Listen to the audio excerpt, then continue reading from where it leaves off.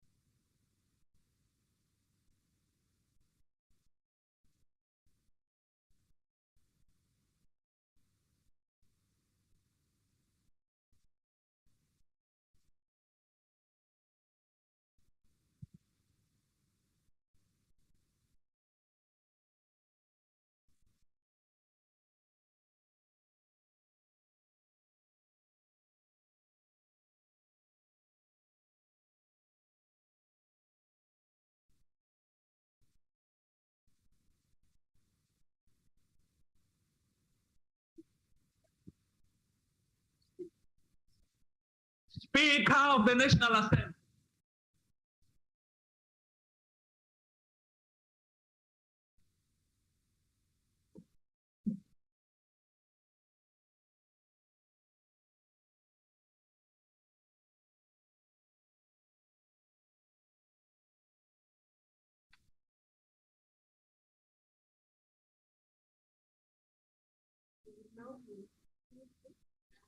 For silent prayer or meditation.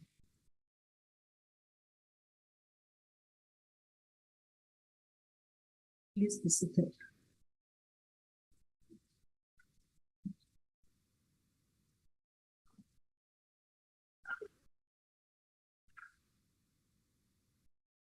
Honorable members,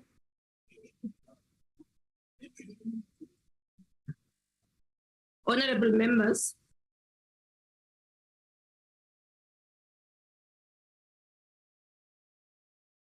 before we proceed with today's business, I wish to announce that Ms. Esqua Hube has been designated as the Chief Whip of the Opposition.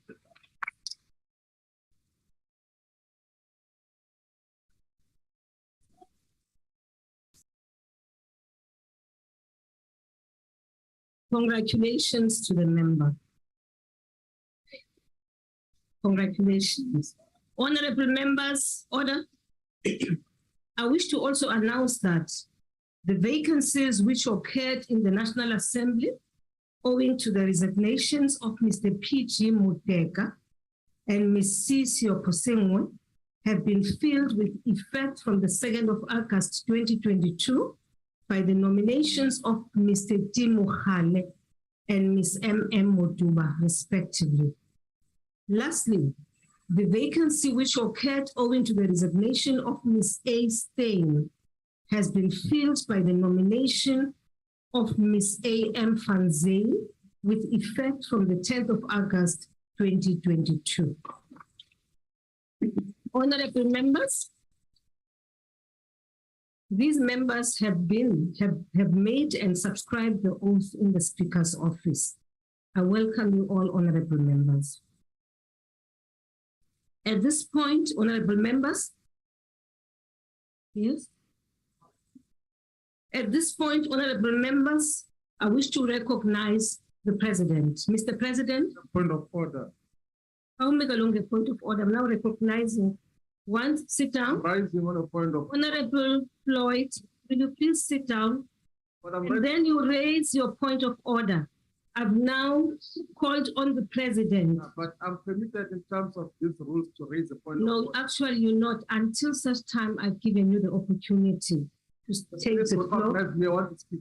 Take a seat. I've asked Mr. President to address the point of order first. Speaker, you are out of order. Speaker, Honorable, there is a point of order being called. You are out of order, Speaker.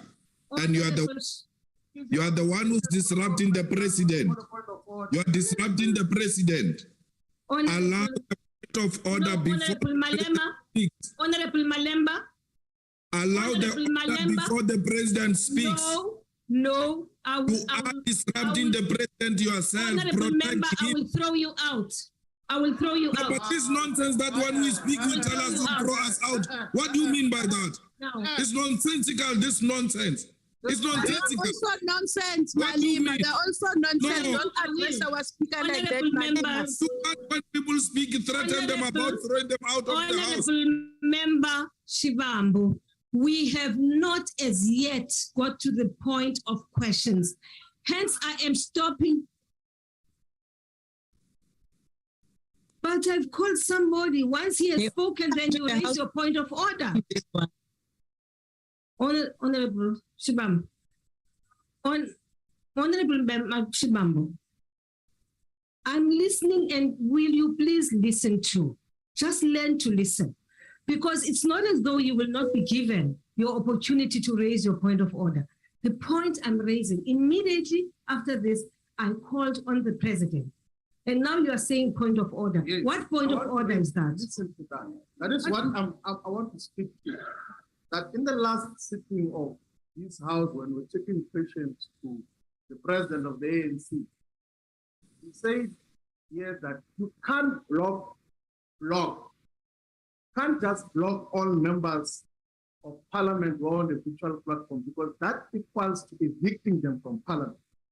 In terms of rules of the National Assembly, we are permitted perpetually to make interjections to point some of the wrongdoings that happened from where you are now.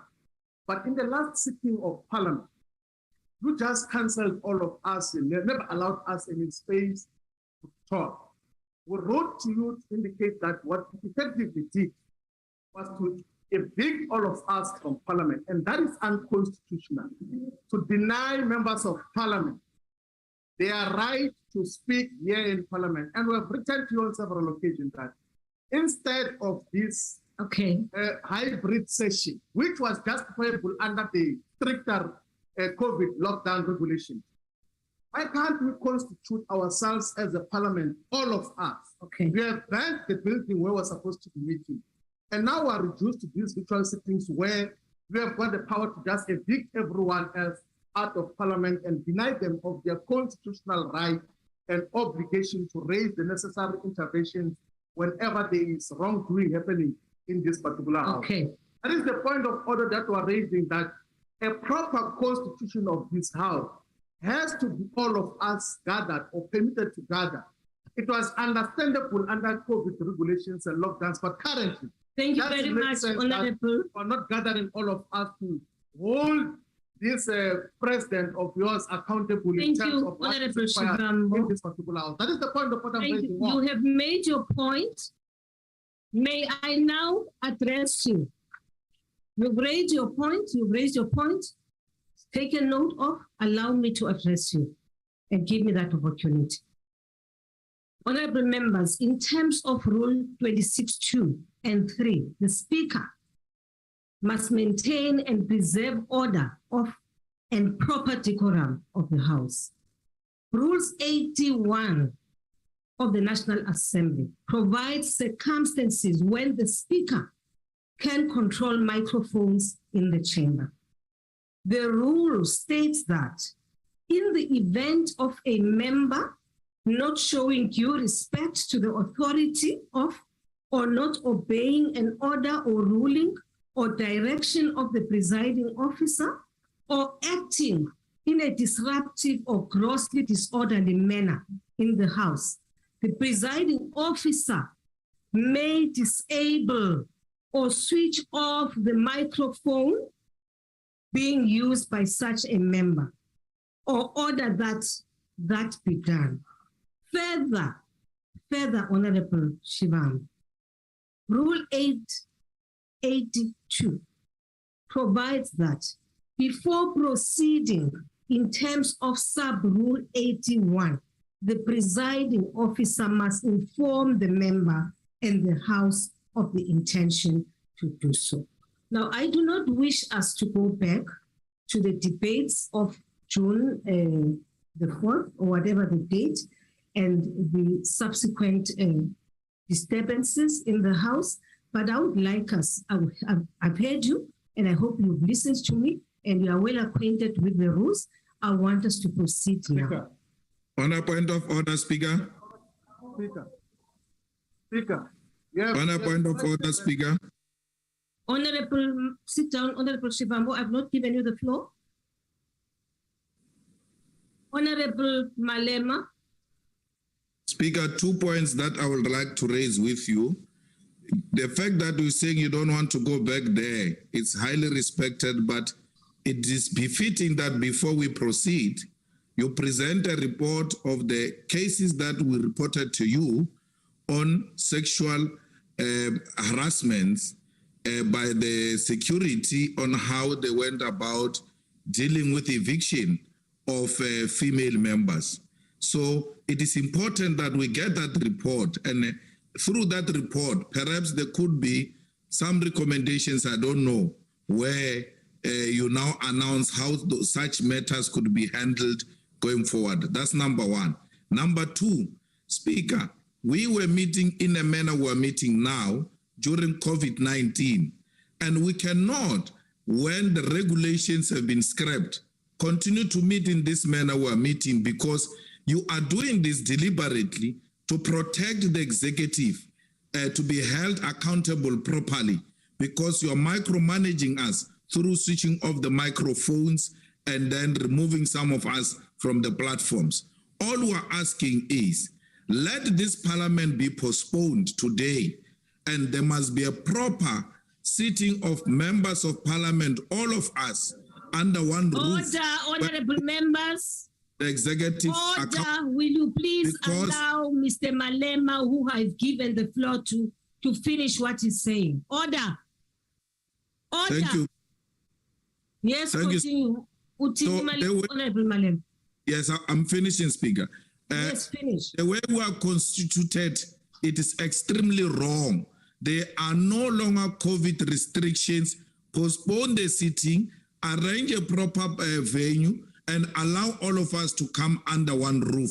Because the way you are doing is tantamount to protecting the president of the ANC and the executive from being held properly accountable to Parliament. It's our duty to hold these people accountable. But the way you have arranged, you have made it so easy to cut us out, switch off the mics, because you can do so willy-nilly, unlike when we're physically all there to hold the executive accountable including him, this president who's running away and responding. Point made, Honorable Malema. I've understood the issue you're raising, and that is a matter which is on the table, where members are calling on us to go back to a physical form of sitting. Just to say, on the 7th of September, next week, Wednesday, all the chief whips of the different parties will be meeting with the speaker, and one of the items on the agenda is this particular issue, if that satisfies you. And then the report on the abuse of our female members? The issue of Honorable Zakude. Honorable Zakude.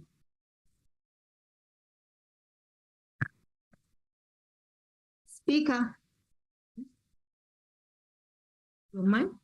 I haven't muted your mic. I have the right to speak as a member of this House. Thank you very much, Honorable Speaker. Honorable Speaker, according to our rules, today's business is about the questions to the President, because this is the House where the executive is held accountable to Parliament. Then the other reports of the sexual harassment and also the issue of the bigger venue or rented venue, that one will be discussed next week. That was the agreement in the Chief Whip Forum, where all Chief Whips were represented. We discussed this matter, and the Speaker and all the presiding officers will give us a report in that particular meeting, not today. Today's sitting is about the questions to the President. I thank you. Thank you very much, Honorable Zakude. Honorable members, order. Before I take your hand, Honorable Mkalipi, if I may respond to the issue which has been raised by Honorable Malema. One, there's an issue which has been responded to by Honorable Zakude. But there is a matter which also Honorable Malema has raised of the report on the matter which was raised here in this chamber on the last day. Now, just to say that that report indeed was received, that report is going to be discussed by the Whipari on the 7th of December, on Friday, actually. It is on the agenda of your meeting of the Rules Committee.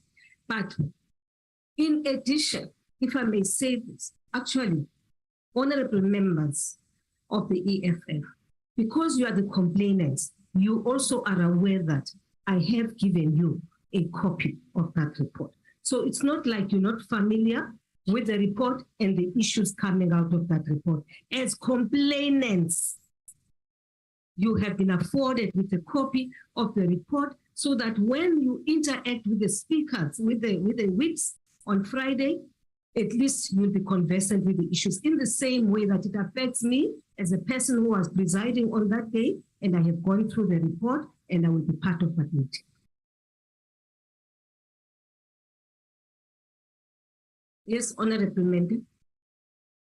Yeah, thank you very much, Speaker. Speaker, the first part you responded to of switching off the microphones, Rule 82.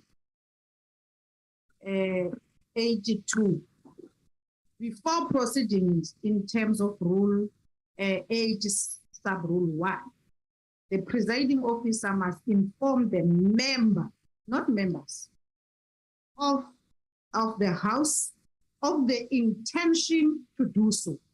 So what you do, you take a blanket approach and switch off everyone, not one member. When you are dealing with a member's conduct, it's a member's conduct, not EFF member.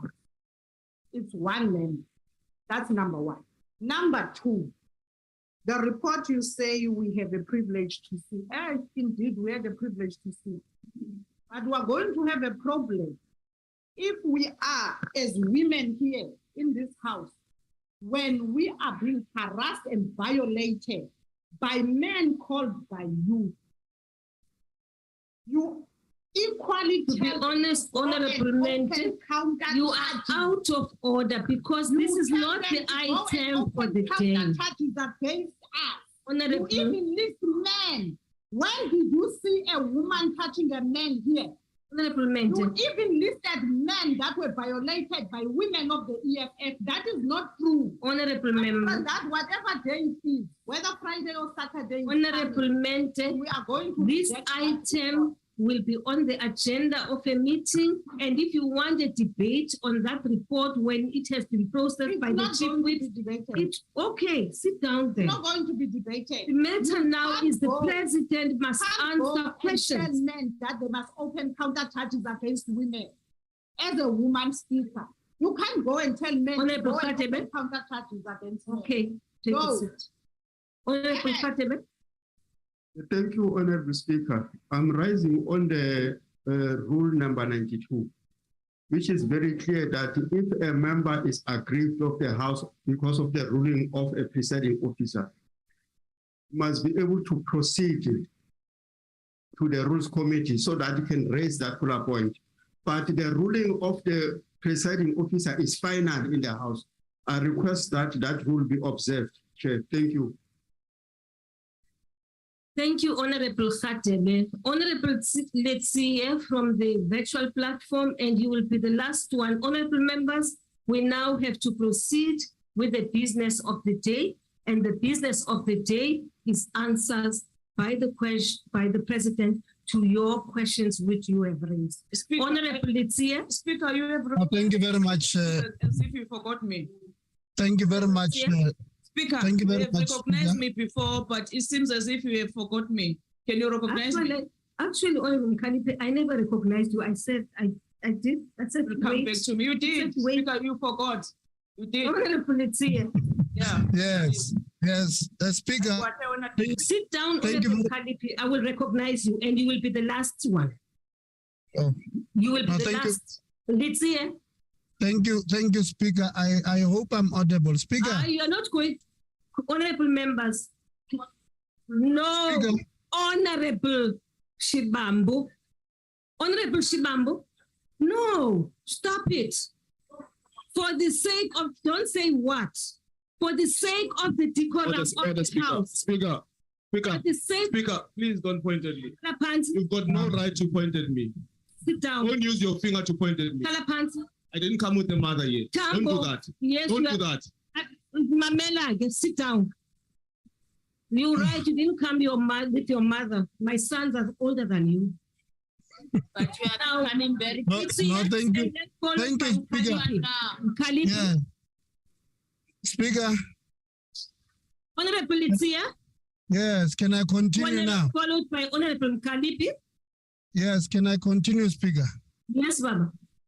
Thank you. Now I was saying, Speaker, can your table assist us that the sound that comes from the mics there in the House is extremely low, and it's going to deprive us of an opportunity to listen to some of those who would be asking follow-up questions in the House. Okay. So can you please assist with the mics from the House? Thanks. Thank you very much, Honorable Letsie. I'm sure the people, the IT system will sort this out. Honorable Mkalipi.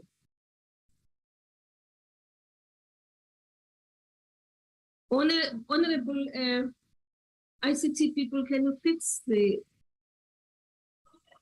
com system? Yeah, Speaker. Okay. Speaker. Right. Yes, Honorable Mkalipi. Yeah, I just want to say to you, Speaker, I'm rising on a point of order, rules 92. Speaker, don't try to manage us. 92, and you are not the speaker when. Speaker, don't try to manage us, because the issue of opening Parliament is an old issue. We've been writing to you. Now we are trying to manage us to tell us about the matter or the meeting that will take place on the 7th of September. So we're saying to you now, today, we're supposed to have your president here, the president of the ANC. He's not here. Where is he? He's not here. So we are saying to you, please give us a response, because when you are here, Speaker, we are not representing ourselves here. The people out there, they want to know, when are we going to have all members of Parliament, as per the Constitution, come and ensure that the executive is accountable to the members of the public? The second point, Speaker, is the point that was raised by the National Chair. Speaker, last time when we evicted the spokesperson of the EFF, you also block all of us and you don't observe the rules yourself. So today, ensure that people who are also, yes, we must admit and also apologize because we're also against the rules, Speaker. And today, they are our members who is on the platform, and ensure that you don't block them because they are also members. But lastly, is to say that the country has been open parliament. We have been saying that let us go even to Khayelitsha. We have to identify public spaces there, community halls are there, so we can go all of us to Khayelitsha in order for everyone to come and account. Thank you very much. Please respond because even the public is waiting for the response. Thank you very much. Don't tell us about the meeting of September 7. It does not hold waters. Honorable Kalipi, thank you very much. You've made your point. The main issue is the opening up of Parliament. And I'm saying you chief whips will be meeting on Friday. And one of the issues you are discussing and finalizing to find a way forward, it is precisely that issue. That's before you, there is an order here. And I'm just responding to that, number one. Number two, on this matter, honorable members, of blocking everybody. If I may respond to that, actually, it is not just members of the EFF who were cut off. It is all members who were on the virtual platform from all political parties. And it has everything, wait. And it has everything to do, with maintaining the decorum of the House because people were streaming on the virtual platform. And I did explain that. I am now closing this matter, honorable members, and I'm allowing Khatebe. On a point of order. Oh, I've not given you the floor. It's a point of order here. But I've raised a point of order. He had a point of order. He had a point of order. Sit down, Mansukuma. Don't stand when you are raising a point of order. For the sake of the decorum of the House. The rules say we must stand up. No, don't. Just sit down and raise your hand and say point of order. But the rules say we must. No, no. Don't talk to us. Speaker, but the rule says we must stand up. Confirm the rules. But guys, can we you imagine if all of us stood up? We won't run Parliament according to your feelings. Follow the rules. The rule says we must stand up. Your feeling might be down, but the rule says we must stand up. I'm not a speaker. Honorable members, okay. Thank you, where is the president of the EFF for that lecture? But honorable members, I want to make a plea to all of us. Why are you looking for me? I'm not your president. When I'm not a president of the Republic, look for your big nose president here. Why are you looking for me? I'm making a plea to all of you, which is that, honorable members, when you still have your hand up and you are asking to be recognized, please take your seat, you'll be recognized. This is a small room. We can't all stand and say point of order. That's all I'm saying. Honorable Khatebe. Thank you, Honorable Speaker. The first point of order I'll raise is on Rule 84. The Honorable Malema has just used an unparliamentary language by calling you Wena. It cannot be right. You cannot be called Wena. You are the head of this institution. Number two, Chairperson, Honorable Speaker, I'm still rising on Rule number 92, point of order, subsection 12. That rule is very clear, that when the presiding officer has made a determination, that determination cannot be challenged here on the floor. I request if the members are aggrieved, they must take it where it's supposed to go to. On the third order, which I'm raising, Chairperson, the Speaker, is on Rule number 6. It's very clear that if an unpredictable situation arises, just like the situation whereby the members are getting rowdy, they're making the House uncontrollable, you can use Rule number 6, whereby you can make a determination yourself, and then that rule will be passed over, that ruling will be passed over to the Rules Committee. But that ruling cannot be challenged. So we're not here to open up your rulings of the past sittings. If there are any people who are aggrieved, they know where they must go to. Thank you, Honorable Speaker. Thank you very much, Honorable Member. Honorable Zulu.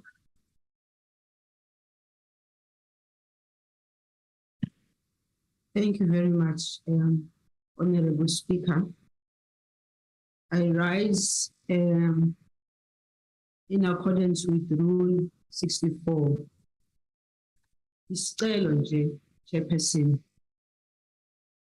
ukuthi there is a time when a nation must decide and a house must decide that it shall be able to conduct itself in the manner in which the people of South Africa expect.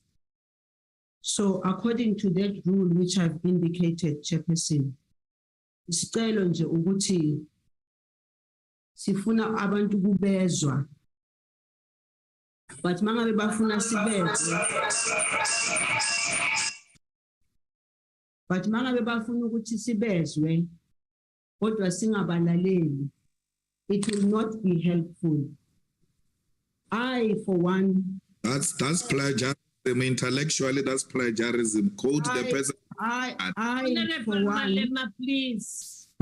I, for Honorable one, Zulu is on the floor, please. I, for one, Chairperson, have said in this House, with due respect, that I'm the last person to request, after having been part and parcel of people or members of this House who've consistently howled, consistently made noise. We came to a point where I, for one, said, can we at least lead our people in a way that they will continuously respect us? And under that rule that I indicated, Chairperson, there is a limit to which you yourself, as the Speaker, can keep on taking interruptions that are very deliberate and very well planned in order for us not to continue with the work of this House. And Honorable who is saying plagiarism or whatever he calls it, isizulu leseng isikhulumayo, isizulu sabo bonke abantu, hayi isizulu sakwaZulu phela.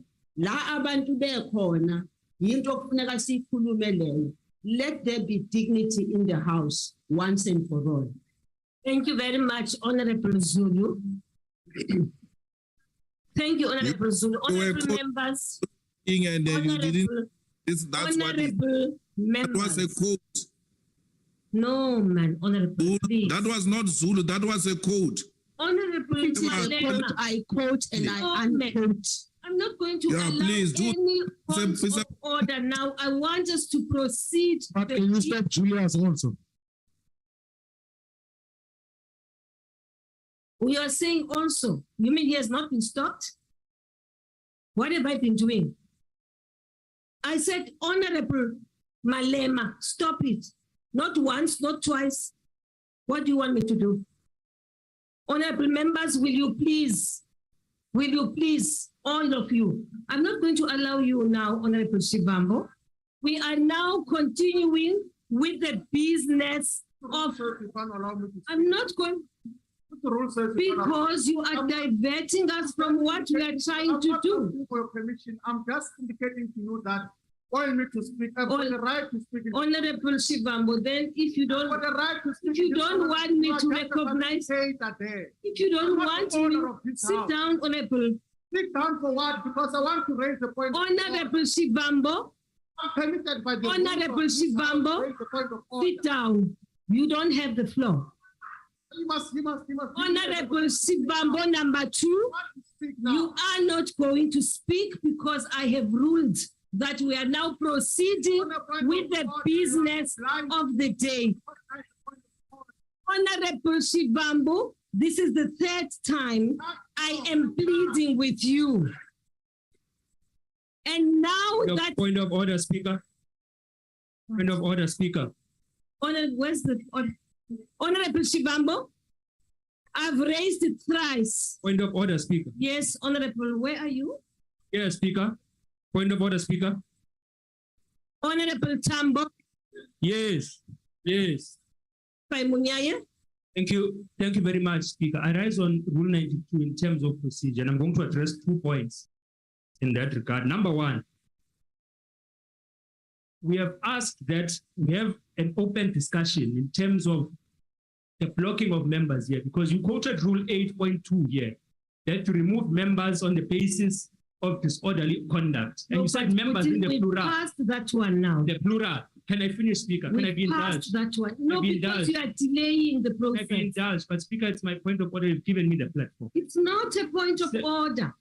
Second, Speaker, in terms of procedure, the president and party leader of the EFF here rose and said that we must discuss the report in terms of the investigation of gender-based I violence. have which happened in provided the House. guidance Can that I finish my the point? report Speaker? will be discussed Can I by finish the my point? weekend. Sit down, Can I honorable finish my member. point? Honorable member, Parliament released a statement honorable member, from that investigation all the saying issues that you there was are violence raising, on both sides. But now you Honorable- don't want us to debate the same report to release the statement on. honorable You released member, a statement on that report. honorable Saying member, there was violence on both sides. But What's the his same report said members of the EFF who are females were touched inappropriately, yet it said that honorable member, the Who released issues the you statement are on that raising, report? Tambo, Why are can't we the discuss same that report issues now? which have been discussed Oh, before. Speaker, I'm but not we going to haven't allow for a discussion of this addressed matter. must Zapute apologize for followed by removing members Honorable undemocratically in Sit this down. House on the virtual platform on Honorable- a blanket basis. Honorable member, sit down. Order, Take a seat. order. Yes, Munyai. Honorable Chair, Honorable Speaker, I'm rising on Rule 69 of using the point of order to disrupt the sitting of Parliament. So therefore, I appeal that we must allow the proceeding of Parliament to proceed, Honorable Speaker. Honorable members. Honorable members. What? Honorable members, Point of order, Speaker. sit down, Honorable Tambo. Point of order, Speaker. Please take a note me. seat. Please note me, Speaker. Please take a seat. Tambo, Honorable Tambo, please take a seat. We're Honorable, all sitting. can you please switch off your mic? Like this last time, Speaker, you kicked me out without knowing. Honorable members, we now proceed with the business of the day. And as we proceed with the business of the day,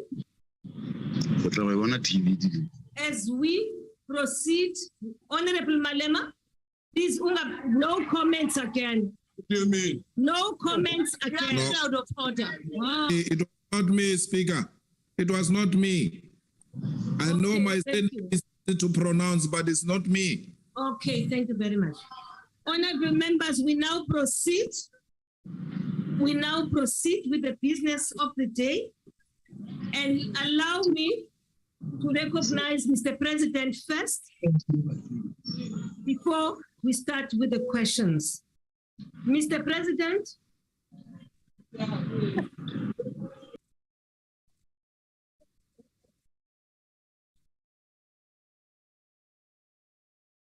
Honorable the President. Thank you, Honorable Speaker. Thank you. Let me start off by apologizing There's for no point not of being. order. I've recognized the President. There is no Let point me of start off. order. Honorable President, will you please continue? Let me start off by apologizing for not being in the House. It was my wish and desire to be personally in the House. On a But point of order, Speaker. On a point of order, Speaker.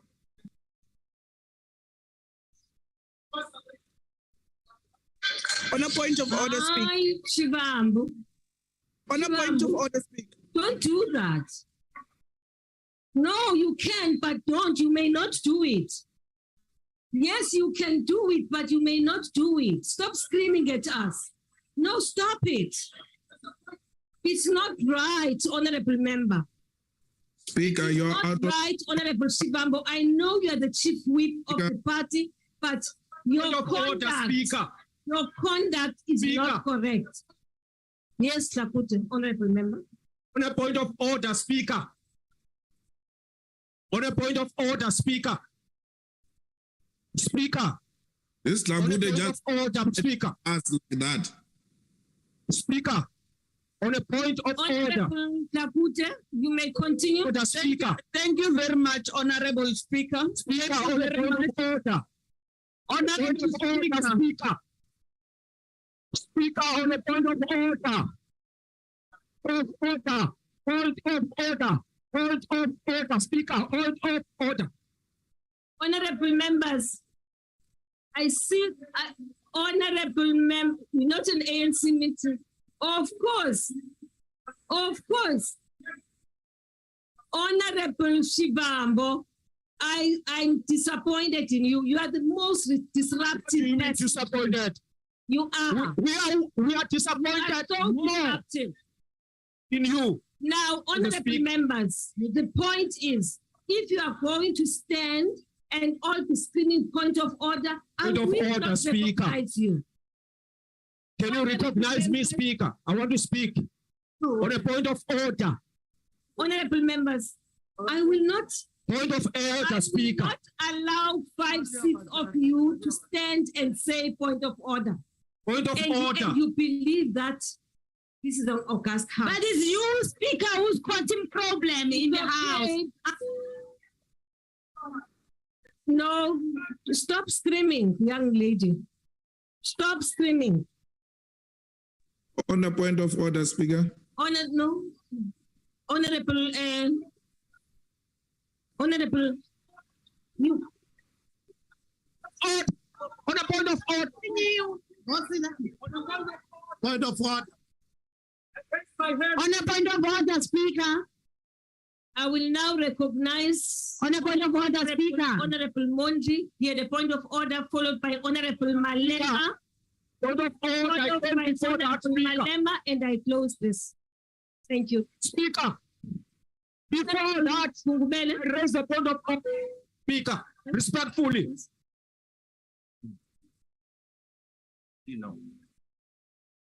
Yeah.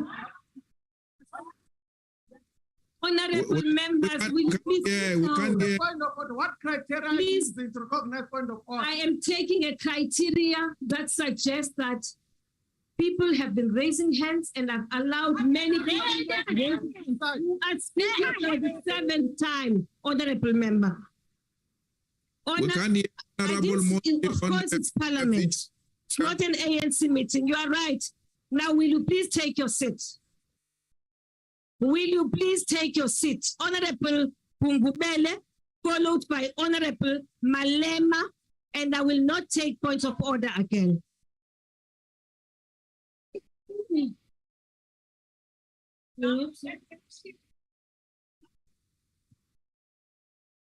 Yes. Thank you, Honorable Speaker.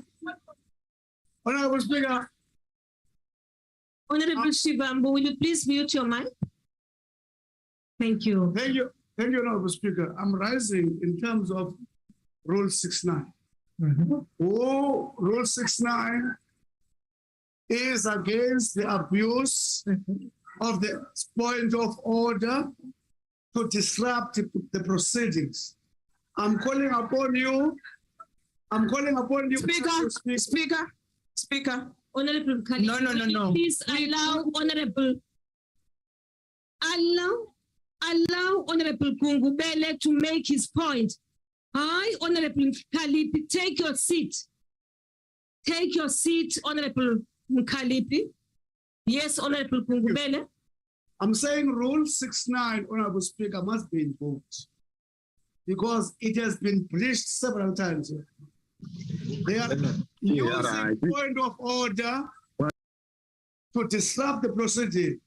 It borders on turning this parliament into a street bash. So we are requesting Honorable Speaker to invoke Rule 69. Thank you very much, Honorable Kungubele. On a point of order. Actually, Rule 69 states that members may not engage in grossly disorderly conduct in the House.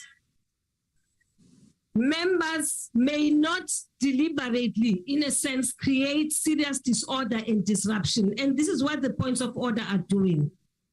Number 2, repeatedly undermining the authority of the presiding officer or repeatedly refusing to obey rulings of the presiding officer or repeatedly disrespecting or interrupting the presiding officer whilst the latter is addressing the House.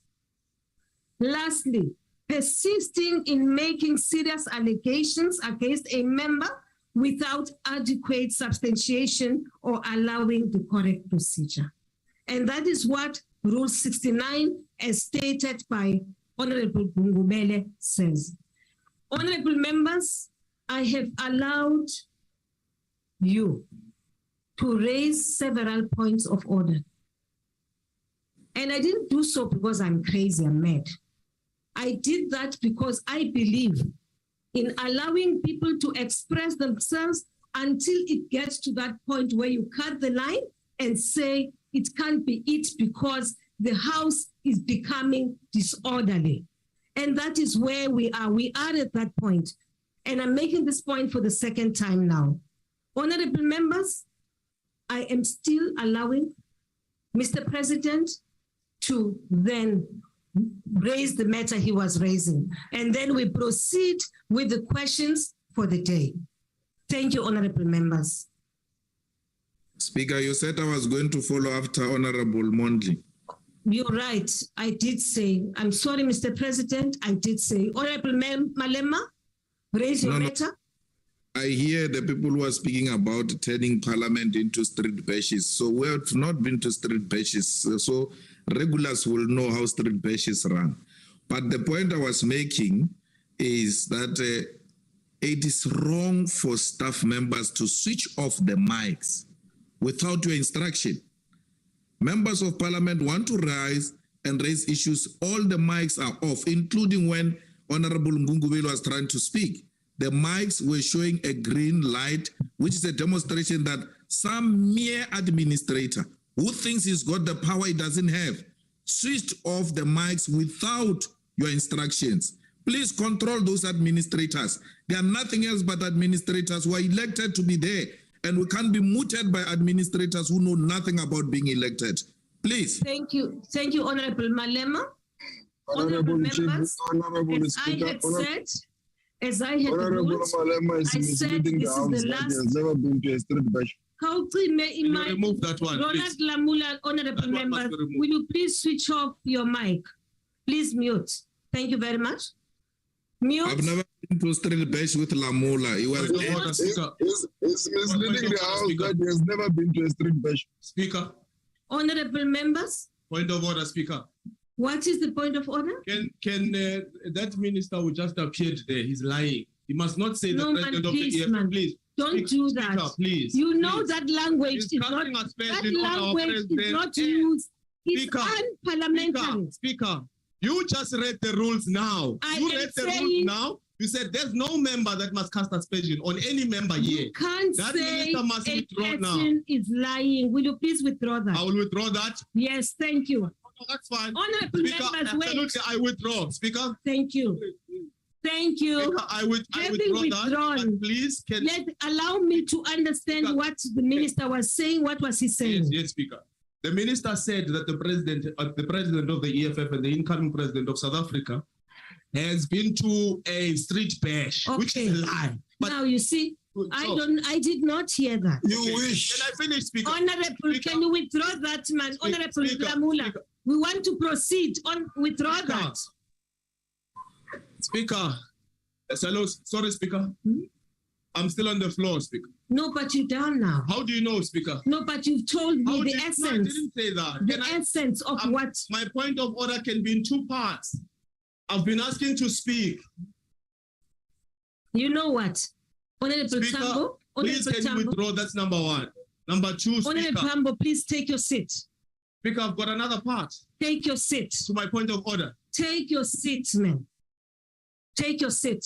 On a point of order, take your seat, please. On a point of order, please do take your seat. On a point of order, will you please take your seat? On a point of order, I am pleading with you to take your seat. I am equally pleading with you. You are saying you are being aggressive. That is a point of order. You want to speak, and I'm pleading with you to take your seat because I had ruled that we have come to the end of the points of order. Yes, and now we proceed. Lamula must withdraw. Lamula must withdraw. Lamula must withdraw. Lamula must withdraw. Unparliamentary.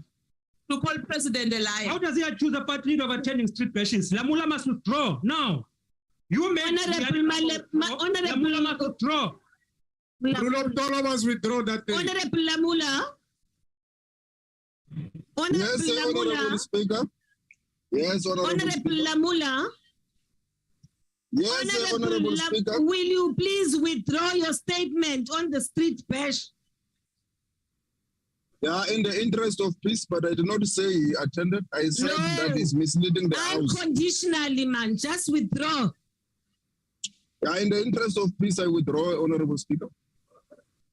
Mamela. They are in charge here. Honorable Lamula. Honorable Lamula. Honorable Speaker. I withdraw, Honorable Lamula. I am not going to. I don't want that. In the interest of this, I just want you to withdraw. I withdraw, Honorable Speaker. Thank you very much. Valage, mute. But we can't hear him, boss. Thank you. Honorable members, we proceed. Mr. President, will you please continue and finish so that we start with the questions? Thank you, Honorable Speaker. As I was saying, I wish to apologize for not being there in person. And I'd like to thank you for giving me the latitude to be able to answer these questions on the virtual platform. I have a family situation. My wife has had a procedure, and I'd like to be there to support her as soon as I finish answering these questions. So I'd like to thank you for allowing me to be in a position to answer the questions on the online platform. And thank you very much for that. Thank you, the Honorable the President. Honorable members, we now proceed with the business of the day. The business of the day is the only item on today's order paper is questions addressed to the President. There are 4 parliamentary questions. Point of order, Speaker. On each question. Point of order, Speaker. I've said I'm not allowing any more points of order. No, Speaker. I think it's very important if the President has family issues, we can excuse him and he can go take care of that. Man, I don't want to hear that. It's okay. But I don't want comments anymore. There are 4 parliamentary questions. Supplementary questions. Parties have given an indication of which questions their members wish to pose as supplementary questions. Adequate notice was given to parties for this purpose. This was done to facilitate participation of members who are connecting to the sitting through the virtual platform. The members will pose supplementary questions, will be recognized by the presiding officer. In allocating opportunities for supplementary questions, the principle of fairness, amongst others, has been applied. If a member who is supposed to ask a supplementary question through the virtual platform is unable to do so due to technological difficulties, the party whip on duty will be allowed to ask the question on behalf of their member. When all the parliamentary questions have been asked by the President, answered by we will proceed to the next question on the question paper. The first question has been asked by the Honorable M.S. Shabane. Honorable M.S. Shabane, I now invite the Honorable the President. Thank you, Honorable Speaker. Honorable Speaker, the issue of migration is an important developmental issue within the African Union and SADC, Southern African Development Community, and indeed across the world. As a consequence, it features quite often in bilateral engagements between South Africa and various African countries that we interact with on an ongoing basis. A good example is that in November in 2021, during the state visit of President Uhuru Kenyatta, Kenya and South Africa signed a migration agreement that includes the return of third country immigrants that passed illegally through one of our countries en route to the other country. I also met President Muhammadu Buhari, President of the Republic of Nigeria, towards the end of 2021 in Nigeria. On a point of order, Speaker. That is the point of order.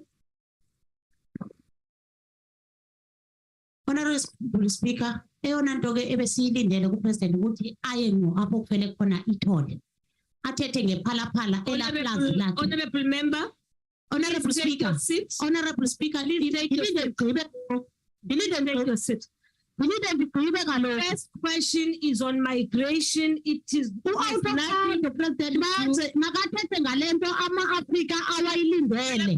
Indaba yasephalaphala nemali ephansi kwamatrasi Honorable Matulelwa. Honorable Matulelwa. Honorable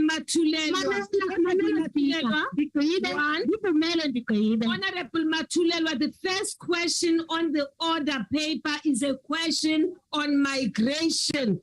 It has nothing to do with Palapala. You will raise the Palapala issue when the time comes. Please take your seat.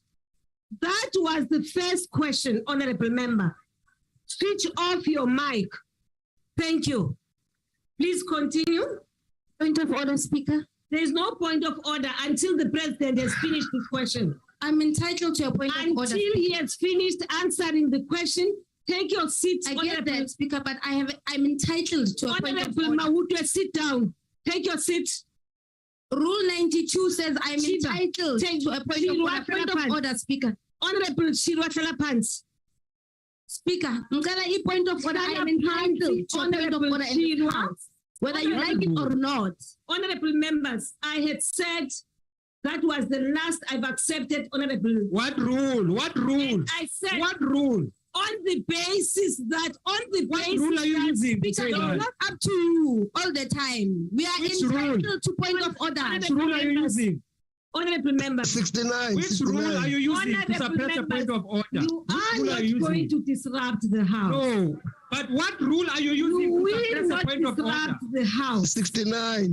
We will allow for him to respond to the issues you raised in the question paper.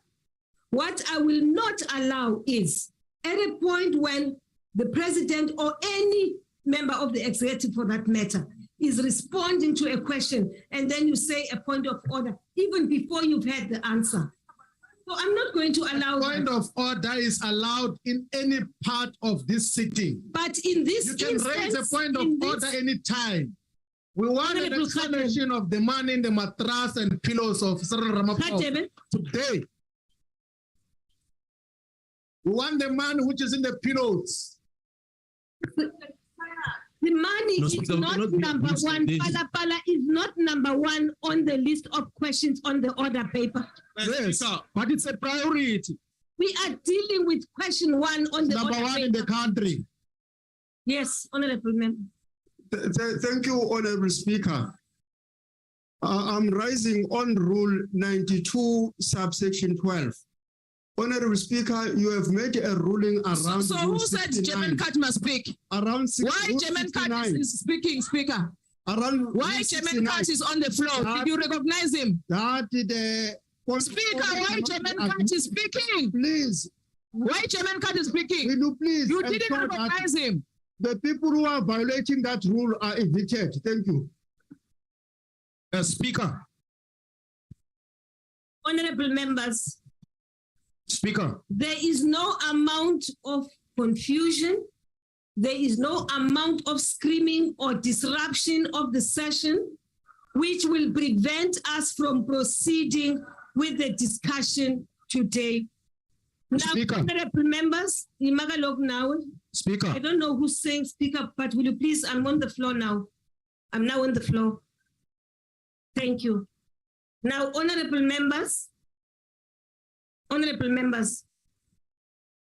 Rule 17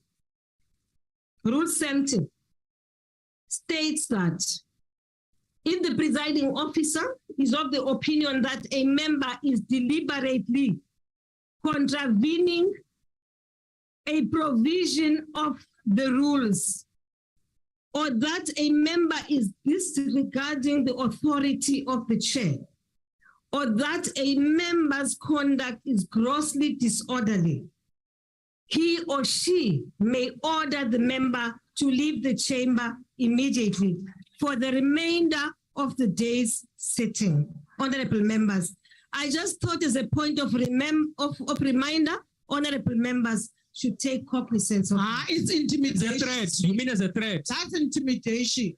It's not intimidation. It is intimidation. So what is it? Why do you want to remind us that you are going to evict us? You are going to be evicted. When you have not even heard If you the point of You raise a point of order. honorable members, No, you can't intimidate us. point of order. honorable members, I have closed all points of order. On what rule? On what rule are you closing points of order? On the rule that people are using points of order. There's no rule like that. No rule like that. No rule like that. No rule like that. Honorable members, Then kusembacheni ke. will you Sisebenzisa rules zasembacheni. will you please now?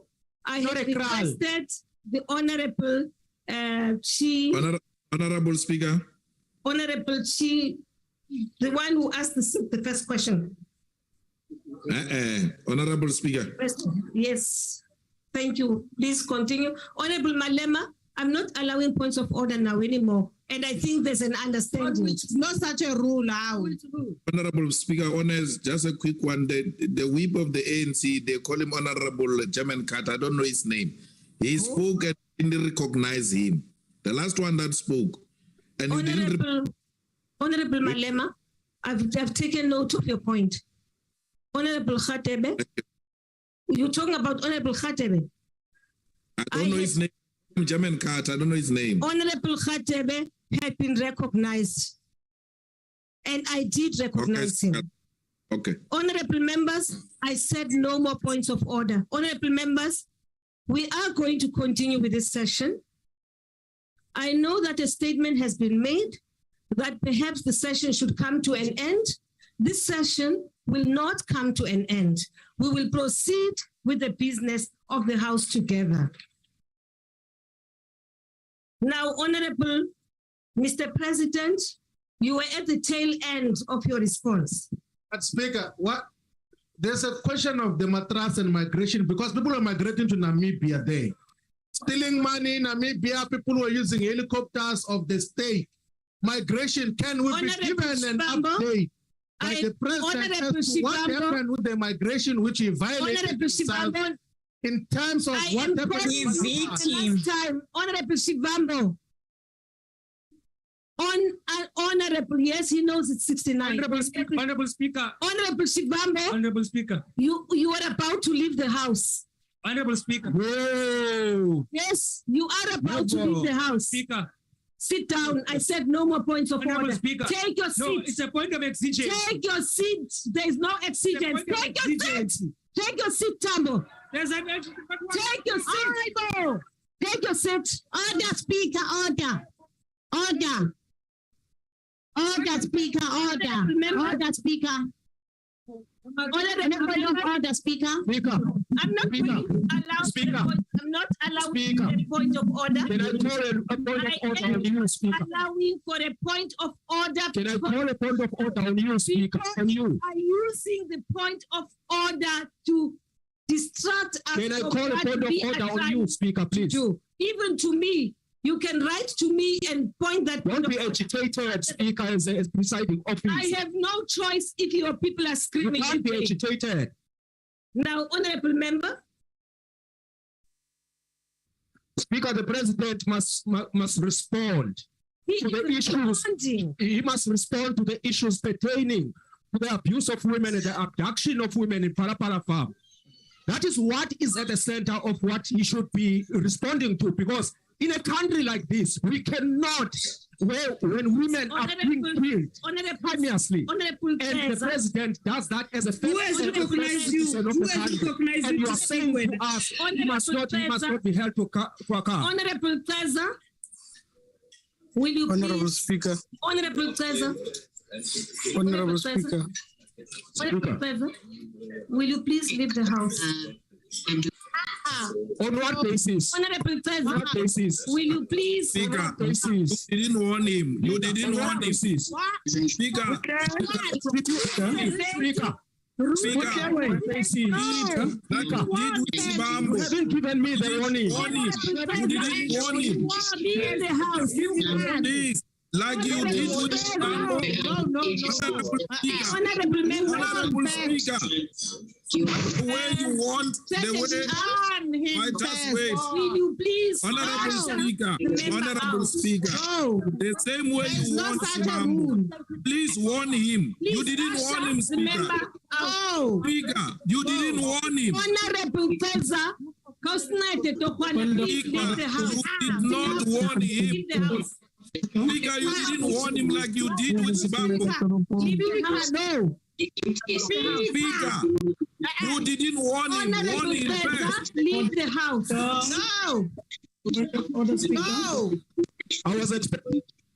Honorable Teza, I called you more than 3 times. Please leave the house, Honorable Teza. Honorable Speaker, you warned Shibambo and said to him, you will evict him if he doesn't listen to you. You have not done that to Teza. Call the PPS. Please warn him. You must leave the house. Thank you. You are calling those people. You must leave the house. Speaker. You didn't warn him properly, Speaker. Speaker, you can't. You read the warning.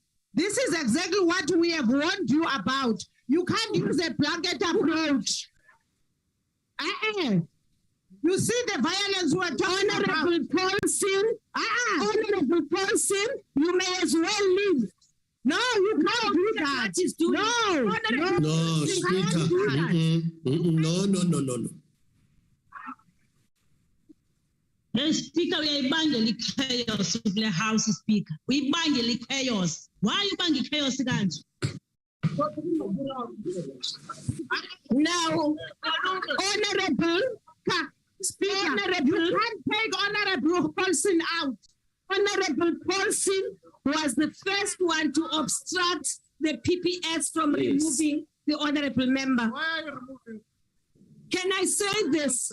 Honorable Paulson was the first one to bring back our member here.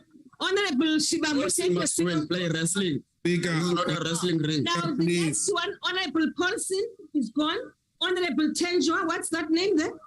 Honorable Tenjana, will you please leave the house? For what? For obstructing the PPS. No. Obstructing the PPS. Why? Why? Out. Why? You know what you did? What? What rules are you using now? Why is he leaving the house?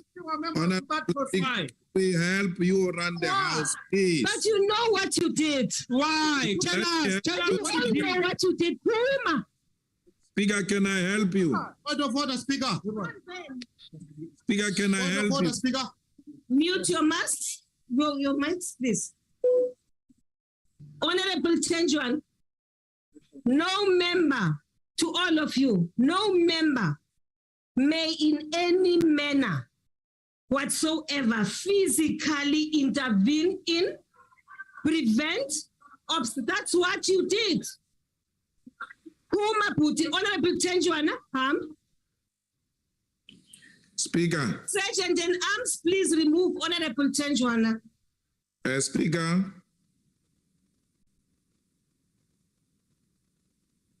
Speaker.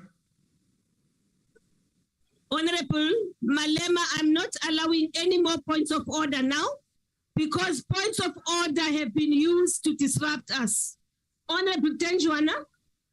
I want to appeal to you to come down, please. Please. Oh, thank you very much, Honorable Malema. I'm coming down. Honorable Tenjuana, please.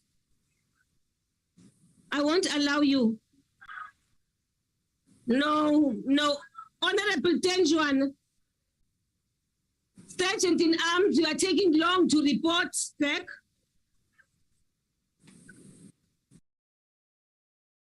He's refusing. We're in an army base here. PPS must usher him out then. Instruct PPS must now remove Honorable Tenjuana. Honorable Tenjuana, please leave put. Because I saw what you did. I haven't heard from other people. I saw when you were shaping.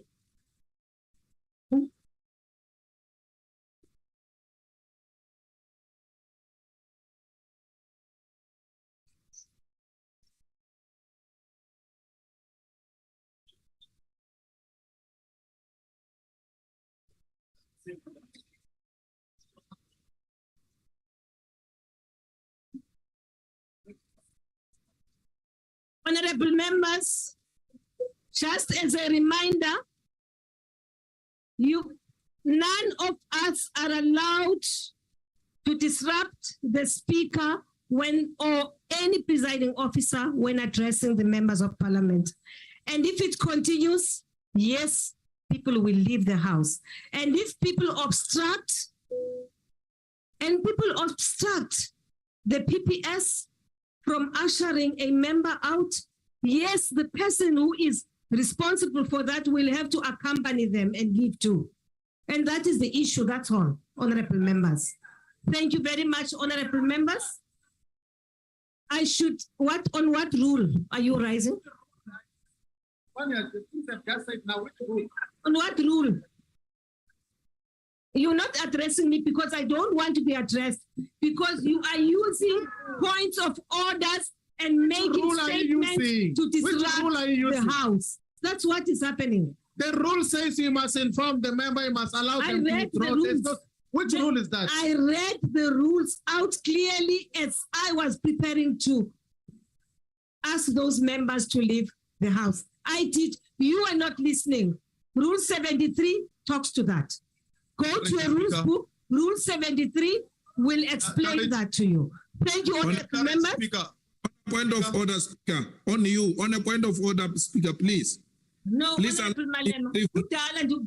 Point of order. I've ruled on the points of order now because the points of order are being used to disrupt us. Can you please stop now?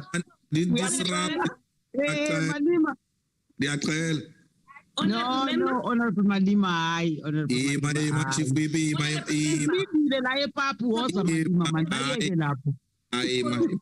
my chief whip. Speaker, remember, Mr. President, are you done with your answers? On a point of, I just want to highlight something quickly, Speaker. Please, honorable member. Mr. President, are you done with your first question because we were interrupted? No, I'm not done, Madam Speaker. Thank you. Will you proceed then? No, it's done. Proceed. Please proceed to answer your question. Now, in dealing with the issue of migration, Madam Speaker, we, as I was saying, we interact on a continuous basis with various countries on our continent. And amongst the agreements reached is to have a consular migration forum between ourselves and a number of countries, but specifically between Nigeria and South Africa, where senior officials meet twice a year to look at visa issues, illegal migration, and other issues concerning either of our two countries. Similarly, an immigration cooperation agreement formed part of my discussions with President Nana Addo Akufo-Addo of Ghana in December last year. We had bilateral commissions at head of state with Mozambique, in 2022 in March, as well as Botswana in April of 2022. In both cases, cooperations on deportments and agreements on migration cooperation were broadly concluded. In the last few months, there have been engagements at ministerial and officials level with our counterpart countries such as Lesotho, Botswana, and Zimbabwe on migration issues. Now, during our chairship of the SADC Organ on Politics, Defense and Security over the past year, we have prioritized the draft regional migration policy framework and action plan. The draft plan proposes principles as well as strategies on matters such as border governance, irregular migration, labor migration, and others. Like any sovereign nation, Madam Speaker, we have the right to implement policies and measures that guarantee the integrity of our borders, that protect the rights of South Africans and provide that all who reside in our borders have a legal right to do so. To this end, there are ongoing joint operations by South African Police Service, South African National Defence Force, the Department of Employment and Labour, and the Department of Transport to deal with illegal migration.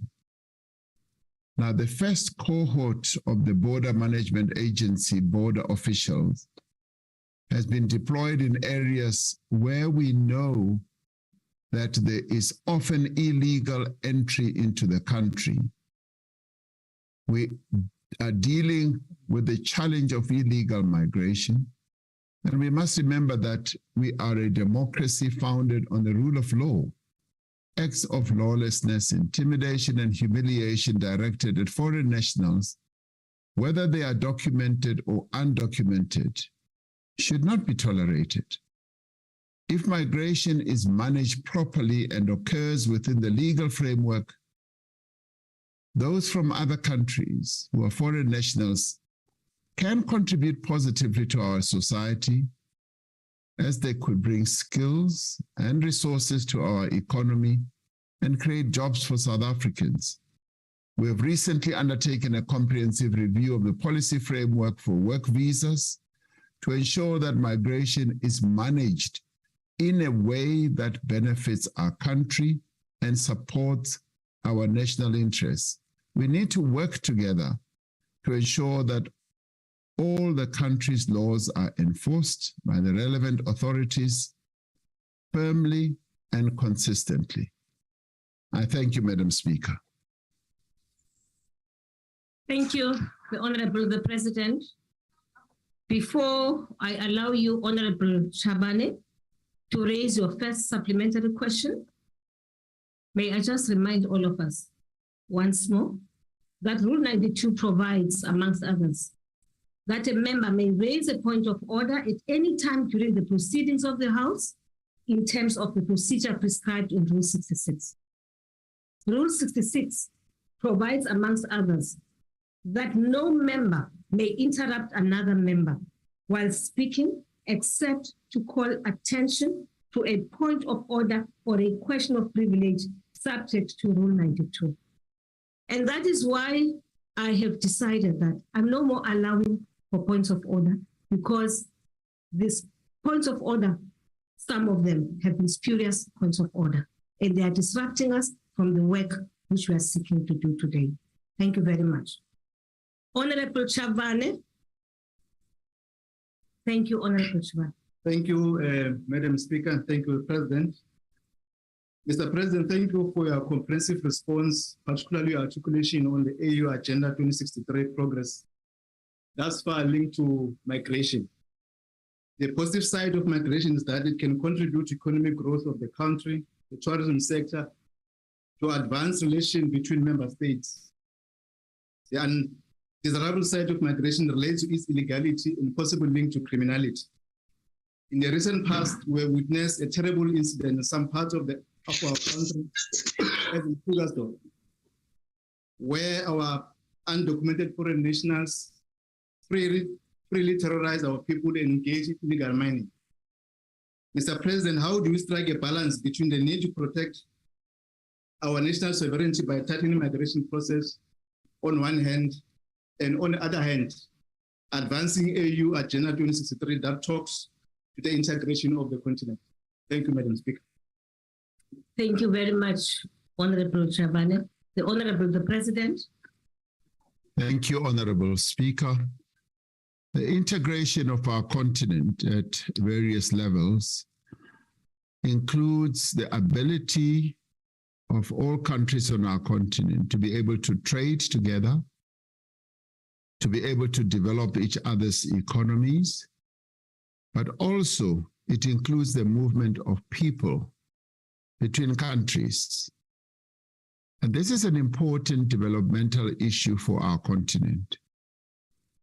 But it has to be pursued in a way where the laws of all our countries on the continent are observed. This cannot be pursued at the expense of any country or in a manner that undermines the rule of law of any of the countries on our continent. And as I said, like any other country, South Africa has laws on migration that needs to be enforced and upheld. And when it comes to those who are here illegally, we've got to ensure that there is a process that we follow. And the process cannot be self-help by our people. It's got to be properly processed through the laws that we have in our country. In that way, we are able, together with our various sister countries on the continent, to act jointly as we develop each other's economies. And the issue of migration is a global problem and a major challenge across the world. And obviously we have opted to deal with it within the confines of our laws. And that in itself should give us a good strength and understanding that as we strengthen, for instance, our border management authority, as we prevent the illegal entry into our country, we will be able to resolve the various problems that we are experiencing right now. Thank you, Honorable Speaker. I thank you, the Honorable the President. The second supplementary question will be asked by the Honorable, the Leader of the Opposition.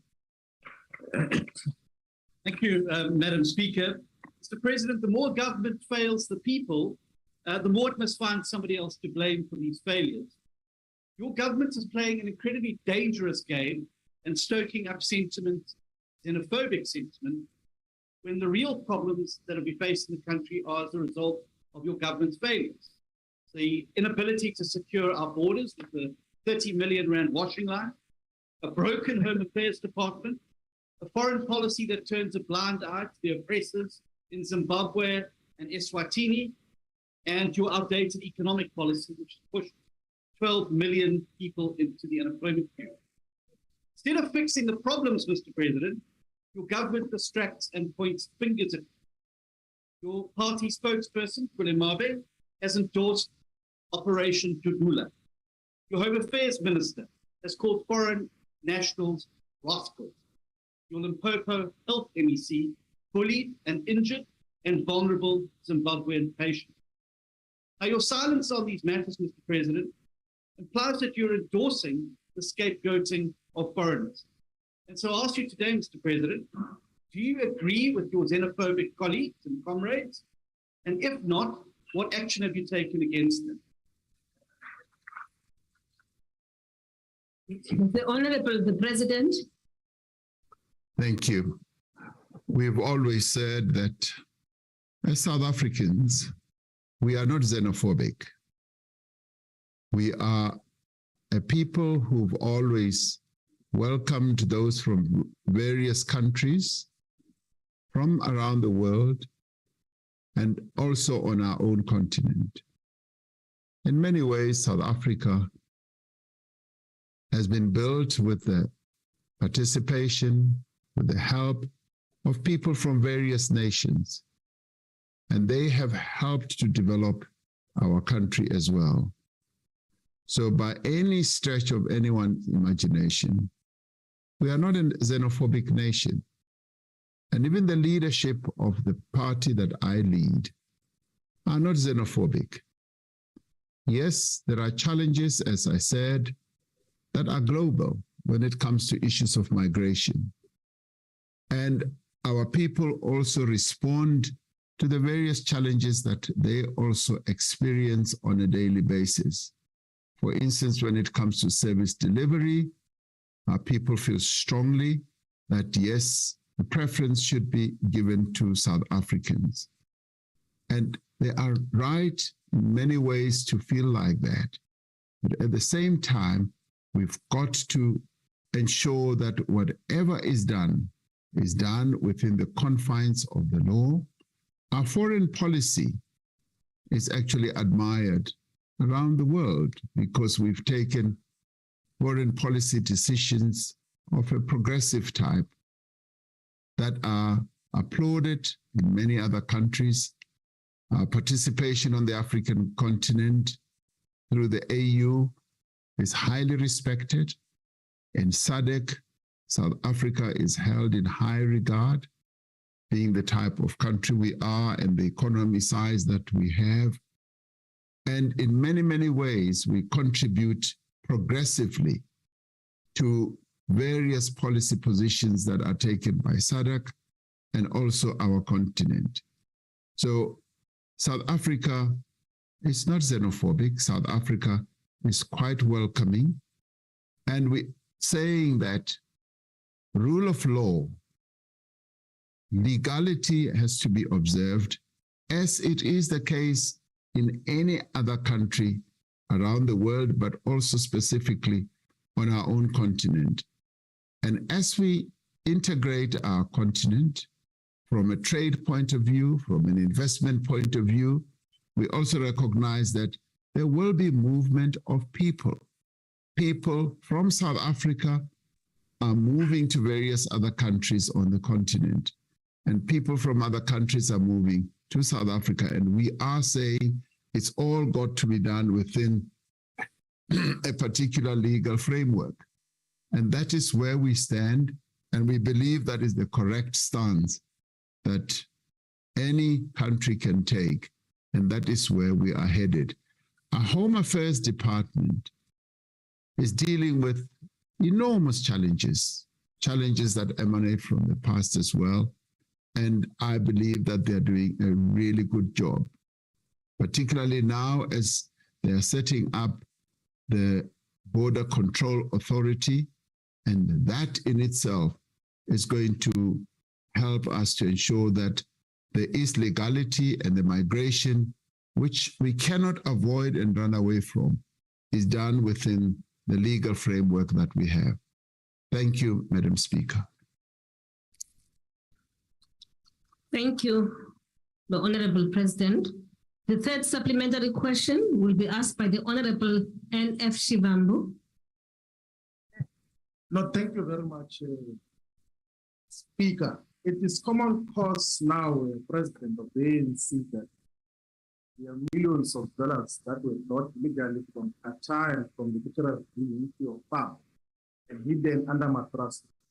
And when it was taken from your farm, you send your security guards to go and look after that man in Namibia. Did your head of security and your political advisor comply with immigration laws when they were chasing the man which was taken from your farm? That is one. Two, you agree with what was done by the MEC of Health in the form of mistreating a fellow African from Zimbabwe in terms of the conduct that happened in Bela Bela last week? That is the questions. The Honorable the President. On the first issue and question, that matter, which relates to one of the questions that will come later, is a matter that is currently under investigation. And the various investigating arms or agencies of our country are in the process of dealing with that matter. And I will say a little bit more about that later when the question properly arises. On the second one, obviously, the MEC of Health in Limpopo has raised an important issue: how service provision is affected by migration. That is an important issue that is top of mind in the minds of many South Africans. And indeed, it is part and parcel of having to deal with the whole issue of a framework around migration, not only on our continent, but elsewhere. As people move around the world, one of the issues they're often asked is, are you able to make provision for any service that may have to be offered to you in any shape or form? So that is part of that whole process of having to deal with migration. So the MEC, as I said, has raised an important issue which is currently under debate. And of course, she raised it in the presence of a patient, and I guess it's such an important issue, could have been raised in another way, but be that as it may, it has been raised, and it has evoked quite a debate, not only in our country, but also in Zimbabwe and also in the rest of the continent. And it is a matter that is going to enjoy quite a lot of attendance, even as we meet at head of state level, to discuss precisely what the movement of people should really entail, what should accompany that in the form of services, in the form of health issues, in the form of either criminality and rule of law. So all those matters, Honorable Speaker, are matters that are germane to the whole process of migration, which we as a nation also have to deal with within the context of Pan-Africanism, within the context of being a part of this continent, and within the context of our basic humanity. And also in the end, it has to be done within the context of our own constitution. We have a constitutional architecture that looks at the people who are present in South Africa and also how they should be tended for or how services should be provided to. So those are issues that need to be debated as we move forward. Thank you, Honorable Speaker. Thank you, Honorable Mr. President. Speaker, the question was not answered. Supplementary question Speaker, will be asked. the question was not answered. Honorable Member, the question has been answered. You may be unhappy with the content, the substantive issue raised by the President. You may differ, but the question has been answered. Honorable Hero, this last supplementary question will be asked by Honorable. I'm not in a position, sorry, to prescribe how members of the executive should respond to questions. However, I am compelled to ensure that they respond to questions. The how part is a matter which you can raise in your portfolio committees. Honorable Hero. Thank you, Madam Speaker. Mr. President, we understand that the issue of migrant labor in the Southern African region is complex. We know it has a long history, and in some cases like Lesotho, the wage remittances are a substantial part of that country's economy. These bilateral agreements that allow for migrant labor in many cases predate our democracy and were designed for the purpose of providing cheap labor. We also know that a lot has changed in South Africa since these agreements were signed. We have a very high unemployment rate ourselves. And one of the big problems with these agreements is that they allow for self-management, where labor brokers and employers are able to exploit migrant labor. So, Mr. President, isn't it time that our migrant labor policies balance the need to protect South Africans from exclusion from the labor market, especially the seasonal seasonal opportunities, while securing the labor rights of migrants and local employees through more direct management of employment practices? Thank you. Thank you, Honorable Hero. The next question, number 8, has been, I'm sorry, Honorable Mr. President, I'm really sorry. The Honorable the President. Hence I said you must be patient. You see, now you're making even simple mistakes. Thank you, Honorable Speaker. Honorable President. Thank you, Honorable Speaker. I should say that, yes, indeed, I agree with Honorable Heron, because in the end, we need to have a balance. And the balance has to be, we cannot do many of these things at the expense of the interests of our own people. But at the same time, we've got to recognize that those who also come to our country, who come legally, who come in compliance of our labor policies, who come in compliance with our migration policies, also do have a right to come through here as they comply with our laws.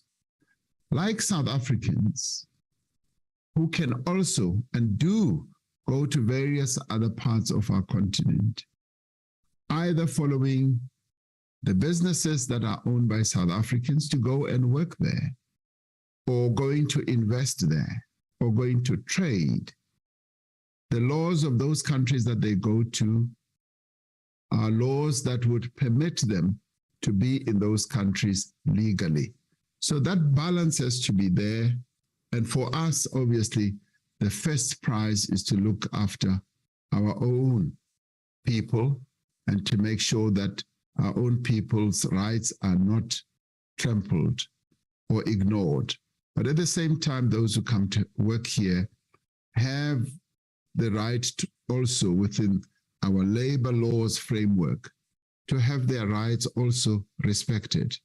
And I therefore would agree with Mr. Heron that yes, as everything keeps on evolving, and policies also evolve, we do need to look at whether the policies that we still have are still relevant for the modern times that we live in, and also look at the various industries and sectors and the extent to which they are able to have workers from other countries to come to work here on a legal basis.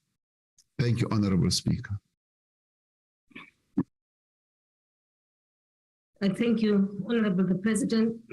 Question number 8 has been asked by the Honorable the Leader of the Opposition, the Honorable the President.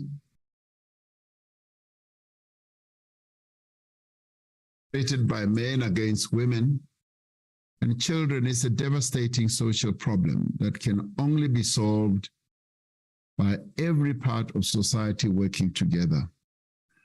There's a recent World Bank report that characterizes gender-based violence against women and girls as a global pandemic that affects 1 in 3 women in their lifetime. And it goes on to give statistics that are really worrying, that are staggering, that show that 35% of women worldwide experience either physical or sexual intimate partner violence or non-partner sexual violence. While the latest crime statistics in our own country show a slight year-on-year decline in sexual offenses, we have not yet made significant progress in reducing the appalling levels of gender-based violence. That is why the government has been working closely with civil society, a number of women-led organizations, working closely with business, with labor and other formations, as a society-wide response that harnesses all the resources and energies at our disposal. Now, the National Strategic Plan on Gender-Based Violence and Femicide is the product of an inclusive social process, and its implementation is our collective responsibility. The NSP, as it is known, is a 10-year plan in its 3rd year of implementation. We are committed to the full and urgent implementation of the NSP. We've started making progress in putting the necessary social infrastructure in place to respond more effectively to gender-based violence. To this end, 23 rapid response teams have been established in the Eastern Cape, in KwaZulu-Natal, Northern Cape, in Mpumalanga, and Gauteng. These rapid response teams are multi-stakeholder structures at the district level and ward levels to coordinate responses to gender-based violence and femicide. The teams are comprised of senior frontline officials such as police station commanders, senior social workers, representatives from the Thuthuzela care centers, and the Victim Empowerment Center officials. They work with community organizations and individuals to report suspected cases, clean up unsafe spaces, and act to reduce the potential for gender-based violence by, for example, ensuring that liquor outlets in a number of areas do not stay open after operating hours.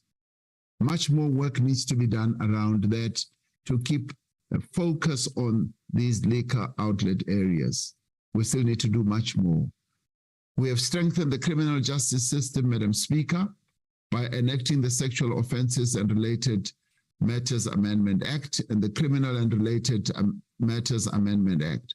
Among others, these acts strengthen the protection of children and other vulnerable persons and make vital changes to the parole system, giving complainants the right to make representations on certain parole issues. The new provisions tighten conditions with respect to the granting of police bail. Courts will now impose tougher sentences in cases of murder or attempted murder of children or in femicide or domestic homicide cases. Rape perpetrated in domestic relationships, rape of a child under 18 years, gang rape and serial rape will result in life imprisonment. Through the Thuthuzela care centers, we are working quickly to ensure that gender-based violence survivors can access efficient and sensitive criminal justice services in an accessible manner, in a responsive and gender-inclusive manner.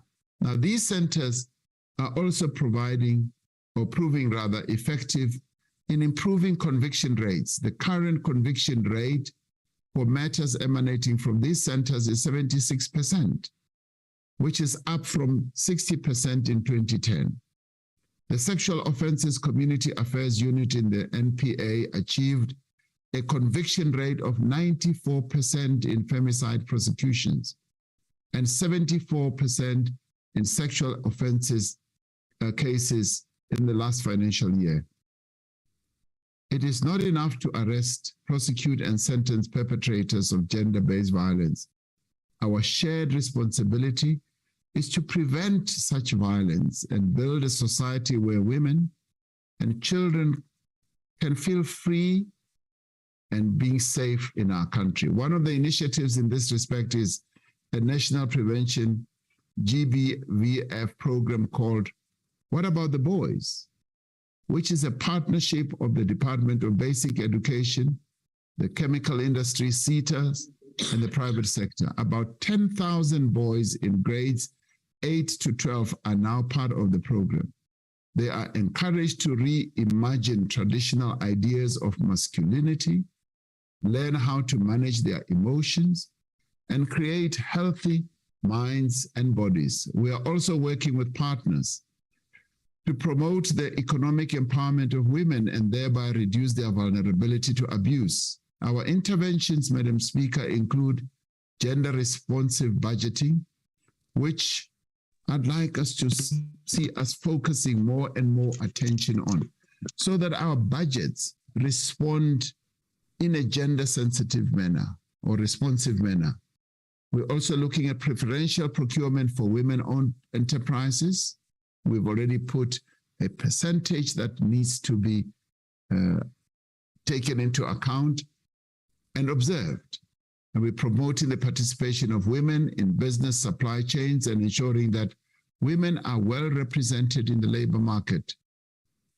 We will be convening the second presidential summit on gender-based violence and femicide later this year to reflect on what has worked and not worked, and what further actions need to be taken to accelerate real meaningful change in the lives of all the women in our country. We know that we will not win this battle overnight. There's so much that needs to be done. And sometimes we make progress, sometimes we regress. But building a safe and violence-free country, particularly for women and children, means healing our nation. And it means restoring healthy respect for our common humanity and respect for women, and rooting the values of our Constitution in ourselves, in our homes, and in our communities. This is something that we should all feel strongly and passionate about in our country. Thank you, Madam Speaker. I thank you, the Honorable the President. The first supplementary question will be asked by the Honorable the Leader of the Opposition. Thank you very much, Mr. President. A month ago, your Police Minister, Plenary, said in an interview that a 19-year-old rape victim was, quote, lucky to be raped only once. It's clear from this comment that Minister Plenary has himself given up and lost faith in his own ability to keep South Africans safe from rape, murder, and other violent crimes. And it shows, Mr. President, in the statistics to which you referred to. On your police minister's watch, 67 citizens are murdered every single day. 153 people are raped every single day. 364 violent robberies occur every single day. South Africans are under daily attack from violent criminals in their homes, in their workplaces, and on their streets. And your police minister, by his own admission, has given up trying to protect them. Mr. President, the question to you today, if he has given up on his own ability and has no faith in his ability to keep our citizens safe, why do you have faith in him? Why have you not fired him yet?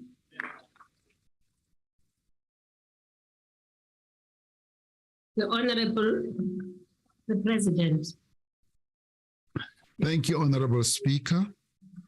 I would like, with great respect, to dispute and disagree with Honorable Steenhuisen that Minister of Police has given up on the fight against crime, and particularly on issues that have to do with gender-based violence. He is often at the forefront of ensuring that we do fight crime. And you refer to the statement that he made after the Kagiso incident. And I'd like to suggest that that was clearly not his intention, and that may have been lost in translation. But as far as his commitment, he was there. He was there soon after that incident happened. And he was there amongst other leaders, not only to care for the victims, but also to ensure that there's an investigation that has led to the arrests that have ensued. Working together with the police commissioner, the national commissioner, with various other police officials. And let me say that he is often there whenever all these calamitous criminal activities happen. So I think we need to give him a little bit of latitude and also recognition. The issue of criminality in our country is recognized by everyone. It is a major problem, and we are addressing it. Just last week, we held a meeting of the National Security Council, and we urged all our law enforcement or security agencies to focus on criminality, and particularly also to focus on various areas or nodes of great criminality like illegal mining and a whole range of others, particularly gender-based violence. And I do think that we are making progress, and we will make even greater progress with the greater determination that the police are going to be demonstrating going forward, and the focus that the leadership of the police are also going to be demonstrating. That we have a problem is what I recognize, and all of us recognize, but that we will address this issue and deal with it is something that we are focusing on, and will make sure that it happens, because it is important that South Africans feel safe. And it is important that the police focus on ensuring that the levels of criminality in our country are brought down significantly, if not eliminated. Thank you, Honorable Speaker. Thank you, the Honorable President. The second supplementary question will be asked by the Honorable Zet Ngomo. Thank you very much, Madam Speaker. Mr. President, gender-based violence and femicide takes place within a community and families. Those same families are shaped by culture, religious orientation, and their economic struggles to survive. Those factors have an impact on gender-based violence and femicide. Mr. President, my question is, how do we strengthen the family unit as communities in order to deal with the root problem in society, when within our families reside embedded patriarchal practices and toxic cultural practices, so that we strengthen the struggle against gender-based violence and femicide? I thank you. The Honorable, thank you, Honorable Ngomo. The Honorable the President. Thank you, Honorable Speaker. Indeed, this is a societal problem. And it is for this reason that we say all of us need to address this issue in a way that we are all implicated. We therefore need to embark on a number of interventions, actions that will lead to the solution. And I'm rather pleased that through the interaction that we have with community-based organizations is beginning to get us to address the important issues. For instance, the issues of patriarchy, the issues of paying attention to the boys, as I said, and making sure that we inculcate a sense, a consciousness of respect for women and for the correct values in our society in young people as they grow up.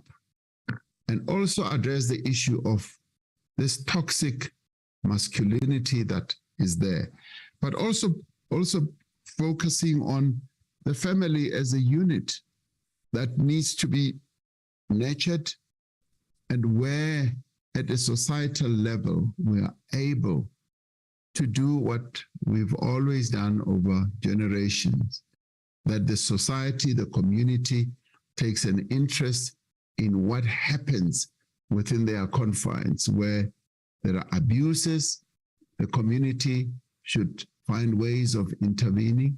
And it is through this, when we engender this spirit, that we will be able to have preventative measures that are much more effective. And I'm pleased that a number of educational institutions, be they universities and so on, have also taken this up. So this being a broad societal issue, we need to work together. And I found that when stakeholders work together to address common society problems, we're able to make progress. This is even more so when we have to deal with the issue of gender-based violence and addressing issues of patriarchy, an issue of this toxic masculinity, and now the focus being on young boys, which is a movement or a process that I'd like to see spread more and more in our country. We are possibly still at the beginning stages, but if all of us can put our hands or our shoulders to the wheel, I'm sure that we will be able to make progress. Thank you, Honorable Speaker. I thank you, the Honorable President. The third supplementary question will be asked by the Honorable Z. Majosi. Honorable Z. Majosi. Are you on the virtual platform? Honorable Speaker, she is meant to be on the virtual platform. Perhaps she's having some connectivity problems. May I ask the Honorable President the question on her behalf? Yes. Thank you. Honorable President, for South Africa's criminal justice system to be effective under Pillar 3 of the National Strategic Plan on Gender-Based Violence and Femicide, the DNA backlog of 58,000 cases needs to be cleared. Such operational incapacities in dealing with cases of GBV is dangerous, as victims are left exposed and accessible to the perpetrator.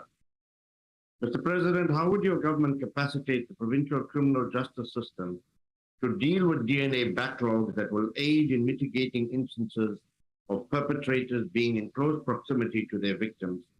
And how far along is the process of clearing the DNA backlog of 58,000 cases by September? The Honorable the President. Thank you, Honorable Speaker. Just to be more specific on this, the Minister of Police and I have discussed this issue of the DNA backlog, and he has assured me that a number of steps are being taken.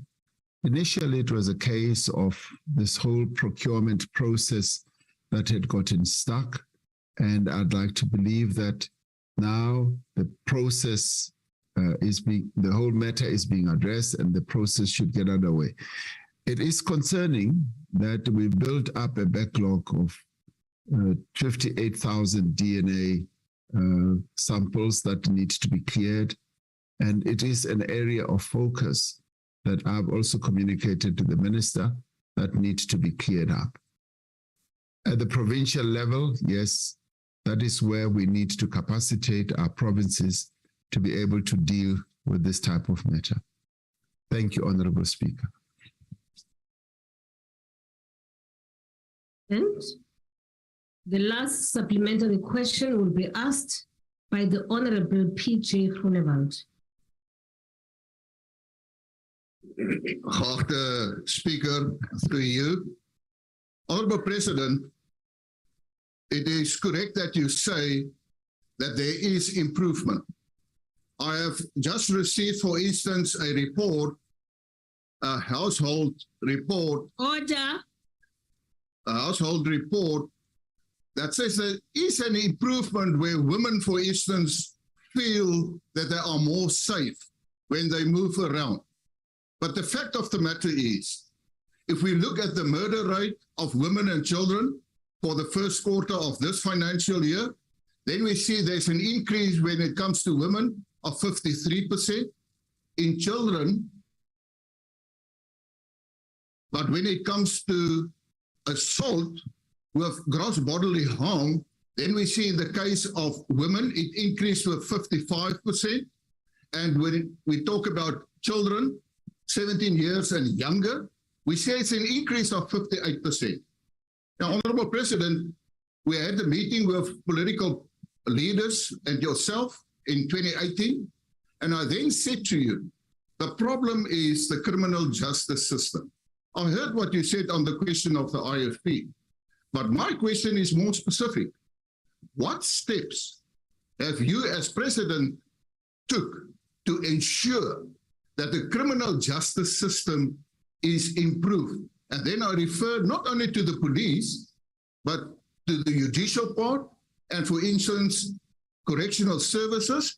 I think there are too many rapists that gets parole and then they just continue with their criminality. Thank you, Honorable Member. You've exceeded your time. The Honorable, the President. Speaker, on a point of order, I wanted to... I did not give you the floor. But I did not give you the floor. Please give me. I did not give you the floor. Give me the floor. I am not giving you the floor until I recognize you. Recognize me. Honorable member, what's happening to you? Please recognize me. Ow. I am not going to recognize you because I had closed all points of orders. Must take a point of Honorable the President. On a point. Thank you, Honorable Speaker. You may on a point of order. I'm glad that Honorable Hunewald has recognized that there's been an improvement, but I agree with him that much more needs to be done and can be done. Order, Speaker. And the focus should be on key priority areas, such as, for instance, President, there is a point of order, President. When there's a point of order, you must keep quiet and allow other people, Mr. President.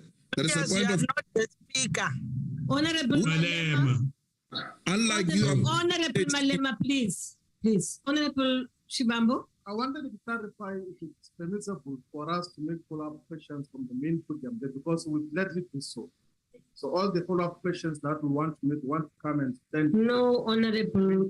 Because there's a point of order, because we must be consistent with the rule. No, if it's allowed, we want to make follow-up questions from there as well. So that Honorable Member Shivambo, your president is hiding somewhere. We want to ask questions from there because it's not here in any way. Honorable Shivambo. Honorable Papo, Honorable Shivambo, remember, order,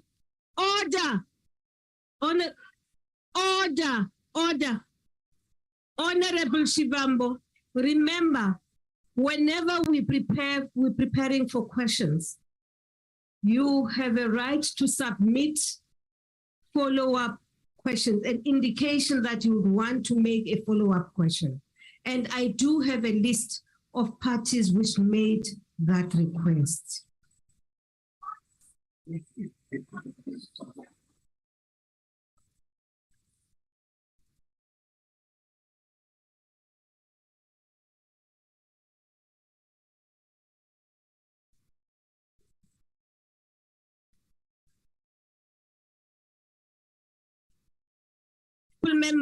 Honorable members, honestly, Honorable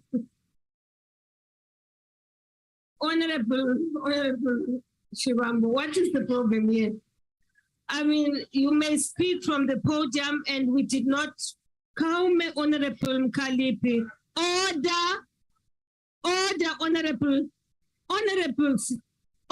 member. Honorable member. Okay, I will intervene. Honorable Mkalipi. Speaker, yes. I'm being harassed here. I'm being harassed by your member here. He's asking what is my children saying when I'm speaking here. What does my children fit in? Honor Women's Month. Honorable members. I'm being harassed. Honorable members. Can you rule on that, Speaker? Who's that? Speaker, who's questioning? I'm harassed by this doctor. Okay, take your seat. What does my kids fit in? Honorable, bring my kids here. Okay, Honorable Mkalipi. Honorable Mkalipi, take your floor. Who raised that question? Who is that, honorable members? Our Honorable Zomo. I'm not here. Really? Honorable Zomo. Hi, man. Okay. Honorable Zomo. Hi, man, come help you. Hi. You are not precising now. That question is very relevant, Honorable Speaker. Honorable Zomo. That question is very relevant. Pakame Puti, take the floor. What did you say? What did you say, Honorable Zomo? Let me understand what you said. Honorable Speaker. Honorable Mutisa and Honorable Mente. Honorable Zomo, what did you say? Order. Huh?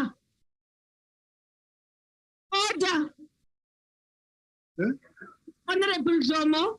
Honorable Speaker. What did you say? What did you say? Can you just clarify me? What did you say? You can check the Hansard. I didn't say anything. Okay, then I will come back. Honorable member, I will come back with a ruling from answered. Honorable Zulu. Thank you again, Honorable Speaker. Again, on the same rule that we raised earlier on. It is just a plea, Honorable Speaker, because members of this House on both sides do have to appreciate what we've been raising all the time. What is actually very disturbing right now is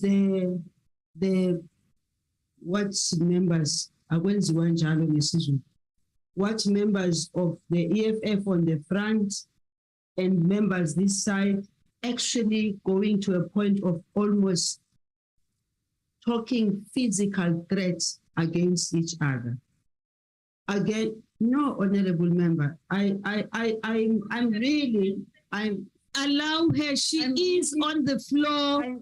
She is on the floor, and I granted her that opportunity. Yes. I am really pleading, Honorable Speaker. First of all, it's Women's Month.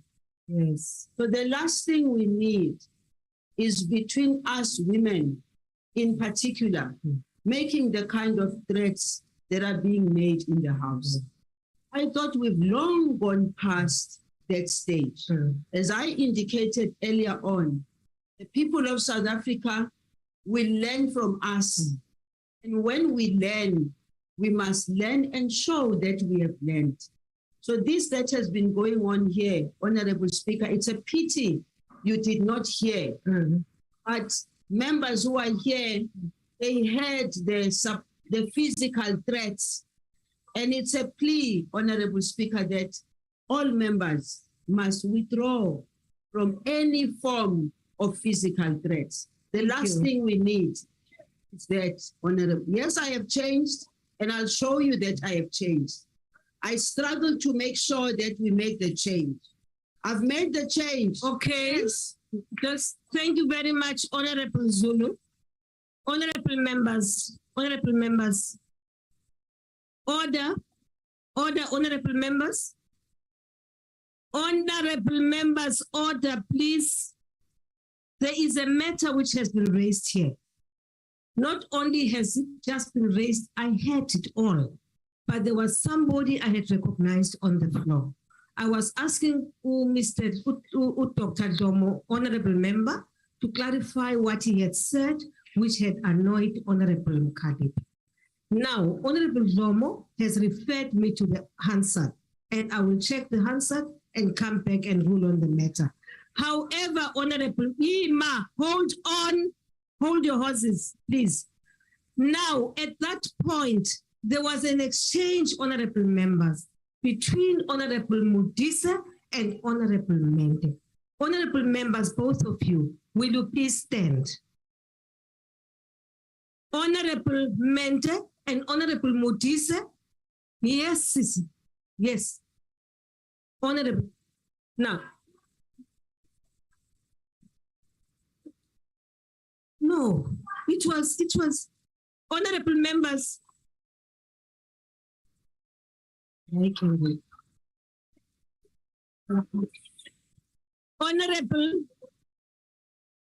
Honorable members, order,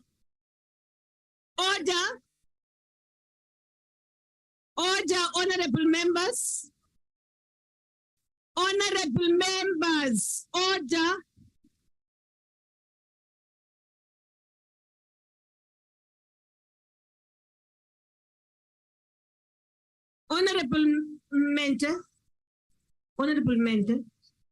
Honorable members,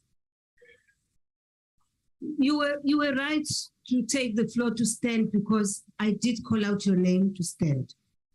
But Honorable Mente is correcting that and is pointing me to the right person. Will the person who was having an exchange with Honorable Mente take the floor, honorable members?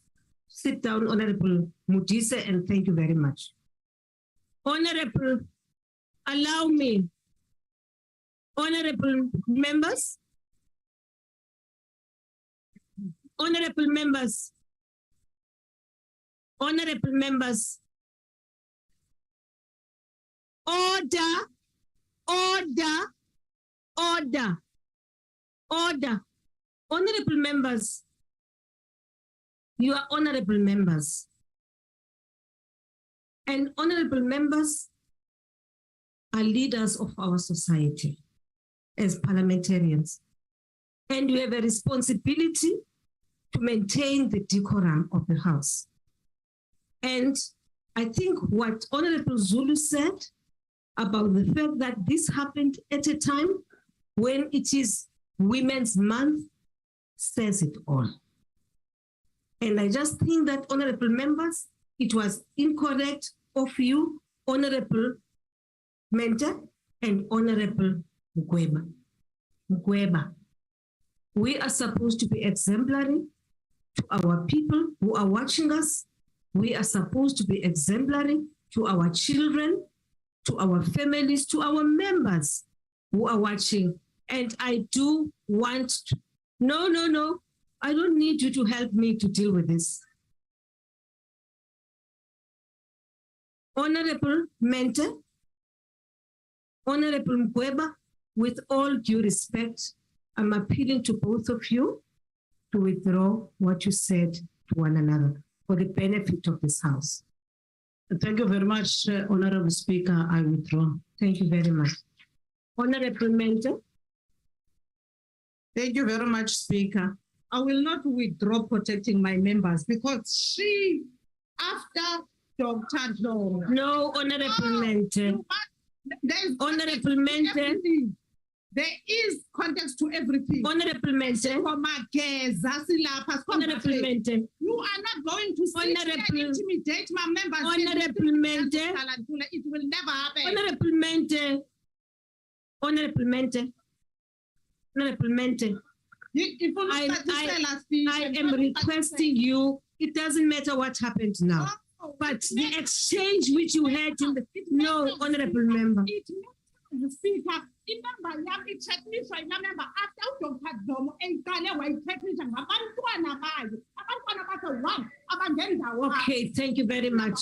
Number two, she threatens my member. I must sit here, be quiet when my no, Honorable Member. Honorable Member. Honorable Mente. It's not going to happen that my members are threatened when I'm here. They were ejected out of the House with violence. Honorable members are threatening violence on my members. It will never happen. Honorable Mente. It will never happen. The matter. You must protect us from being violated by your women. The worst part is she is defending a man against a woman. Okay. Honorable sit here and fold arms. Honorable Mente. Honorable Mente. I am not going to do it, Speaker. Honorable Mente. I am not going to withdraw protecting my members. No, Honorable Mente. I have called your name thrice already. And all I am requesting is, in spite of the context within which this happened, the issue I am raising, Honorable Mente and Honorable Members, is what transpired here in the chamber. You did not hear us. Honorable, you are being told by no, Honorable Mente, please withdraw. What? Honorable Mente, withdraw. I withdraw. Honorable Mente, withdraw. Then Honorable Mente, please leave the House. If you can't take the order, leave the House. It is my ruling, Honorable Member. It is my ruling, Honorable Member. Leave the House. No, Honorable Shivambo. Honorable Shivambo, the issue is not about the context. It is about what transpired in the House here. No, Honorable Shivambo, I have made a ruling. I've said these two members must withdraw. No, these two members must leave the House. That's another matter which we will deal with. We will deal with that matter. Once I've read the Hansard, I've ruled that Honorable Mente should leave the House. Honorable Mente, leave the house. If you can't withdraw, done by the national chair. Honorable Mente, will you please leave the house? Sergeant in arms, will you please usher Honorable Mente out? I've not called bouncers. I've requested the sergeant in arms to usher Honorable Mente out.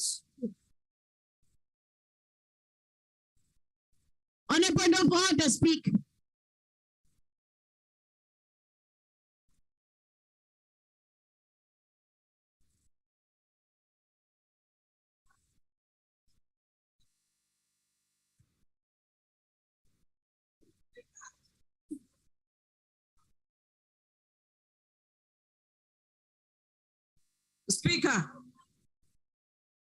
Speaker Ngabula, I've said the Speaker, are you calling men against the woman? Request the women PPS members to usher Honorable Mente out. Thank you. Speaker, we can I proceed, Honorable members? Speaker, can I speak? Not allowing any point of order now. No, but Speaker, this thing started about me. No, Honorable Mkalipi. Honorable Mente, please leave the house. But Honorable Shivambo, please give the way so that Honorable Mente can be ushered out. Please give the way.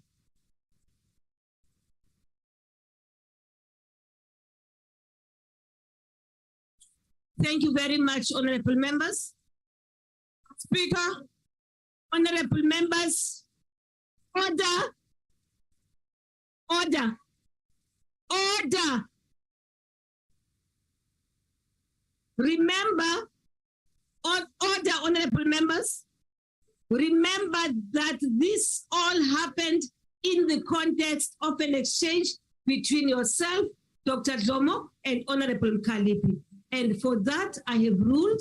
I will go and consult with Hansa. I want to get I will in come there. back I and want make to a address ruling. that point exactly. I am not going to allow you to speak No, now. but there's no Hansard. I want to address that point. I am not going no to allow. Hansard. He didn't speak on Hansard. There's Hansard. No, he didn't speak here. I will find it. How? I'll find it. How? Honorable Speaker. Speaker, Honorable uchemile. We-worse than Baleka, Speaker, ngendlela ocheme ngayo. Now, honorable members. Honorable Speaker. Honorable members, we now proceed. We were at a point where the president must answer to the question raised, the supplementary question, which was the last, raised by Honorable P.J. Funebald. No, Speaker, you were at a point where you were passing a ruling on the point of order of whether when we make follow-up questions, should we take that for them, because we'll gladly do so. Honorable Shivam, we had not given a ruling on that. I did actually. I said the ruling. I said there is nothing wrong. However, we encourage people to answer or to pose questions from where they are, but I was not going to interrupt him at that point where he was at the podium. That's what I said. But you wouldn't have said it because there was this exchange which was going on in the chamber, honorable member. Now, for the record, that's what I said.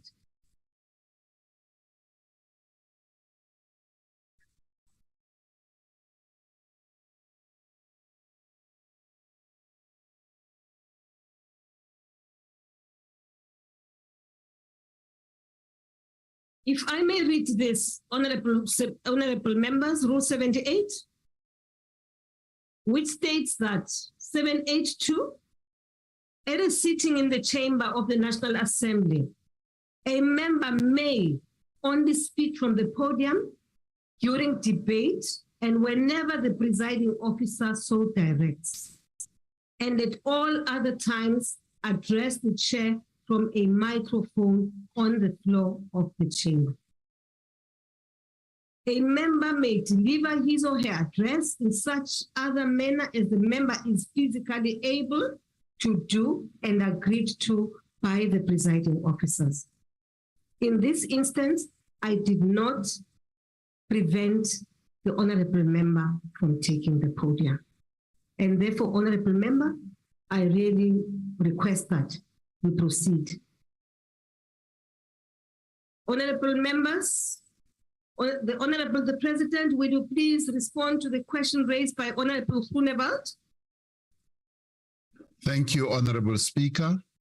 Honorable Groenewald wanted to know what I have done in relation to all the issues that he raised to improve the criminal justice system.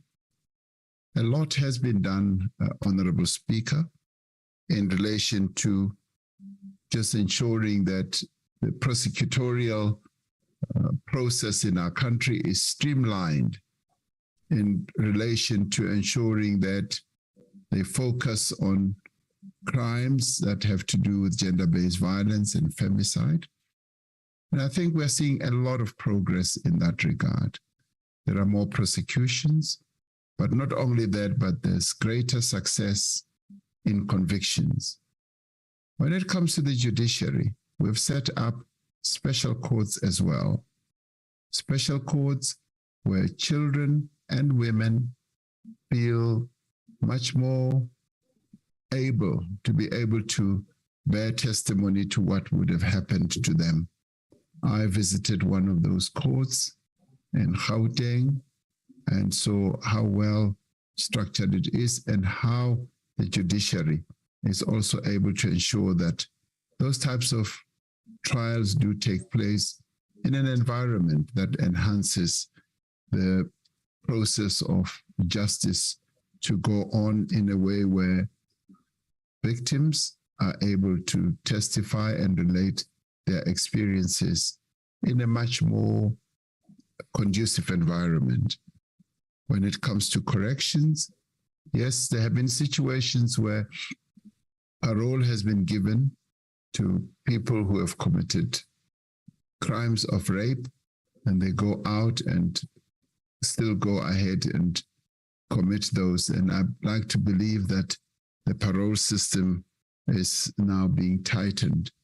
And when you look at the work that the police are now doing, police stations have now become much more serious in as far as ensuring that when they deal with issues that have to deal with gender-based violence, rape, and crimes against children, they've set up various structures, either highly well specialized or trained officers, and there are also social workers who deal with that.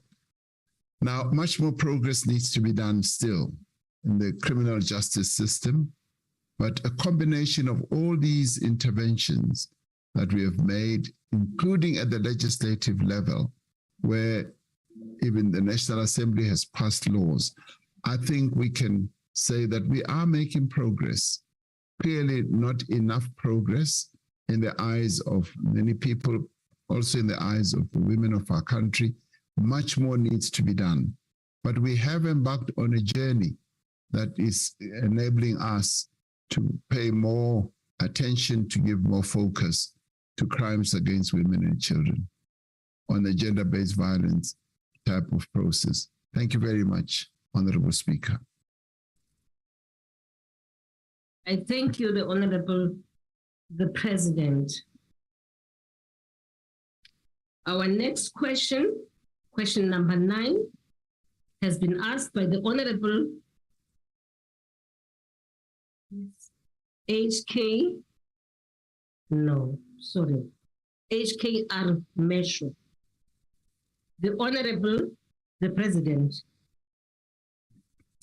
Thank you, Honorable Speaker. The report of the expert panel, which I set up into the July 2021 civil unrest, concluded, among others, things that the South African National Defence Force did not undertake any scenario planning or a possible sudden deployment, nor put in place or put in measures necessary to deploy, that the or should they be called upon to do so? That's what the expert panel said. We should therefore welcome the SANDF's internal warning instruction of 6 August 2022 as an indication of the readiness of the security services to respond to potential unrest should it be necessary. In this instance, it was not necessary for the President to authorize the deployment of the SANDF to support the South African Police Service in managing the security situation in the country. The relevant security and law enforcement entities continue to improve their own ability to respond to criminality, as well as instability under the overall direction of the National Security Council. As indicated in the State of the Nation address, government has allocated funding for the recruitment of 12,000 new police trainees, and the first cohort is currently undergoing basic training. The South African Police Service public order policing units will receive an additional 4,000 members this financial year. The first tranche of the 2,000 new public order policing members will complete their training next month, and the next tranche of 2,000 will begin training in December. Drawing on the lessons of last year's July unrest, we are working to improve cooperation between law enforcement agencies and the private security industry in the fight against crime. An example is the collaboration between Transnet Freight Rail and South African Police Service to combat infrastructure theft and the sabotage of the rail line. This includes securing the North Rail Corridor between the Highveld coalfields and Richards Bay, which has led to a significant reduction in crime and derailments. Earlier this month, Justice and Correctional Services Minister Ronald Lamula gave approval for Transnet security officers to be granted peace officer status. This means that they will be allowed to make arrests and assist the National Prosecuting Authority with prosecutions. They will also have the authority to search premises, complete dockets to ensure suspects are charged correctly, and assist the basic investigations. Another example of cooperation is between mine security, private security, and the South African Police Service to fight precious metal theft and illegal mining. As a result of these joint efforts, we are seeing progress in areas such as Mpumalanga and Limpopo, and also Northwest, that have been flashpoints of instability as stolen metals were moved to illicit markets abroad. Government is taking the challenge of illegal mining extremely seriously. Last week, the National Security Council held a meeting to focus on the work being done to tackle illegal mining and related crimes.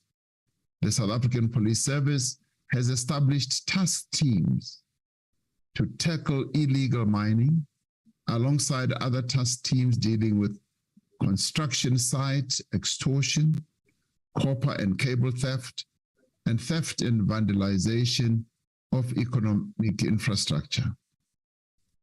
The National Security Council agreed on further action to tackle illegal mining, and that the SANDF could be called upon to support the South African Police Service should it be required. Now, together, all these efforts should steadily reduce the prevalence of criminality and combat attempts to undermine police order. However, it is important that all our security forces remain alert and ready to act if needed.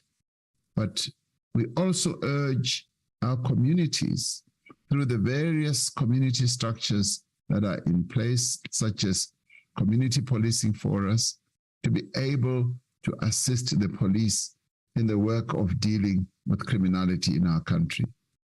Thank you, Madam Speaker. Thank you, the Honorable the President. The first supplementary question will be asked by the Honorable I'm sorry, KRJ Mishwe. Thank you, Honorable Speaker, and thank you, Honorable President. The ACDP is extremely concerned about the current state of criminality in our country. Violent service delivery protests, incidents of vigilantism, abductions, kidnapping of women and children in particular are also increasing, and hijacking of residential properties have become commonplace, which is a great concern. Mr. President, when members of Operation Dudula set up roadblocks and checkpoints to stop people with darker skin who are suspected of being foreign nationals, preventing them from accessing hospitals and clinics, while the police are watching in a posture of endorsement, or when they search and demand official documents from business owners they suspect to be foreign nationals in the presence of the police, that we believe sends a negative message to the international community that South Africa is becoming a failed state where lawlessness is allowed to entrench itself and members of the public are allowed to take matters in their own hands. So what I want to know, Mr. President, while I appreciate what you said, and that there is collaboration and cooperation between different agencies of security, the issue of soldiers being involved practically to crush, to stop, and to arrest drug lords. The fight against drugs seems to be lost because there is an increasing number of children that are addicted. So I want to know, Mr. President, what should happen to show government that the matter is serious and desperate? All the plans that the president is talking about consist of things that should have been done long ago, but it's only now that government is talking about collaboration. So I want to know what has to happen to send the message of urgency or SOS to government and to the president that something needs to be done to finally stop violence in the country and make our streets safer for particularly women and children. Thank you. I thank you, Dr. Mishwe. The Honorable, the President. Thank you, Honorable Speaker. I would like to say to Honorable Mishwe, Reverend Mishwe, that indeed the message has been, well, the alarm and the call has been raised quite prominently. Many of the issues that Reverend Mishwe is alluding to, the issues of kidnapping, the issues of lawlessness, are matters that have registered and action is being taken. There has been failure, as has been admitted, and with the new invigoration that we have infused in the police, the National Commission of Police is highly alert of all these matters, together with the minister, and there's now much more of an action-oriented approach, which is going to deal with these matters. Reverend Mishwe raises, Honorable Mishwe raises the issue of bringing in the soldiers to arrest and crush all these activities. I'd like to say that the army can only be called in to support and assist the police. Process of arrest, dealing with criminality, is a function of the South African police, where we, in certain circumstances, will bring in the army. It is when they have to come in to give support, to give assistance to the police. And the police will be the ones who will lead that process. need to remember that our soldiers are trained with a particular focus in mind. And as they come in, they have to be giving and lending support and assistance under, yes, the leadership and direction of the police. The president, in deploying the army, also has to notify Parliament, as we all know. So deploying the police, rather the army, is quite a serious matter. But the National Security Council in its recent meeting realized that there will be situations where indeed we might need to bring in the army. And when that happens, it is the president, but the president can only finally do so informing Parliament, informing the National Assembly, as well as the Council of Provinces. I think we should look at that in that context. But it's having said that, there is much more determination on the part of the police to deal with all these matters. I did say earlier that the police has set up a number of units that will be focusing on all these areas. For instance, when it comes to illegal mining, the numbers of the police who have to focus on this have been increased, and we are already beginning to see the positive effects of all this. So quite serious action is being taken in this regard. Thank you, Honorable Speaker. I thank you, the Honorable President. The second supplementary question will be asked by the Honorable M. Modise. Thank you, Madam Speaker. Honorable President, the expert panel on the July 2021 unrest, amongst other things, recommended that the capacity of the security services needs to be strengthened to respond effectively to all situations. Whilst appreciating that the Defence Force may be deployed to support the SAPS when the need arises, what measures will the President take to ensure that the capacitation of law enforcement agencies is strengthened to deal with acts of criminality in our country as observed by the expert panels? Thank you. The Honorable the President. Thank you, Honorable Modise. Thank you, Honorable Speaker. A number of actions obviously need to be taken in this regard. The first one obviously is to get the police and indeed the security forces to focus more on the problem areas. And what is good is that the National Security Council meets quite regularly and focuses on areas of risk and areas of concern. Of course, the other one is to capacitate our security forces from a capability point of view, as well as ensuring that we focus on the budgetary side of things.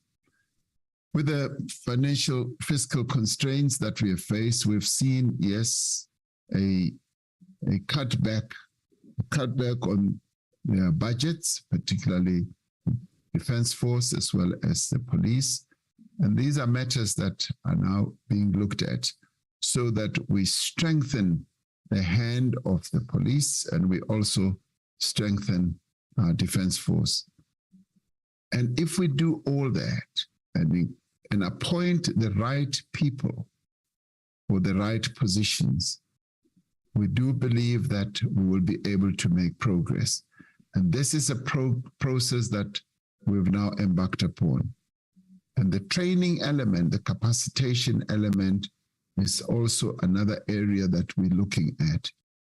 And we're looking at all these matters holistically to ensure that we address the various areas of weakness all around, particularly when it comes to our police. So progress is being made.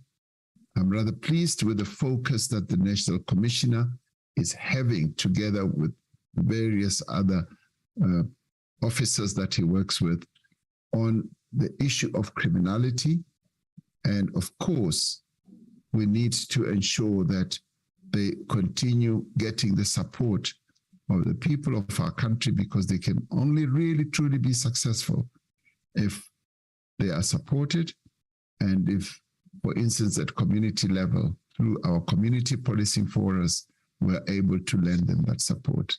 Thank you, Honorable Speaker. Thank you, the President. The third supplementary question will be asked by the Honorable A.M. Sheikh Imam. Thank you, Honorable Speaker. Mr. President, it's not the Defence Force or the South African Police Services that can do what we need in South Africa to create a better quality of life and protect our people. When a country is not able to provide food to its citizens, it's in a state of collapse. If it cannot provide water for survival, it's in a state of collapse. If it cannot provide homes, it's in a state of collapse. Your predecessors, President Mbeki, says that we have no plan for the future. And our former President Kgalema Motlanthe says South Africa is in a crisis. Our state-owned entities have collapsed. Our infrastructure is collapsing. The quality of education, where 60% dropout in Tibet colleges, 91,000 children, Mr. President, gave birth to children last year, and we think it is okay. Can you tell us what plan do you have in terms of a holistic approach to solve the problems of this country, very importantly? And I want to highlight, Mr. President, 200,000 jobs are at risk at the moment in the confectionery industry because of the policies we have, which calls for your urgent intervention to save these jobs because of our policies. Could you please tell us whether you'll be willing to consider that as well? Thank you, Mr. President. I thank you, Honorable Imam Sheikh. The Honorable, the President. Thank you, Honorable Speaker. We have a number of interventions that we are embarking on. As regards having a plan, we have a plan. We conceived a plan for recovery and reconstruction, which we put to various stakeholders, and it was adopted and embraced. And it is this that is guiding us at this point in time. And embedded in that plan is also the issue that Honorable Imam raises, the economy and giving focus to our economic recovery, which, as he correctly says, has an impact on the issue of security, issue of criminality, because it is when people have food, when people have jobs, and when people have water, that their livelihood improves. And our recovery plan is aimed at addressing that. And we are making measured progress. We are not where we want to be. COVID-19 resulted in us losing 2 million jobs. And losing 2 million jobs in an economy of our size is quite a devastating act, where many people have lost their livelihoods and go to bed hungry. And it was for that reason that government had to intervene to introduce a relief measure for many of our people who were not able to cope with the ravages of COVID-19. So many initiatives are underway. And we are also interacting this with various stakeholders, be it labor, community, and the business community. And what we had initially thought we would make progress on in forging a compact is taking time, but the discussions are ongoing. And we anticipate that as we continue addressing all these challenges, we are going to make progress. Yes, are we having a crisis situation? We are having huge challenges in our country. And they've been given rise to what we know: unemployment, inequality, and poverty, which did not start yesterday. which has beset our country over a number of years and was exacerbated by the recent calamities that our country has just recently, just 18 months, 2 years ago, gone through. And in the course of that, government has taken a number of other actions or interventions. Government at its own instance, and for the first time in the history of our country, was able to come up with an intervention that created 1 million job opportunities, especially for young people who are negatively affected by the incidence of unemployment.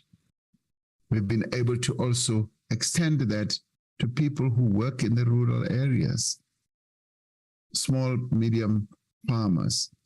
So a number of activities have been taken, and where we've also assisted the early childhood development, say, if you like, practitioners, in quite a positive way, where young people have been cared for.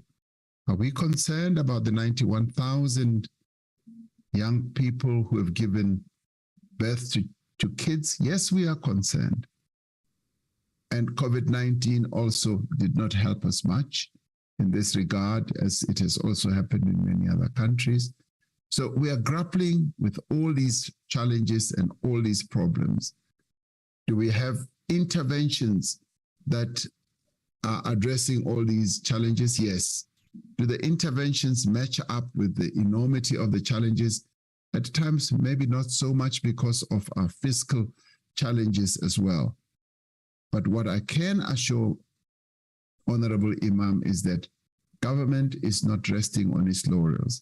And we are also continuing to deal with issues of corruption, another major pandemic, if you like, that our country has had to face during the course of this period.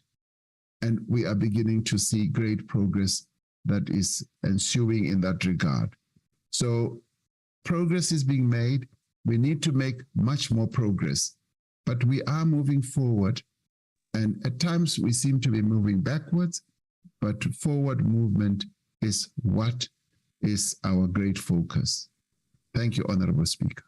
I thank you, the Honorable President. The last supplementary question will be asked by the Honorable General P.H. Holomisa. General. Honorable Kamal, can you hear me? Yes, we can hear you. Yes, we can hear you, General. You may proceed. Mr. President, okay, Honorable President, firstly, we wish Umamekaya a speedy recovery. Angazenzela prescription athume wena uyoyithenga ngokwakho ungathumeli bodyguards. Mr. President, would you consider establishing special disciplined units comprised of SANDF and SAPPS, which are to be trained under one roof to actually implement what you are discussing at Security State level, Council level, to make the budget available to properly train and equip the said units and let them be on 24/7 standby in all 9 provinces. That would improve the lack of state of readiness we've witnessed on a number of occasions, where you issue an instruction, for instance, to a defense force, and it takes them time for them to deploy. But if they are trained and they've got equipment, and those operation orders would be monitored at national level, perhaps by Security Council or in a joint operation center. That would also, Mr. President, you have exceeded your time, General. You have exceeded your time. to enhance their capacity. They should work with police crime and military intelligence units. Yani elikhathi lami xesha abanye kubanika apha ixesha elininzi. Ananyani man kwento yenu. Thank you, Mr. very President. much. Thank you, General, Honorable General. The Honorable the President. Thank you, Honorable Speaker, Honorable General Olomisa, uthetha njengo-General wenyani,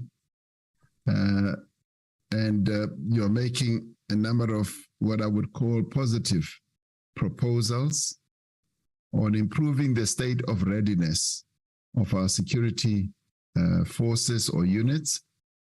And it's something that really we need to think about. What you should have noted, which is what sparked Honorable Misha to raise the question, is the notice that was issued by the Defense Force, which was aimed at getting the army to be action ready if they are called upon to be ready. That I saw in very positive light, because it basically meant that the Chief of the Defense Force and his various other officers are seeking to address the weakness that the expert panel into the 2021 unrest had spoken about. So there is a move to improve our state of readiness. And similarly, on the SAPS side, there is that similar focus as well. So you are suggesting, Honorable General, that we should have units that would be combined and look at what needs to be done to improve the state of readiness in all our provinces. It's something that is currently underway in different iterations, maybe separately, but you're suggesting do it as a combined force. That's something that can be looked at, although it will need to be looked at within the protocols of these various units, these various institutions, the Defense Force and the police. Because when they are called upon to help each other, they intersect at a particular area of focus where the Defense Force is called upon to support and to assist the police. But I'd like to thank you for the suggestion put forward. Thank you, Honorable Speaker. Thank you, Honorable the President. That comes us to bring us to the end of that question. And question number 10 has been asked by the Honorable N.Q. Mbana.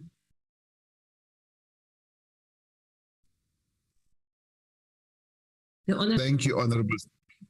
Thank you, Honorable Speaker. It will take an effort by all of us in the country to overcome the many social ills that confront our people. In recognizing the critical role that civil society plays in tackling poverty, in tackling inequality and related social problems, I announced in the State of the Nation address in February this year that a social sector summit will be convened in 2022. We recognize that government needs to create an enabling and a conducive environment for civil society organizations to be effective in undertaking their work.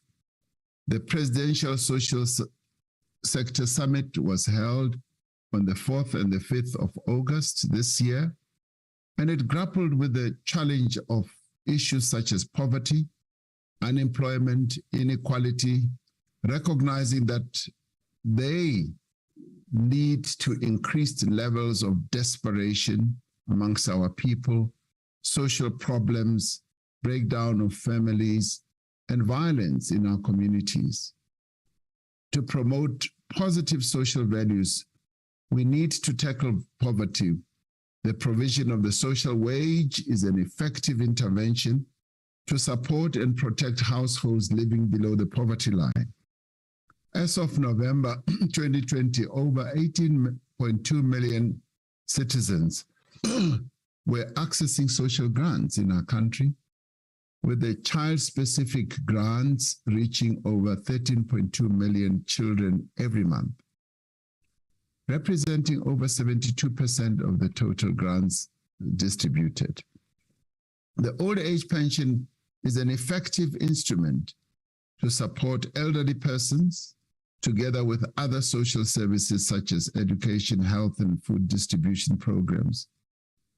For unemployed South Africans, the 350 SRD grant has provided valuable support since the start of COVID-19 pandemic. Many people continue to criticize our intervention in this regard. But what I should say is that this 350, which is now assisting almost 11 million people in our country, is something that is seen in positive light by those people whose livelihoods were negatively affected also by COVID-19. And in some social circles, social sort of civil society organization, they say it has helped to reduce the poverty, which would have gone much higher had we not intervened. Of course, poverty is at unacceptable levels, but that amount, much as it is not as high as people would want it to be, has been a great boon to many of our people, given our fiscal constraints and our ability to pay or to assist our people. The expanded public works program is one of the government's key programs to provide temporary work for people who are unemployed. The program offers an essential avenue for income transfers to poor households in the short to medium term. In the last financial year, as I was saying earlier, over 1 million opportunities were created. The presidential employment stimulus, seeking to mitigate the devastating economic challenges brought about by COVID-19, has provided work and livelihood opportunities for nearly 1 million people since it was started less than 2 years ago.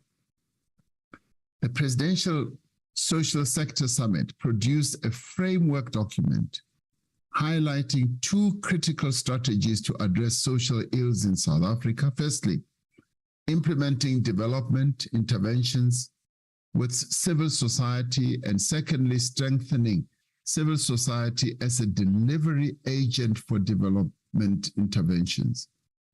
The Social Sector Summit framework document is aligned with the vision of the National Development Plan to eradicate extreme poverty in our country by 2030 and further reduce inequality and unemployment. This means that programs to address poverty and inequality must be accelerated, must be speeded up, recognizing that the state and the private sector often rely on civil society organizations to deliver essential services to communities, especially those in hard-to-reach areas.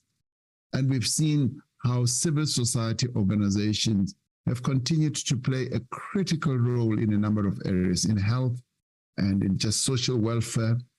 Now, the Presidential Social Sector Summit laid the basis for more responsive and effective collaboration to deliver on the promise of a better life for all South Africans by ensuring that commitments are clear and that they strengthen existing initiatives to promote shared values within families and communities. Civil society is a critical stakeholder in our country as we seek to deepen democracy and improve the quality of lives.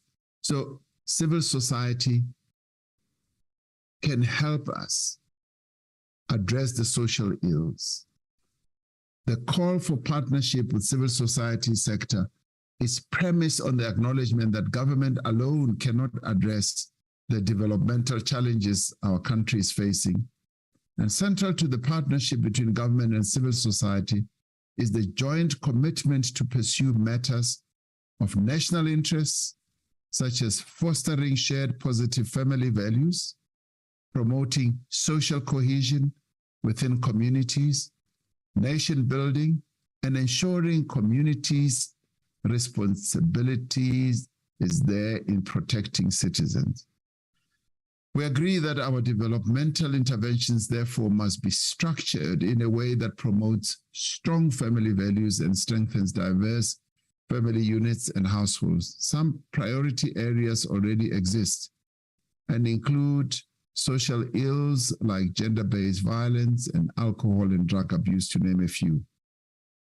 Now, we signed a framework agreement, and civil society committed to ensuring that society takes joint responsibility in dealing with communities' pathologies by combating all forms of crimes, addressing social ills, providing youth and women empowerment initiatives, caring and supporting people with disabilities and older persons, and also addressing crime and corruption at the community level.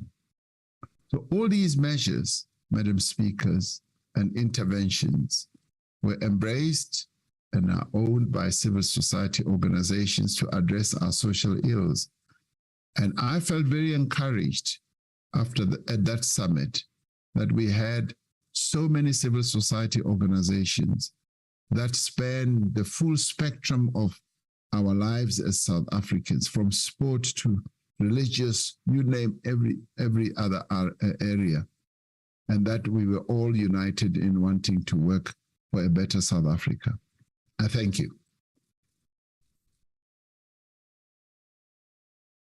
President, the first supplementary question will be asked by the Honorable N.Q. Mvana.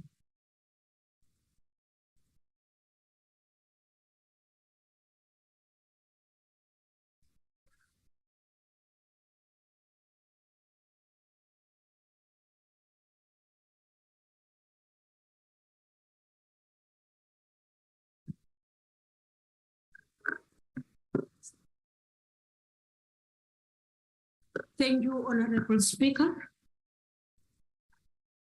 Your Excellency, thank you for the elaborate response. And we are confident that the Presidential SOTA Summit resolution will enhance intervention of the government and strengthen support for evil society. As I was present in that Presidential SOTA Summit, I also think I've got confidence that the social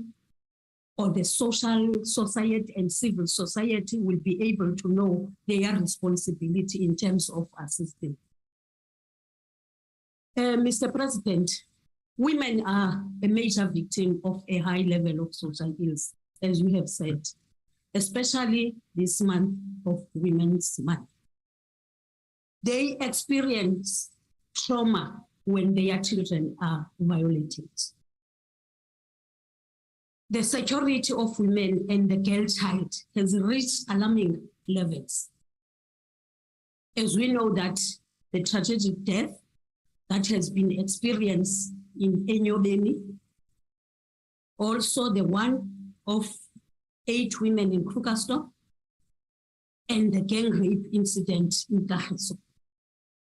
It is critical for the government to develop intervention which addresses trauma because of these social ills, President, that you are talking about. The impact of these conditions require psychosocial support of citizens from social workers in particular. Your Excellency, how will the government ensure that it enhances the provision of psychosocial support for victims? Thank you, Speaker. I thank you, Honorable Mvana. The Honorable the President.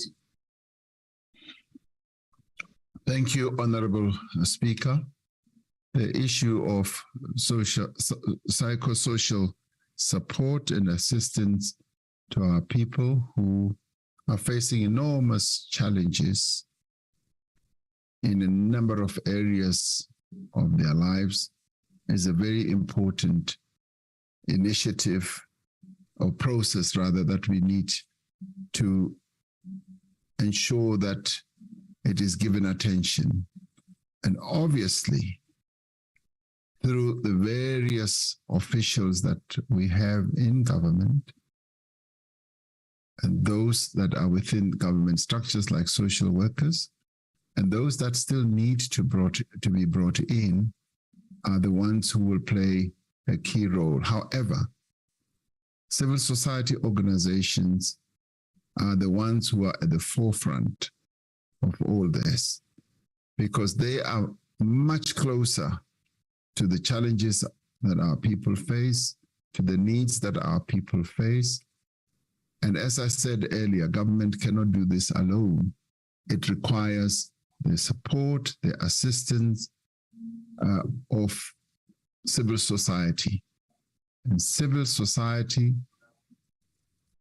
has a number of people with great talents, with great insights, with great experience, as well as expertise to address the needs that our people have, be they of a health nature, psychosocial nature, or whatever other nature. So I was particularly pleased when at the Civil Society Summit, we were all ad idem of one mind between civil society and government.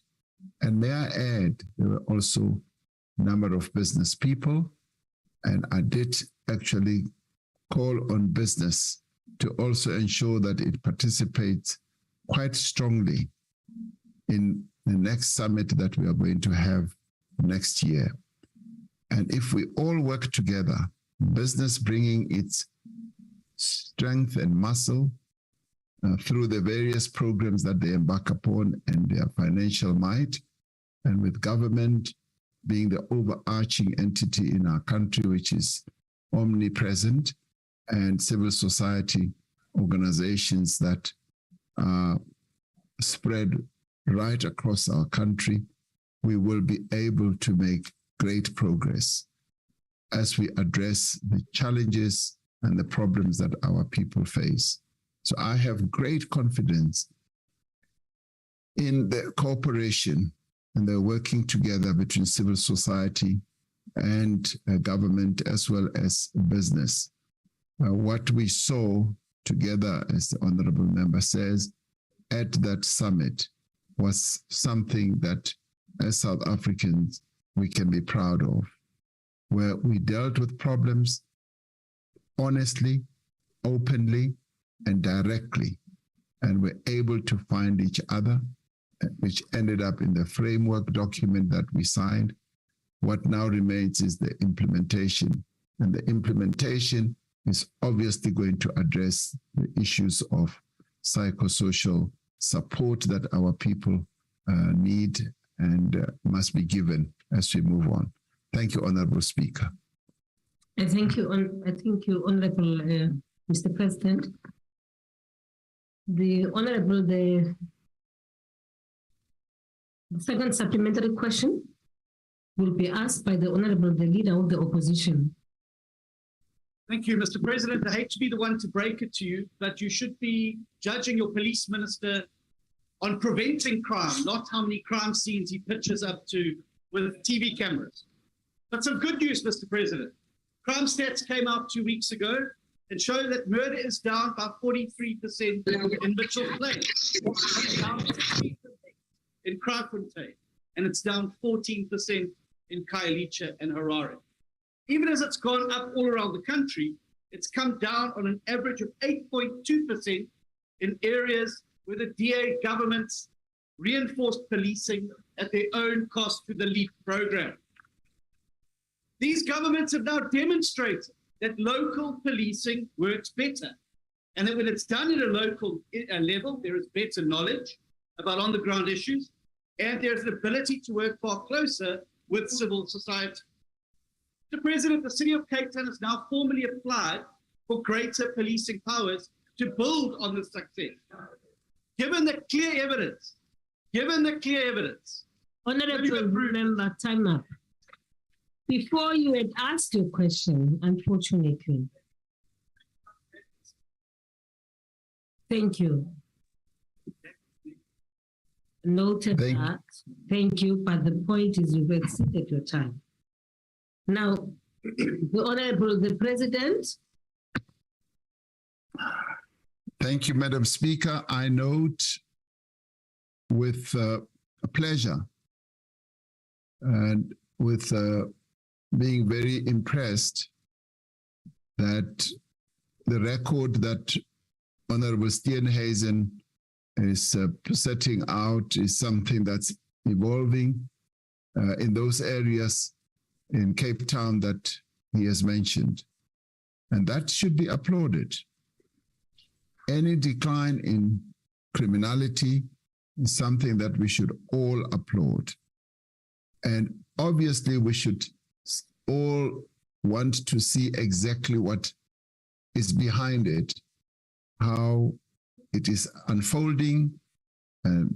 Honorable Steenhuisen says that they've been doing this at their own cost. We need to look at that in a very positive way so that we can get some learnings out of it, all of us, and see what can be learned from that experience and the extent to which it is positive should be an experience that should be shared all around so that even our local government entities have greater focus on dealing with criminality. But more importantly, what I find most impressive is that he says that there's been greater working together with civil society at that level, and that we welcome that. That's precisely what we want to see, because it strengthens our argument for community policing for us, where members of the community get involved, working side by side with police in dealing with criminality. Because, as I often say, it is members of the community who know who the thieves are, who know who the rapists are, who know where those people who are either peddling drugs are peddling drugs from. And it is when we all work together and there's that level of confidence and trust that we will be able to deal with criminality. Thank you, Honorable Speaker. I thank you, the Honorable President. The third supplementary question will be asked by the Honorable Mashabela. Mashabela. Thanks, Speaker. The outgoing president of the ANC, the recently released crime statistics show that the South African Police Service is unable to protect citizens from the high levels of crime. Each and every quarter for the past 2 years, there are over 10,000 reported cases of rape in this country, while there are over 6,000 cases of murder. Do you still have confidence in the ability of Mr. Bekele to lead the country? To lead the country's crime-fighting plans? If you do, what specific action you've gone beyond your time now, Honorable Member, to show that he is able to lead the country battle against crime? Time up, Honorable Mashabela. Thank you. I thank you, Honorable Mashabela. The Honorable the President. Yes, I do have confidence in the Minister of Police, in his ability to continue to lead our fight against criminality in the country. Thank you, Honorable Speaker. I thank you, the Honorable the President. The last supplementary question will be asked by the Honorable S.A. Buthelezi. Thank you, Honorable Chairperson. Government's role in combating gender-based violence and social ills have been wholly lacking and underwhelming as promises to ensure one social worker per ward and a women's desk at municipal level, for example, has not materialized to the extent needed. I would therefore like to know whether the presidency or government has a plan to capacitate municipalities in conjunction with civil society to deliver on the above-mentioned needs of combating social ills. If so, please provide a detailed response and how government could facilitate and assist municipalities and civil society with such a collaboration. Thank you, Chairperson. I thank you, Honorable Muthelezi. The President. Thank you, Honorable Speaker. Yes, our intention clearly is to ensure that, one, we collaborate with civil society. We ensure that there is deep cooperation at all levels, at national level, at provincial level, as well as at local government level. And the honorable member is raising a very important issue about the municipality level, because that is where our people live. That is where everything takes place. And to the extent that we may not really have paid close attention, this is an opportunity that we all have to ensure that at municipal level, we are able to deepen and broaden the collaboration between civil society and government agencies. And honorable member refers to one ward, one social worker. We are not there yet because of budgetary constraints. That is the ideal situation.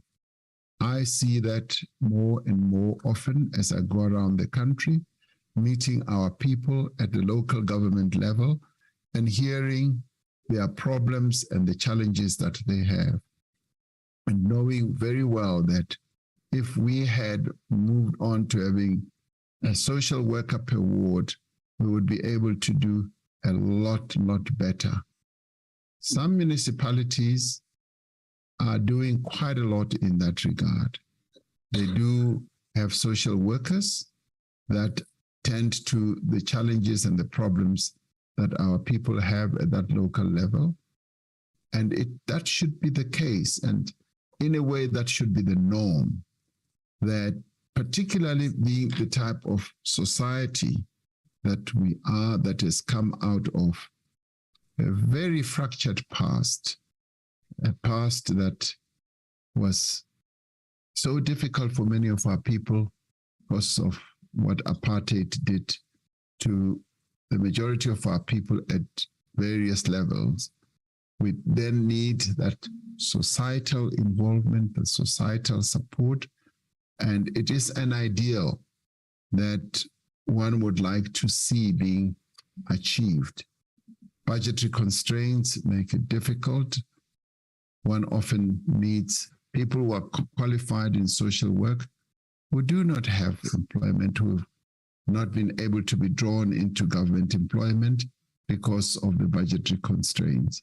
And this is a matter that we are giving attention to, because through that we will be able to enhance that social cohesion and be able to address the challenges that our people have. Thank you, Honorable Speaker. I thank you, the President. That brings us to the last question number 10, the last supplementary question. We now proceed to question number 11. And the number 11 has been asked by Honorable Zungula. The Honorable, I'm sorry, there's a point of order. Yes, Speaker, we have committed the IFP. The last one must ask the supplementary question. I am sorry. I'm sorry, Honorable Khateri. The IFP did raise a question. Okay, all right. Okay, I understand. Thank you. We are now on question 11, and question 11 has been asked by the Honorable V. Zungula. The Honorable, the President. On a point of order, Speaker. Point of order. Where are you? Tilapa, ma'am. Yes. Uzungula. Thank you. Zungula. I'm sorry. I'm really sorry. Now I don't like it when my surname is wrongly pronounced. Honorable Zungula. Okay, Honorable Zungula. The Honorable, the President. Thank you, Honorable Speaker. I know that there's a great deal of interest in my answer to this question. And I'd like to say that without appearing like I do not want to answer questions, that I do not want to be accountable, I should say that, as I indicated before, and indicated it even in written replies to members of this House, and also indicated it in the debate on the presidency budget vote, as well as in statements on various public platforms. I stand ready to cooperate and also to give an explanation and to cooperate with any investigations on this matter. Now, investigations are ongoing by a variety of agencies. And I must say that the focus that the various agencies are putting on this matter demonstrates the importance of this matter and the way they are dealing with it.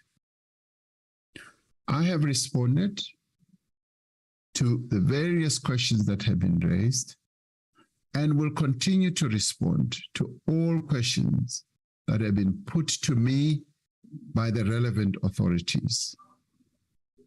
Now, in the course of what they are working on, the authorities have said it's best if they deal with all these attendant matters to this theft that occurred at the farm and be able to address every issue.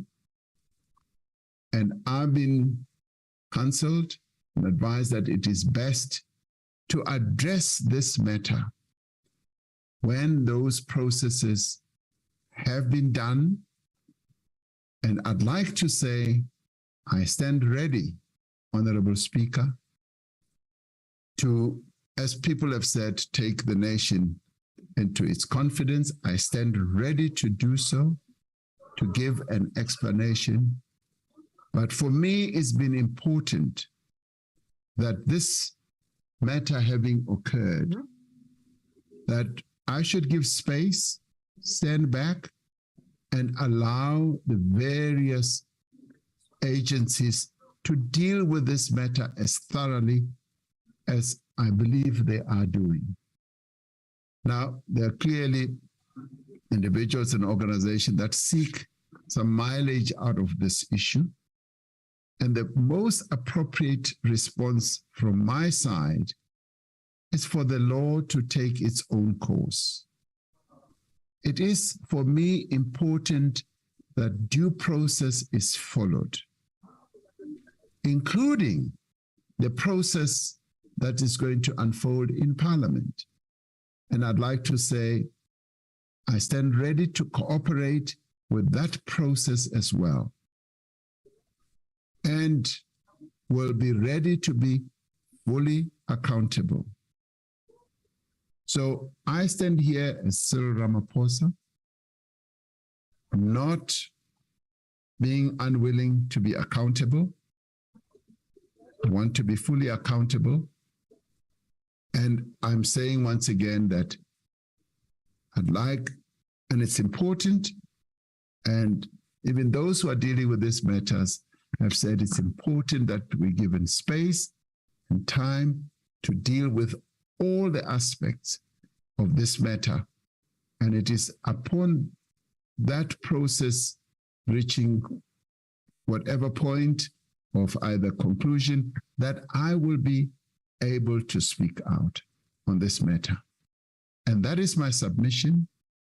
And I say this with the humility that I can place before this House. Thank you, Honorable Speaker.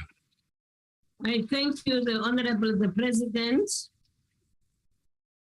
I thank you, the President. The first supplementary question will be asked by the Honorable Zungula.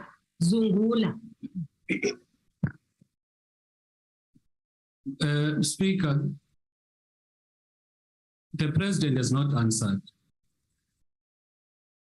We can't accept his explanation about law enforcement agencies and everything that he has stated. The purpose of asking questions, and we in Parliament follow a process whereby the NA table approves those questions. It is because we want answers. Now, if the President does not want to answer, you must rule on that, Speaker. So I can't move on, Speaker, to asking a follow-up question without the answer being given. I'm not done, Speaker. I'm not done. My question has got two parts. If you're to listen to the so-called answer of the President, he's not covered anything that I've said. So, Speaker, I want to state to you, ask Lomhlekazi akaphinda aphendule, then I'll ask the follow-up question.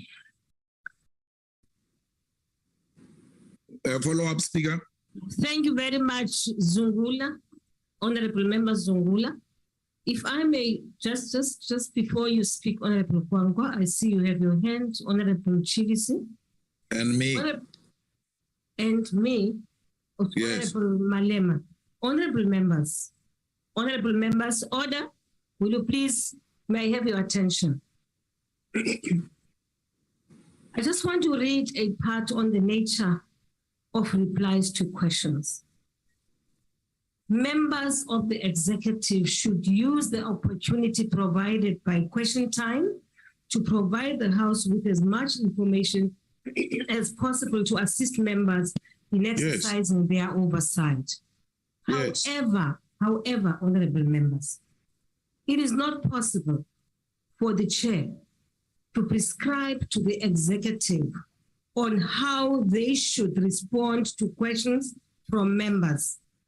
If a member is dissatisfied with a reply, there are processes available for them to obtain further information in line with their oversight responsibility. I hope that I've responded. I can only steer, but I cannot prescribe how questions should be responded to. Honorable Zunguli. Thank you, Speaker. Yes, Honorable Member. The question is clear. The first part of the question is asking if the President is willing to engage the elected representatives of South Africa on this particular issue.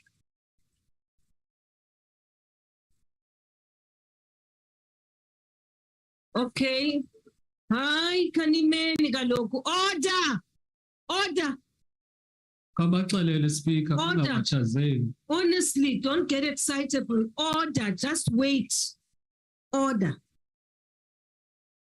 Honorable Zungula. I'm concluding, Speaker. You the President. And I thought no, I did not speak. I did not stop. I was waiting for them to keep quiet. Okay, continue. Then he did not answer that, Speaker. The second part of the question was, would he have handled the situation any different? He did not speak about that. He spoke about the law enforcement agencies, the very same law enforcement agencies he did not believe on, because if he believed in the same law enforcement agencies, he would have reported the matter to the police in 2020, but he did not do that. So what I'm saying, Speaker, thank you, Speaker, I'm concluding by saying, if a question is not answered, we can't say you are prescribing. We can't come in and ask a question which is very, very serious on the conduct of the president, and he waffles in terms of attempting to answer, and you are saying you are not going to prescribe. The bottom line is that the question is not answered. Honorable members, if I may have your attention. And not only that, Speaker, you spoke and we want to speak as well on this matter. We're not at the festival. Yes, you may actually be, yes, you'll probably be better informed before you speak. No, but you spoke. No, Honorable Malema, you don't know what I'm going to say. Honorable members, sorry, you'll recall that there was a motion which was submitted by the ATM. Initially, when that motion was submitted, just before we left, we left Parliament in June, that motion was not in a proper format for it to be called a substantive motion, right? Then subsequently to that, after writing back to Honorable Zungula, Honorable Zungula has since written back to submit the same motion, but in a format which clearly meets the criteria of a substantive motion. That's number two. Now, having done that, the rules which you passed here in 2018, honorable members, right, if I may say this, indicate that once that has happened, right, you then put together a panel of 3 eminent people, preferably legal brains.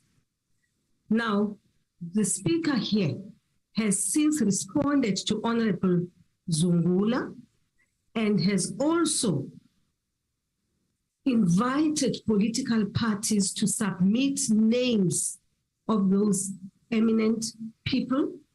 I am expecting that tomorrow the office of Mr. Castle, Thursday, will submit a list of 15 to the Honorable Speaker so that then the Honorable Speaker can pick 3 names from those names, which 3 names then will be charged with the responsibility. That is, if people agree, because they are yet to be approached, then the 3 people will then go through the issues and will be given 30 days, and they will make a determination and submit a report suggesting whether in fact there is a case for the president to answer or not. I am on a point of order, Speaker. No, I'm just raising this. On a point of order, Speaker. No. I'm just saying. I'm raising a point of order, Speaker. Mama, you are extremely out of order. I mean, you are addressing the Section 89 process. Yes. You are not in the Section 89 process. You are not just questions and answers to the president. You are answering for the president. What you are asking for is that the president respects this house by answering questions. But you are answering for the. I'm Honorable Zungula. If I've offended you, my apologies. However, all I was responding to is that part which says, when he said he's ready to cooperate with Parliament, that of course, now that there's going to be this section, this panel of 3, the president has no choice but to cooperate with that panel which you proposed. And Speaker, you are out of order. Speak on a point of order. Speaker is out of order. I will now allow for Squatcher. Honorable Squatcher had his hand up. Sorry. It's sorry. Sorry, it was Kwangwa first, then yourself, and then Munyayi. Honorable Malema. Honorable Malema. Yes. Yes. Sorry.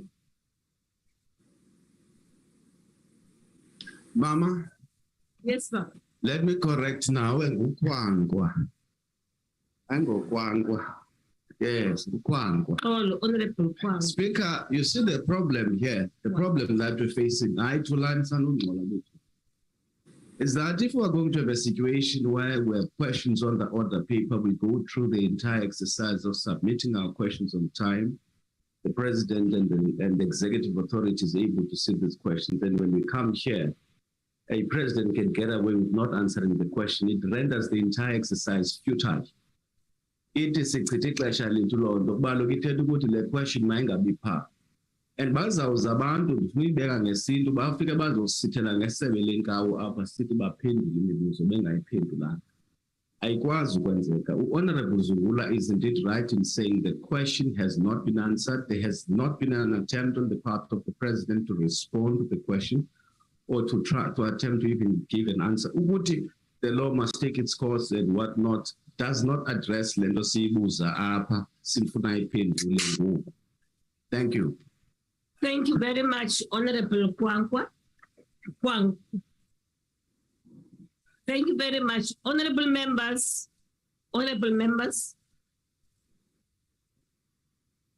All right. Honorable Zungula is unhappy with the manner in which the question has been answered. And following that, there are a few hands. Honorable Kwangwa has made his point.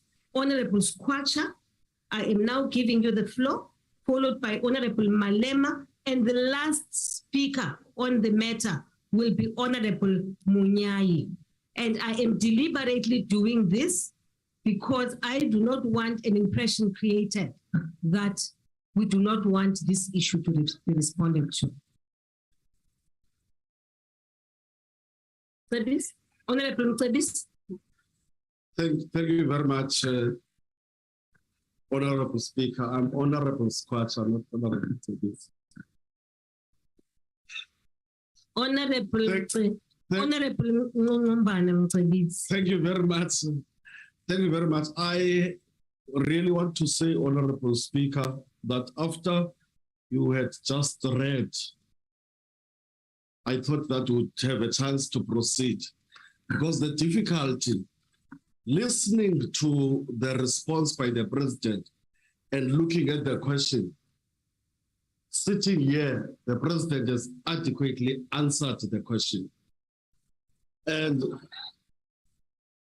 he has even referred to him being accountable. And so this is why you are saying you will not be able to prescribe. But I really think that the president has adequately answered the question. Thank you.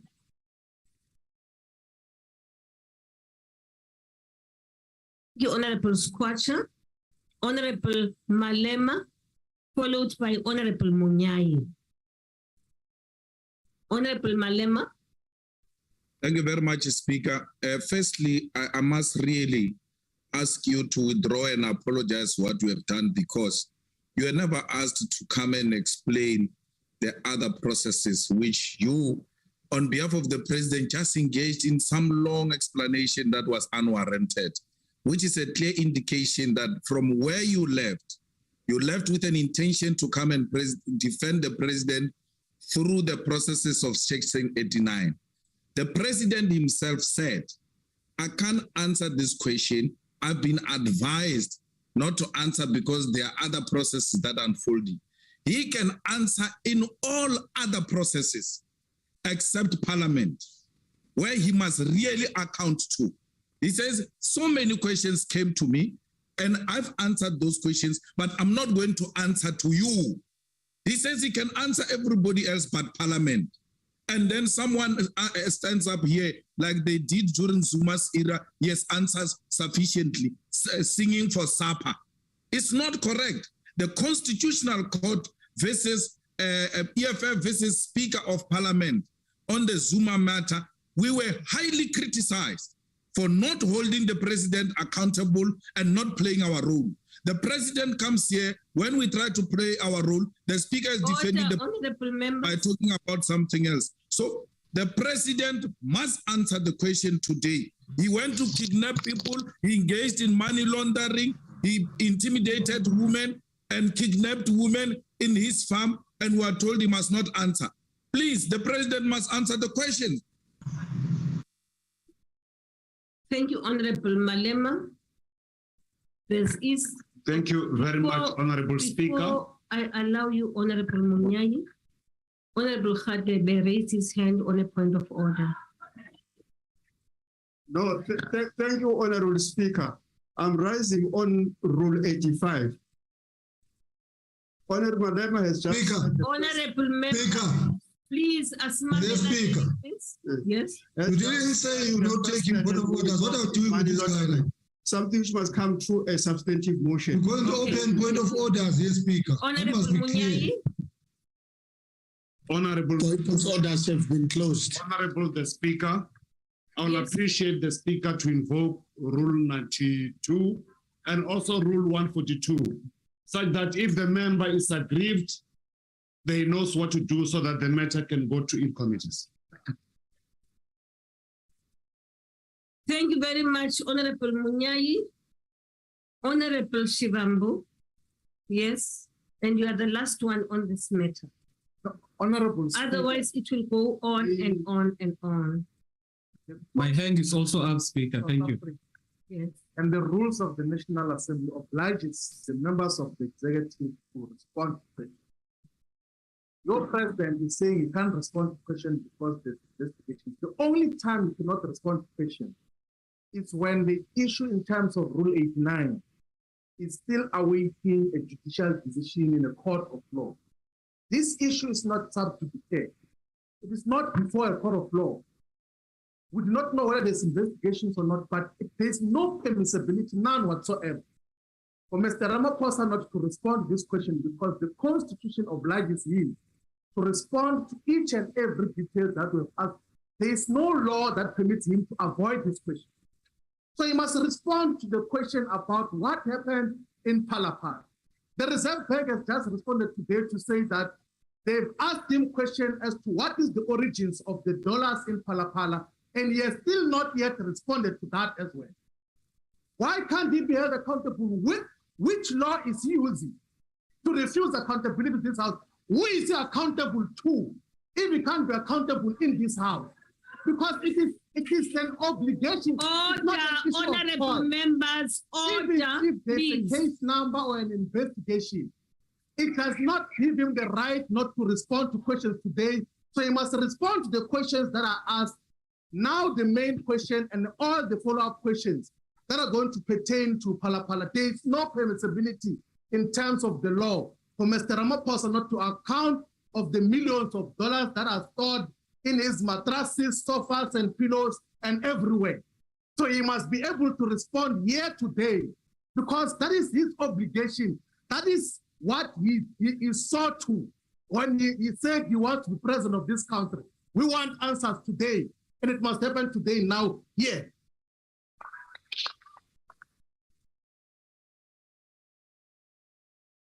Thank you, Honorable Shivambu. Honorable members, I think it's important for me to just clarify why I raised the issue. I wasn't saying the president should not respond to the issue, but I had taken note of what he said, and that is he is ready to cooperate even with the process in Parliament.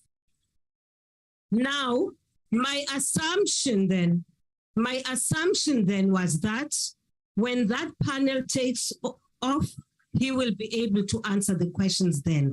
Of course, you are unhappy about that, so I am now allowing Honorable Kwahube to raise her hand. Speaker, Thank you. Honorable member? My hand was up before Honorable Kwahube. Honorable Kaloku Sungula. My hand was up before. Baba, I noted you. Thank you. I noted, remember, you are the one who's raising this issue. So then there was an issue here from the members, and I will allow you definitely to be the last one on the matter. Is that agreed? Thank you. Honorable Kwahube, followed by Honorable Ntlangwini and Honorable Pungubele. Thank you, Speaker. I'm rising on Rule 140, which is questions to the President. It's quite important, Speaker, to note that subsection 2 says the questions must be submitted to the Speaker at least 16 days before the question day. So which means that the President and your office had these questions for 2 weeks before this matter was brought to the House. It's simply not good enough then, Speaker, for now the question to not be answered if it was ill-suited the question should have been removed from the question paper. Now we're sitting here and we're arguing back and forth about a matter that was now allowed to be on the question paper. The question must then thus be answered. Thank you. I note your comments, Honorable Kwahube, and I now give the floor to Honorable Mchangwini, but Honorable Mchangwini is not here. They said Honorable Mkalipi. Honorable Mkalipi, they said. Okay, no problem. Vele nguNhlangwini because we don't have EFF. Speaker, you must not do what your predecessor have done before.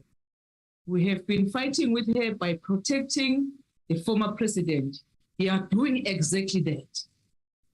We are saying to you, allow the president to take the nation into confidence on what happened to Palapala. It's not a choice. The president have an obligation to take us into confidence and the nation and the poor people who are swimming in poverty while he's sleeping on top of millions. So is the president must answer now today. And when a speaker, Sugen Jeleni, allow the president to answer. He is the president of this country. Thank you. Honorable Kalipi, kodwa ke xa uthi suke endleleni as long ungathi ndiza kususa endleleni. Thank you very much, Honorable Mkalipi. Honorable Gungubele. Thank you, Honorable Speaker. I think there's a risk of setting new convention. My understanding is that when questions are raised to the executive, what you are minimally entitled to is the response. Two, we don't have a memorandum here, like at school, where when we ask you a question, and there's a prescribed way how to answer it. Three, we've always said, if a question is of a particular nature, where it deals with a member in a particular way, a substantive, what we call motions, needs to come to the table. This kind of a question falls in the general set of questions. It has been responded to. Response is the minimum word. You spoke and you got spoken back to. So that's how the president has responded. You got the response. Can you call all down this rubbish that has just been said here? Can we call this rubbish to order, please? The rubbish that has been said here, can you please call it to order? The word rubbish is allowed in Parliament, by the way. The word rubbish is allowed in Parliament? The word rubbish can be used, yes. Whether you are speaking rubbish. In what context is it allowed? No, Speaker. Rosina, take your... Just asking, in what Speaker, context, yes. Speaker, you can't have what this... Honorable Kungubele. Person, member of Parliament. Honorable Kungubele. Mr. Kungubele. What he basically says, he says that if you need to just open your mouth and say, hi, beg, yes, you have responded. That is not a response in terms of the obligations of the Constitution and the rules of the National Assembly. That is just taking us for granted. If we allow this to pass, it means that all the time we ask questions. We're going to have these members of the executive saying that I'm still thinking about it. I'm still going to apply my mind on it. I'm going to respond to other authorities other than Parliament. When the obligation is very clear that this institution must receive honest and frank responses from members of the executive. And that is what Mr. Ramaphosa must be doing. He had this question for more than 16 days. He knew that this question is going to be asked today. We want honest responses as to just what happened in Palapala. What is the source of the money? What happened? Why was the SAPS involved in enforcement of law in a case that was never opened in any police station? Those responses must be given today here. And you can't say it is not our responsibility as members of Parliament to demand such responses. It is our obligation. We have to hold the executive accountable.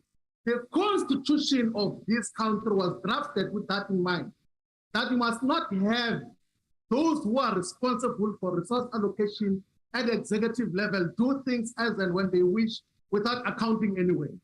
If you do allow Mr. Ramaphosa to get away with this and not account to Parliament, you must know that you are destroying the foundation of constitutional democracy. You are destroying the rule of law in South Africa, and that must not be permitted.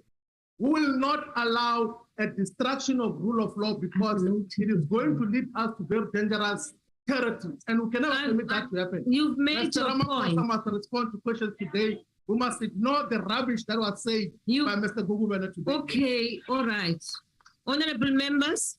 Yeah, Speaker, on a point of order. Honorable member. Speaker, I'm going to Honorable member, I want to request that we don't make long speeches. Yes, please. I want to very please, Imagaloku, Honorable Malema, please. At the end of this, I am trying to find a solution because my impression was that, wait, Sisi, you're going to get your 10. I said, oh, wait, don't put me under pressure. No, please. Now you can take the floor. You know what? Can I say something to all of you? When you are chairing, when you are presiding, and when you are trying to navigate Parliament and wanting people to find one another, no matter how much we differ, right? For the benefit of South Africans. Once you put me under this kind of pressure, it's bad. It's bad for all of us. You do not want me to make wrong rulings on the basis of pressure which is being put on me. I will give you an opportunity to speak in the same way that I've given the others an opportunity to speak, but I should not be harassed into allowing people to speak. Thank you very much. Honorable Kubai, you have the floor. You have the floor now. Thank you very much, Madam Speaker. Firstly, let me start with the issue that we agree with honorable members, that members of the executive, starting from the president, we must remain accountable to Parliament. And I think from Cabinet, we continue to do that. As a member of the ANC, that's what we stand for. And what we have agreed to, supporting for the foundation of this constitution. So we agree with that, Madam Speaker, as a principle. The second issue that we must also address is the issue of the motion that we have mentioned. Precedents dictate that once a substantive motion is put against a member on a matter, allow me to finish. Once order, allow them to speak. Once a substantive motion has been put against a member, that member has to be allowed that space to respond to the substantive motion. I think the issue here, which we are grappling with, all of us, is that we've got a question before us. And those others would say, why did the question come if it was not going to be answered and there's a substantive motion? And it could have been oversight across, even including parties themselves, including ours. No. Honorable members. Once you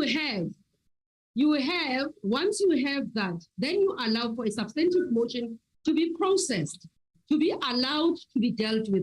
Now, Madam Speaker, the president says, I'm prepared to account. He has not said, I don't want to account. I'm prepared to account. And what he is stating here is that I've got difficulties that I hear, that you are asked me, I am going to appear before your committee as Parliament. I'm going to appear before others. In the process of me answering today, I might have difficulties of not exploding, because we shouldn't treat matters. This is also potential of, if it involves law enforcement, it's criminal. So on a point of order, Speaker. How do we, as members of Parliament, Honorable members, on a point of order, Speaker. Order so that people can hear you. Allow yourself to speak. So, Madam Speaker, I think all we need to do, all of us, perhaps one proposal, is that political party chief whips as well, together with yourself, review, look at this matter, perhaps to allow you to say within the rules, within the precedents, what could be done in order to manage this thing? Because I do think it does put a condition for all of us while allowing for accountability. Thank you very much. Now, honorable members, you've had to say. Yes, Honorable Malema, did you have your hand up, by the way? Yes, you said so. Speaker. Okay, yes. I'm making but you spoke. You spoke, No, you have recognized me. Leave those ones who are making noise. Okay. Speaker, once the new chief whip of the DA stood up and spoke, that's where the matter should have ended. Because a matter was submitted to the questions table, a matter was scrutinized, and the matter was approved. And if we're to ask Honorable Zungula, for sure the matter is not even the way he drafted it initially. They said, no, remove this, let's put it this way. It has satisfied the procedures and the requirements of Parliament. It's enough.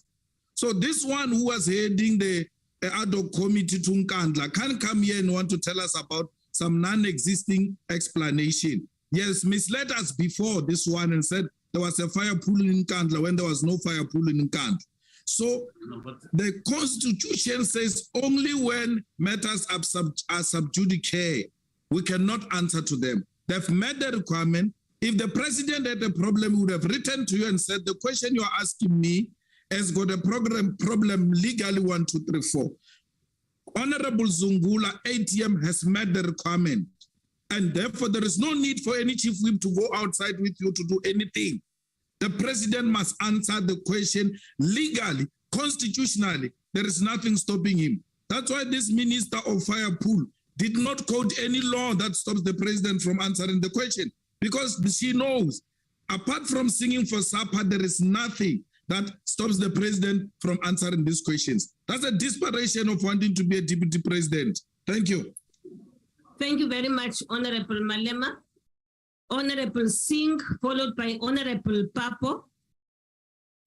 Thank you very much, Honorable Speaker. Honorable Speaker, when the President started his response, he said there's a great deal of interest in this matter. And I think the number of interventions we have just is proof enough that yes, there's a great deal of interest in the matter.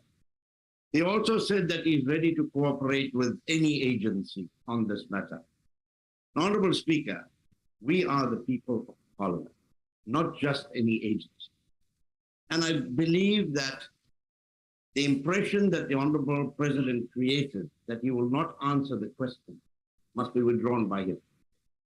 Because in whatever way he provides an answer, we as the Parliament of the people would require an answer from the Honorable President to the questions that have been put. And I think it's not for us to dictate to him what form the answer should take, but we need an answer. And not an impression that I'm not going to answer to you because I'm going to answer to somebody else in the future. So we humbly request the Honorable President and you, Honorable Speaker, to give the President an opportunity to provide the answers to the nation to the extent that he can today.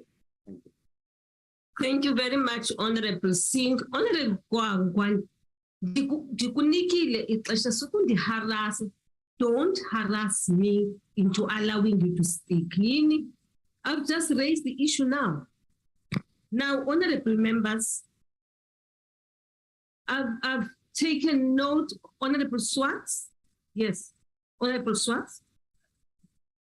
Thank you, Speaker. Speaker, the challenge. Sorry, Honorable Swartz. Let me allow Honorable Papo. Sorry, I did recognize him earlier on.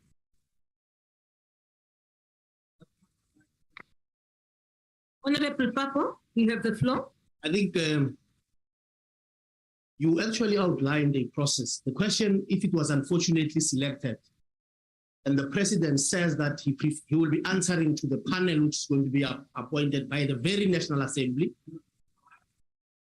I think it has an answer. I don't understand if people are saying, Order, honorable members. Don't worry about them. I think that, no, I'm speaking. No, I'm saying wait. Order. Order, honorable members. I've given you opportunity to speak and be listened to. allow Honorable Papo to express his views in the same way that you have expressed your views. I don't agree Honorable with Papo. what they said, but I didn't say that they are wrong. Yes, those are views. I think at some point you need to make a ruling. There was the response given. That response said, in Parliament, I will respond to questions to the panel you are going to respond. You are going to form. If members do not like the response, there are procedures if you don't like a question and the response from a question. There's no rule which says that you then force somebody to answer a question in the plenary. If you do that, it will be against the very rules which you are actually talking. There is no member who can be forced to answer a question the way other members want. The president said that the law enforcement agencies, there's a panel which members Zungula has himself has requested through a substantive motion. We're faced with a substantive motion in the House. That substantive motion is going to be responded to by you this week setting up an independent panel. The president will be required, and that panel is a panel of the National Assembly. It's not a panel of another body. And an attempt to try and embarrass the president or do will not work. You are not forced by the rules to force a president or a minister to answer a question the way some members want it to be answered. I don't know how you're going to do it, because we've had instances in the House where a minister will answer a question the way they understand the question. So to whatever story member Malema taking pot shots at our members and so on, it will not actually help, because you are not going to force the president to answer a question because in a manner they want it to be answered. Thank you. And then we're then subjected to threats. We're then subjected to threats by membership. That's why I asked him, if it does not happen, so what? Speaker. Madam Speaker. So, that's why you are not elected. I'm not thank you. I'm not intimidated by you or Malema, you know. Hope is a hopeless character, man. Don't just put my name when I Oh, Speaker. Honorable members. That hope must not just call my name the way you like. That's why you're not elected in Gauteng. It's because of this bomb copish. And you see the Speaker, Malema is making personal attacks on us. Malema is making attacks on us on the platform. On a point of order, honorable for you. There's no personal attack. You are not elected because of a fool. That's why you're not elected. You're a stupid. Malema, don't insult others. No, but don't do that. No, you are not elected. It's a fact. I'm not insulting you. Malema is attacking us. That's why you are not elected. Malema, you are out of order. And you too. Madam Speaker. You are out of order. Honorable members. Honorable members. Like honorable members, babe. Madam Speaker. Speaker, I raised the issue that Malema is attacking us on the platform. Hope you are hopeless, man. You are a hopeless man. He's attacking us personally on the platform. I've heard you. Thank you. I've heard you. Speaker. Madam Speaker. What did Malema say in attacking hopeless? What did I say in attacking hopeless? What is an insult I said? Honorable members. Honorable members. Honorable Imani Kaloko. I hope Makaloku Hima. Wait. Honorable member, I don't expect that from you. Please. I don't want you to do that when I'm talking to you. I'm addressing you. Honorable members. Honorable members. And this will Speaker, Hope is also a coward. He won't do anything. He's a useless coward. Madam Speaker, he can try to get angry pretending. Yeah, and we're not scared of Parliament and outside Parliament. No, we're not scared of Hope. Antagonistic won't do anything and exciting engagement is not going to help us to solve the problem. The issue I have raised here, honorable members, order. Order. Order, man. Chabalan, honorable members, order. Honorable Kwakwa, Sandra, order. You see, the problem is that now we are behaving like young people. As in children.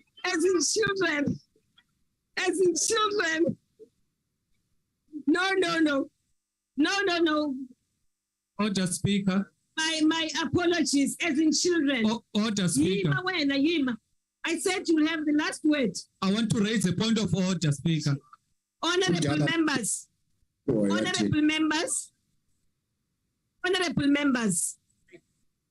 I allowed people to raise this matter. I can change. It's okay if you take over. You win the election first. Now, the point I allowed for this discussion to go on and on, right? And you may ask yourselves, because of the manner in which Mr. Zungula raised the matter, and I allowed it. I allowed you to speak. Now, I did not allow you to speak because I have no appreciation of the rules or I am crazy. I allowed people to speak so that even as I am sitting here, I read to you, for instance, one of the rules, which is that sitting here as a presiding officer, you cannot, right, force a member of the executive to respond to your question in the manner in which you want or you expect. However, you can only sit here and steer the ship so that we get to a point where there's convergence of views. Now, honorable members, I am sure the president is listening. He is listening. Well, he's on the system. Honorable Swartz, I did acknowledge you. Thank you. General. Thank you. Just say what you just indicated is the correct approach, but you have got a question on the order paper that has been correctly put on the order paper that has not been answered, and that is the crux of the issue. The president, on legal advice, has said, I am ready to answer, I stand ready to answer all questions, but has not. He has not answered the question. He's given a response, but he has not. So, Speaker, the correct ruling would be to rule, President, answer the question. Not give a response to say, I can't answer the question because I've got legal advice to do so. And if the president says he will account to investigative authorities rather than Parliament, that is a very dismal state of affairs. So I would implore the president, he says, I stand ready to answer all the question. That is now, that he would use his discretion and answer to Parliament right now. Thank you, Speaker. Thank you very much, Honorable. Thank you, Honorable Swart. Honorable Khatebe. Thank you, Honorable Speaker. I'm really sorry. I'm really sorry, General. You had raised your hand and I recognized you. Honorable Speaker. I'm sorry about that. So not worry.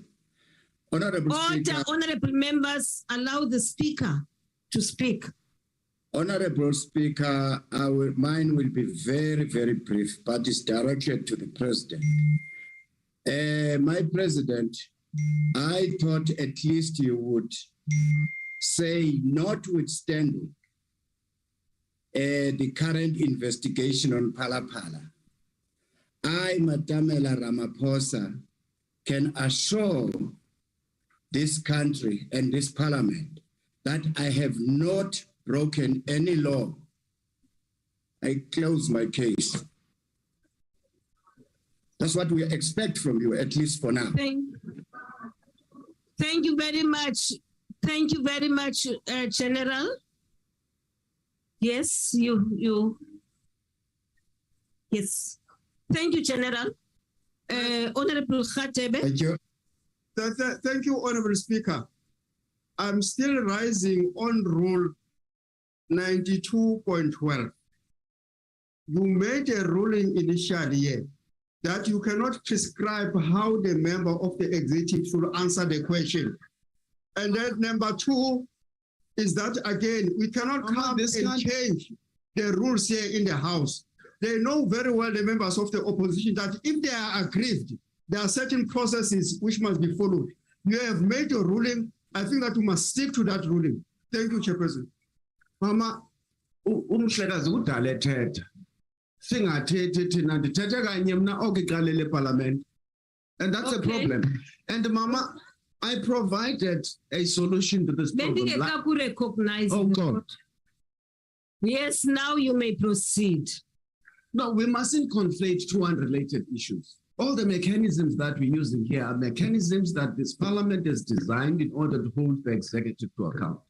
The Section 89 process must go its own route and will deal with the president when it comes before that process. But this is a question and answer session through which we also hold the executive to account. And the president is here to answer questions, and the question is here on the paper. I did say right at the beginning that it has been put properly and it must be responded to. And all that needs to happen now, Speaker, instead of us allowing running commentary on this issue, put the question to the president and say, you said you are not willing to answer or not going to answer. You have to provide a response. Saying I'm not going to answer is not an answer. I mean, it's ludicrous to accept that as an explanation. Thank you very much, Honorable Kwagwa. Now, Honorable, okay, I've got a list here now. I know I've noted that. You are not an officer here. Okay. Now, Honorable Kasa, followed by Honorable Shivambu and Honorable Munyai. And Honorable Sheikh Imam, I'm sorry I didn't see your hand. I'm sorry. Thanks. Honorable Shabalala. And that will be the last speaker, and I rule on the matter. Speaker. Wenman, you are the last one to speak. This is your issue we are dealing with. Thanks, Honorable Speaker. I suspect that when we say the president or whoever who is a member of the executive must account, you might not have a similar understanding of what it means when you say an executive must account. I think that's the biggest problem. Number two, I am sure you are correct, or other members are correct, when they say the president is listening as we speak, continuing to allow all of us here to speak. I don't think it helps anybody. We should actually allow the president to respond. We should allow the president to respond. I'm sure he was listening carefully as members were speaking. And I don't think we must try to say, this is what you must say, this is what you must not say. I think let's allow the president to respond. Thanks. Thank you very much, Honorable Kasa. Now, here is my list. Honorable Shivambu, Honorable Munyai, Honorable Sheikh Imam, and Honorable Zungula. And the matter is closed. Honorable Chabalala, please. Now, Speaker. I did not see Ndozi's hand. No one even drew my attention to his name on the screen. Yes, continue. Speaker. There is no hand, Honorable Ndozi, on the screen. Continue. Speaker, there is nowhere in the rules of the National Assembly where it says that because you are going to appear in a different platform, you cannot answer in this platform that you are in now. As a matter of fact, as a minister or a member of the executive, you can be asked a question in a committee, you respond. You go to a mini plenary, you must respond again. You go to the main plenary, you must respond again. You're called to a Section 89 committee, you respond again. And if you are not a crook, the responses will always be consistent. If you ask me what is the color of this jacket I'm wearing, it's red today. I can't say I'm going to answer next week Tuesday. Unless if I'm a crook, then I'm still trying to figure out what I'm going to put up together and create a story. If the president, these are factual issues that are being asked for. If he has got factual grounding on what exactly transpired, why can't he give the answer now? Yeah, he has responded, he has not answered. He has responded, but he has not given the answers as to just what happened. If it's a person of principle who upholds the constitution of this country and is a truthful person, he can respond today, and even in Section 89, he can respond the same response. There's nothing which is going to implicate him here. It's not even awaiting a judicial decision yet. He's not yet arrested. He's going to get there very soon. He's not yet arrested. He has not yet been charged. And there's an obligation. It's not a choice. It's not a choice. It's not according to his will whether he wants to respond today or tomorrow. It is an obligation that he must answer today the question which was properly tabled here for this question session. He has been aware that he's coming to respond to this question today and give proper, adequate answers.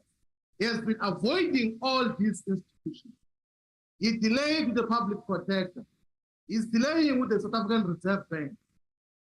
But here we can't allow that as Parliament, that he must run away without giving us the appropriate answers. But there is no law that says because you're going to appear in the next platform, you can't respond or give an answer in this particular platform. He's obliged to respond and answer today. Let him do so today. Want the answer today. Okay, thank you very much, honorable members. Thank you. Honorable Munyai. Thank you very much, the Honorable Speaker. One, I rose before earlier and requested that the Speaker, an appeal that the Speaker must invoke Rule 92, subsection 12A, which indicate that when you have made a ruling, like the Speaker did, and clarified it before this House, I believe that the Speaker should stick to the ruling she had made as per Rule 92.12, and also Rule 142. If a member is not satisfied with the person, they know they need to how they need to follow through on that matter. So therefore, the Speaker appeal again for the second time that at least Rule 92, subsection 12A need to be invoked so that you should stick to our ruling, Honorable the Speaker. Thank you. Thank you very much. Thank you, Honorable Munyai. Thank you. Honorable Matumba, I will not allow you to speak because I've already given an opportunity to the Chief Whip.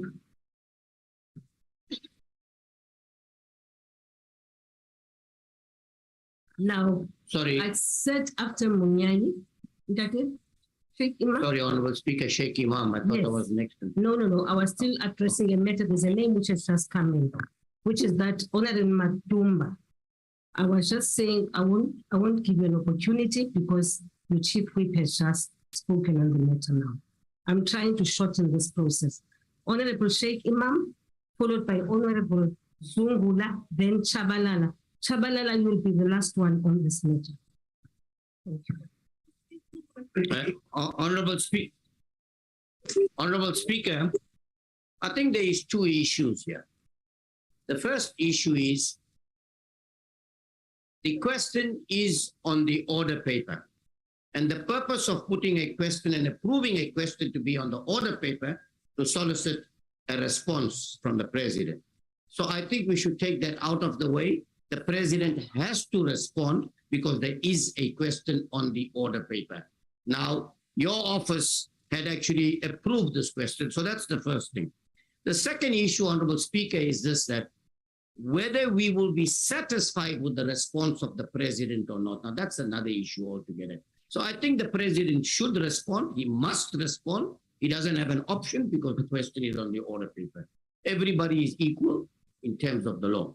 The second thing is this: if the response that the president gives is not good enough in terms of what we are asking him, based on the fact that he believes it might interfere with the actual investigation that is going, then that's a matter we could deal with at another stage. But I think for the purposes of going forward, President must respond as adequately as possible without putting himself in a difficult position so that we could go forward with this matter. Thank you, Honorable Speaker. Honorable Sheikh Imam, Honorable Zungula, followed by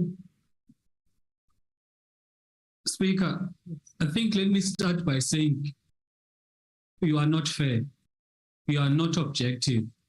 And if there's any breakdown in the decorum of the House, that is a reflection of you being a speaker. You stated when Honorable Shivambu was speaking that he must not make a speech. Few minutes later, Honorable Papo speaks and he makes a speech for more than 20 minutes. You allow him to speak. Honorable Khadele spoke, and after he spoke, you allowed Honorable Monyai to speak after him. The Honorable Matumba just rose. Speaker, make your point. That is the point I'm making. That is the point I'm making, that you are not fair. Because you allowed the honorable members from the ANC to speak one after the other. Honorable Matumba, when he's raising on a point of order, you do not want him to speak. So that is what I'm raising, that you are not fair. And the reason why there's always a breakdown in the decorum of the House, it is because you are failing to apply your duties objectively and fairly. If you were exercising your role as a speaker fairly, the president would have been forced to answer, because in his own statement, he did not answer. It is not us that is saying he did not answer. It is his own words that is saying he will not answer. So what I'm raising to you, Speaker, is that number one, in his own words, the president said he will not answer. Number two, do not conflate the issues of the Section 89 process with this process. These are two separate processes. Number three, Rule 89 does not block the president from answering. He's not given any valid legal or constitutional reason for him not to account to Parliament. And the other issue is that Rule 140 of Parliament was followed to the T. So what we are appealing to you, Speaker, please be fair and please use your responsibility as Speaker, not because you are loyal to your party. You must not be loyal to your party here. You are elected as a Speaker of Parliament, and we demand that the President answers. Thank you. Thank you very much, Honorable Zungula. Honorable, I've heard you've made your point, but actually, if you've noted, as I was allowing people to speak, it is true that there would be times when I would say, but you've been speaking for a long time. I've actually not timed people here. During this particular discussion, I've not timed people because at the point when I want to make a ruling, I want people to be satisfied that they've had an opportunity to express themselves. It's not just the ANC people. I've also allowed people from either side to speak so that they make their point, so that when I rule, I'm informed by your wise counsel here. So if it's a pity that it goes to that extent. If you're questioning my integrity because of that, then that's another matter. Speaker, I need to correct something. I'm not questioning your integrity. Okay. The only thing I'm saying is that apply the same rules for everyone. If you are going to stop Honorable Shivambu saying he must not make a speech, the same thing must happen to Honorable Papo. Do not make one rules for the opposition and other rules for the majority party. Okay. Speaker, I'm seeking your protection. I'm seeking your protection, Speaker. From? Honorable Hope who got 24 votes at the conference of the ANC in Gauteng, said I insulted them. I don't know. He's casting aspersion on me that I'm insulting them and I'm saying things that are unparliamentary, which I've never said. So you ought to call him to order. To say to him, Malema, can we deal with one thing at a time, please? Can we deal with one matter at a time? Yeah, but protect me from that charlatan. Mara, shut up. So you see, he has not been noted. Speaker, why is he standing? Honorable Member Malema just called him out. Honorable Member, who gave him a right to speak? You see, he's abusing us. Kick him out. Malema is just called me. Kick him out. What? Can you kick out 24 now? Member Malema called me a charlatan. Okay, sit down. He'll withdraw. And you must know I don't fear the EFF. Speaker, I don't fear the EFF. Honorable. We are scared. That's why you got 24 votes, Domkop. You got 24 votes. Is this attitude? Honorable members, I had said Honorable Malema, you are out of order. There's no Domkop here. Honorable Papo, please. No, don't do that. Honorable.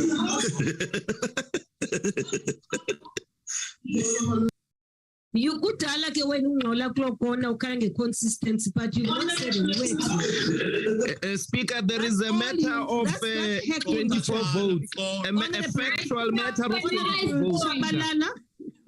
Followed by Honorable Jacobs, because I had left his name out. What about Matumba? He had his name. Pardon, a point of order, Speaker. I left it out. I'm really sorry. I need to explain this. I see that people are very unhappy. Johnson, honorable member, had his name ages ago, and I left it out. I'm sorry. Honorable Chabalala?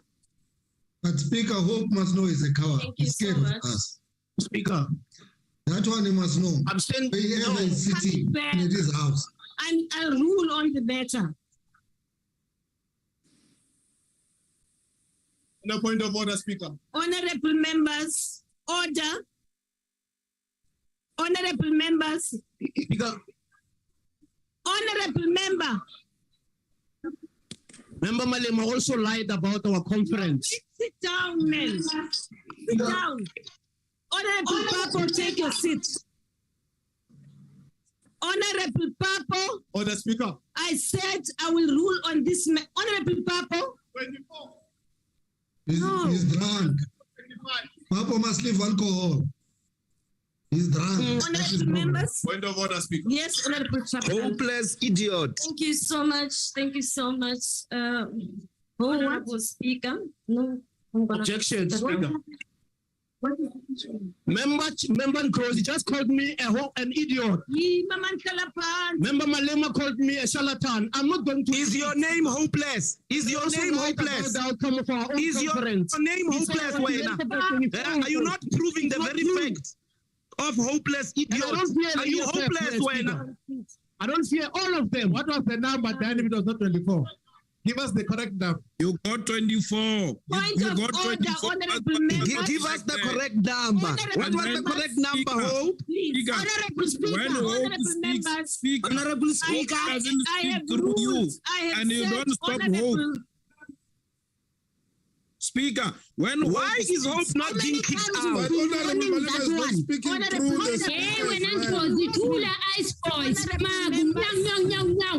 Hey, when members, I am dealing with the matter because in the first instance, no, honorable members, no. Please deal with the matter of a hopeless idiot, Speaker. Instance, there's an issue which he has raised, and he's been pushing that I should raise it, and I said he should wait until we finish this matter, and then I handle the issue. And Chabalala, followed by Chabalala. Thank you so much, Honorable Speaker. Madam Speaker, I want to say to you, I think you are doing very well. I think you are doing very well, Madam Speaker. Madam Speaker, I rise on Rule 140. Rule 140 on 4. section 4, where it reads, the total time allocated for replies to questions and associated supplementary questions under this rule is limited to a maximum of 3 hours. That's number 1. Secondly, to say 5, where the party sequence in which questions are put to the president, according to Rule 137.9, is interrupted at the end of the question session. The next question session to the president starts from the point where the sequence was so interrupted. Now, the reason I'm rising around that one, Speaker, is to draw your attention around that so that when you look into the proceedings, you are able to allow the proceedings to the latter. And we are able to also apply our mind to that section 4 on the number and the time allocated to questions for the president to reply accordingly. From where we are seated, the president replied to the question. What was needed was to get supplementary questions. When members and the member who asked the question doesn't want to do a supplementary question, Speaker, I really draw your attention to Rule 4 and 5 of 140 that it be invoked, Speaker. Thank you so much. Very much, Honorable Shabalala. I've noted what you are saying. However, this discussion started at a time when, in fact, we even have one last question. President started answering questions at about 3 hours ago. It's 2. And we are now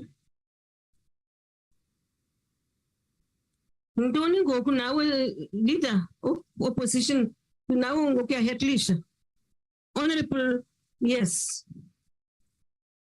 Yes, Lindsay, I've noted you. Madam Speaker, you attempted to allow the President to make a statement to the House at 2 p.m.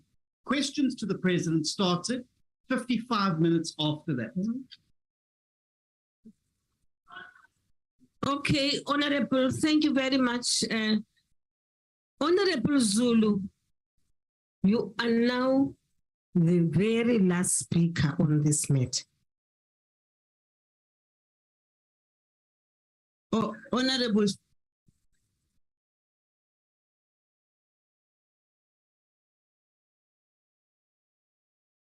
The floor. What speaker? I've given you the floor. Thank you very much.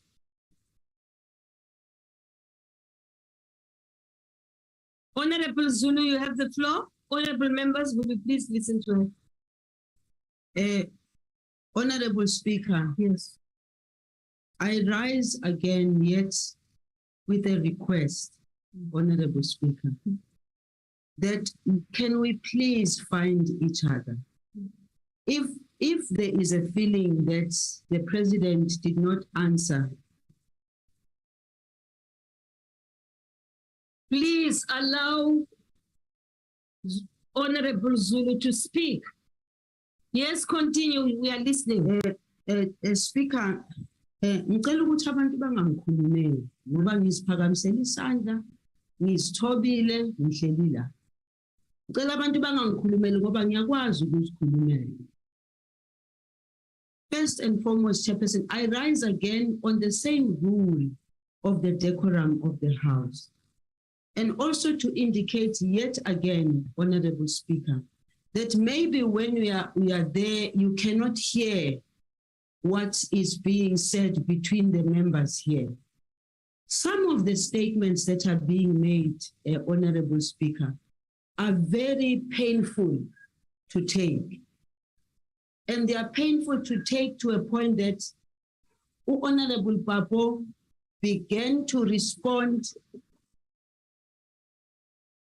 He began to respond in the manner in which he did. Unfortunately, you are there, you cannot hear some of the things that are coming across. No. Order, honorable members, order. The fact of the matter, Speaker, is that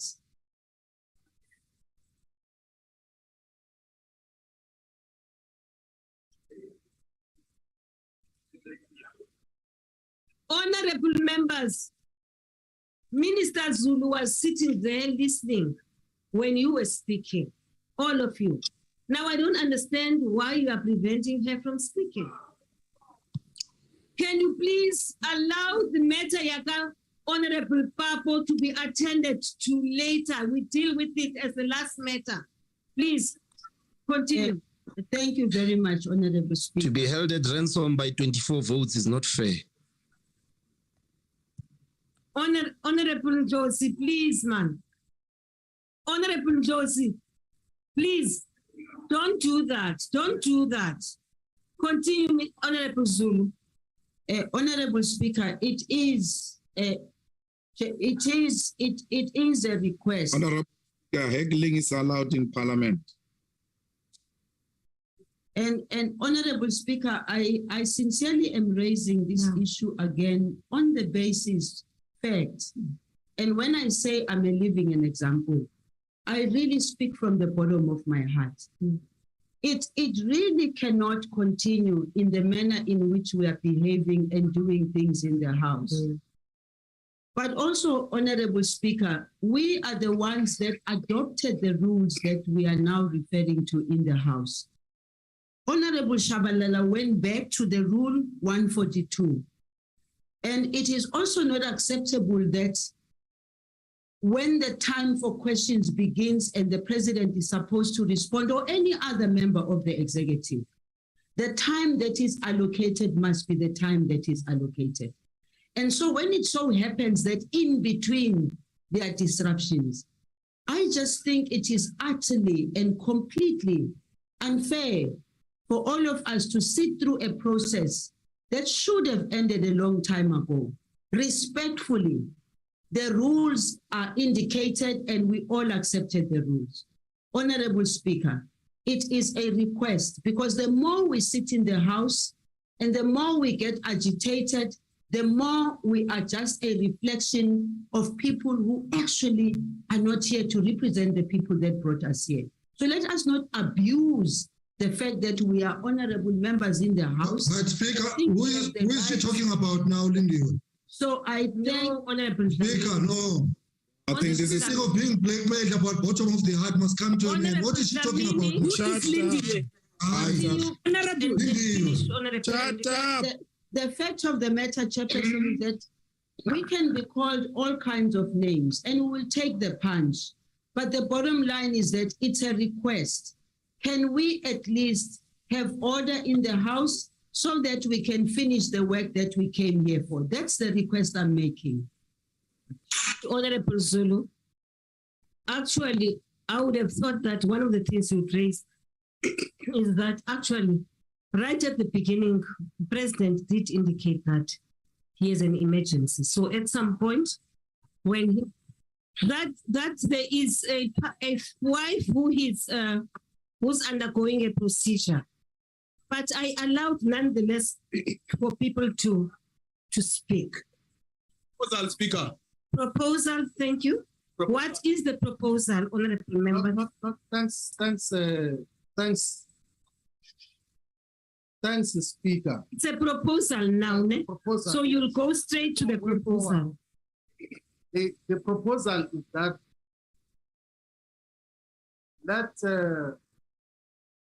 we've exceeded the 3 hours, so both section 140 and 140. More actually. Yeah, it says well, we have gone beyond that in terms of the rules. So I would propose that meeting which you were supposed to have with weeks to constitute Parliament when all members are available and attending. Can we bring that meeting closer and then we program the question session of the President the next week, Wednesday or Thursday? His next scheduled appearance, 29th of September. Yes. We can bring it closer because this one was interrupted now before it could conclude. So that we deal with this issue because this issue cannot be postponed. We can't wait until the 29th of September. So let us deal with those issues of the proper Parliament constitution and then we'll call him next week so that he's able to respond, particularly to the question which he has been refusing to respond to now. That is the proposal. Okay, thank you very much. Honorable Shakude, Fortunately, these are chief whips who are speaking now. I see you also have your hand up, and we will still have the meeting, which we've agreed we will have, isn't it? So Dlakute, followed by Kwahube, and then Honorable Kwahube and Honorable Singh. These are chief whips, the ones who would have sat in that meeting. To Dlakute.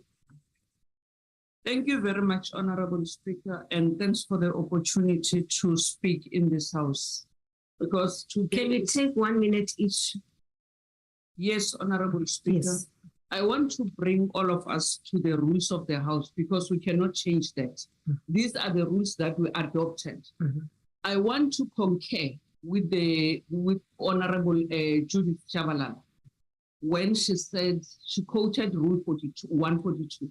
I'm going to Rule 143, which says that unanswered questions for oral reply, replies to questions for oral reply which have not been reached at the end of the time allocated on a question day must be submitted in writing to the Speaker on the same day for appropriate distribution and inclusion in the official report of debates of the National Assembly.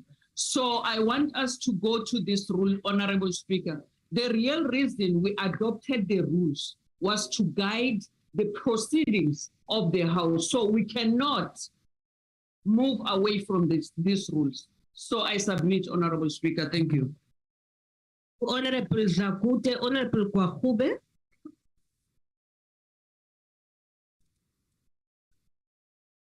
Thank you very much, Speaker. I would implore you, Speaker, for the progression of the session that you please make a ruling on this matter. On the what? You make a ruling on this matter for the progression of the session. Yes. The reality is that the question has been put now to the President.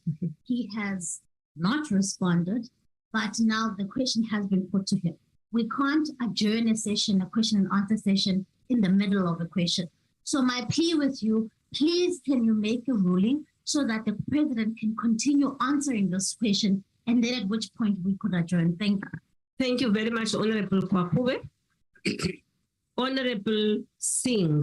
Thank you, Honorable Speaker. Honorable Speaker, I'm not going to refer to any rule, but I just want to say good sense must prevail at this moment. We are sitting here for over 4 hours, 4.5 hours, and we can be here until midnight. I think the proposal, the reasonable proposal by the Chief Whip of the EFF requires support. We've got, the President said that these are matters, and I'm quoting, with a great deal of interest. Now, we haven't concluded on the matter. Let us meet as Chief Whips, talk about it sensibly so that we can have these two questions answered whenever we set it down to be answered. I think that would be most appropriate. Otherwise, whatever you do, Honorable Speaker, this House is going to be in a state of chaos until we get some kind of answer from the Honorable President. I think the nation deserves the answers as well. Thank you. Thank you, Honorable Singh. Honorable Swart.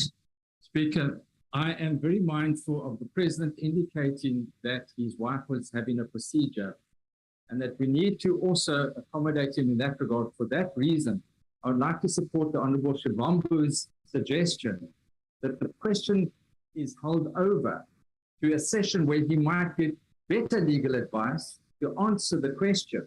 And so I would support the Honorable Shivambu's suggestion. Thank you. Thank you very much, Honorable Swart. Honorable Kwangwa.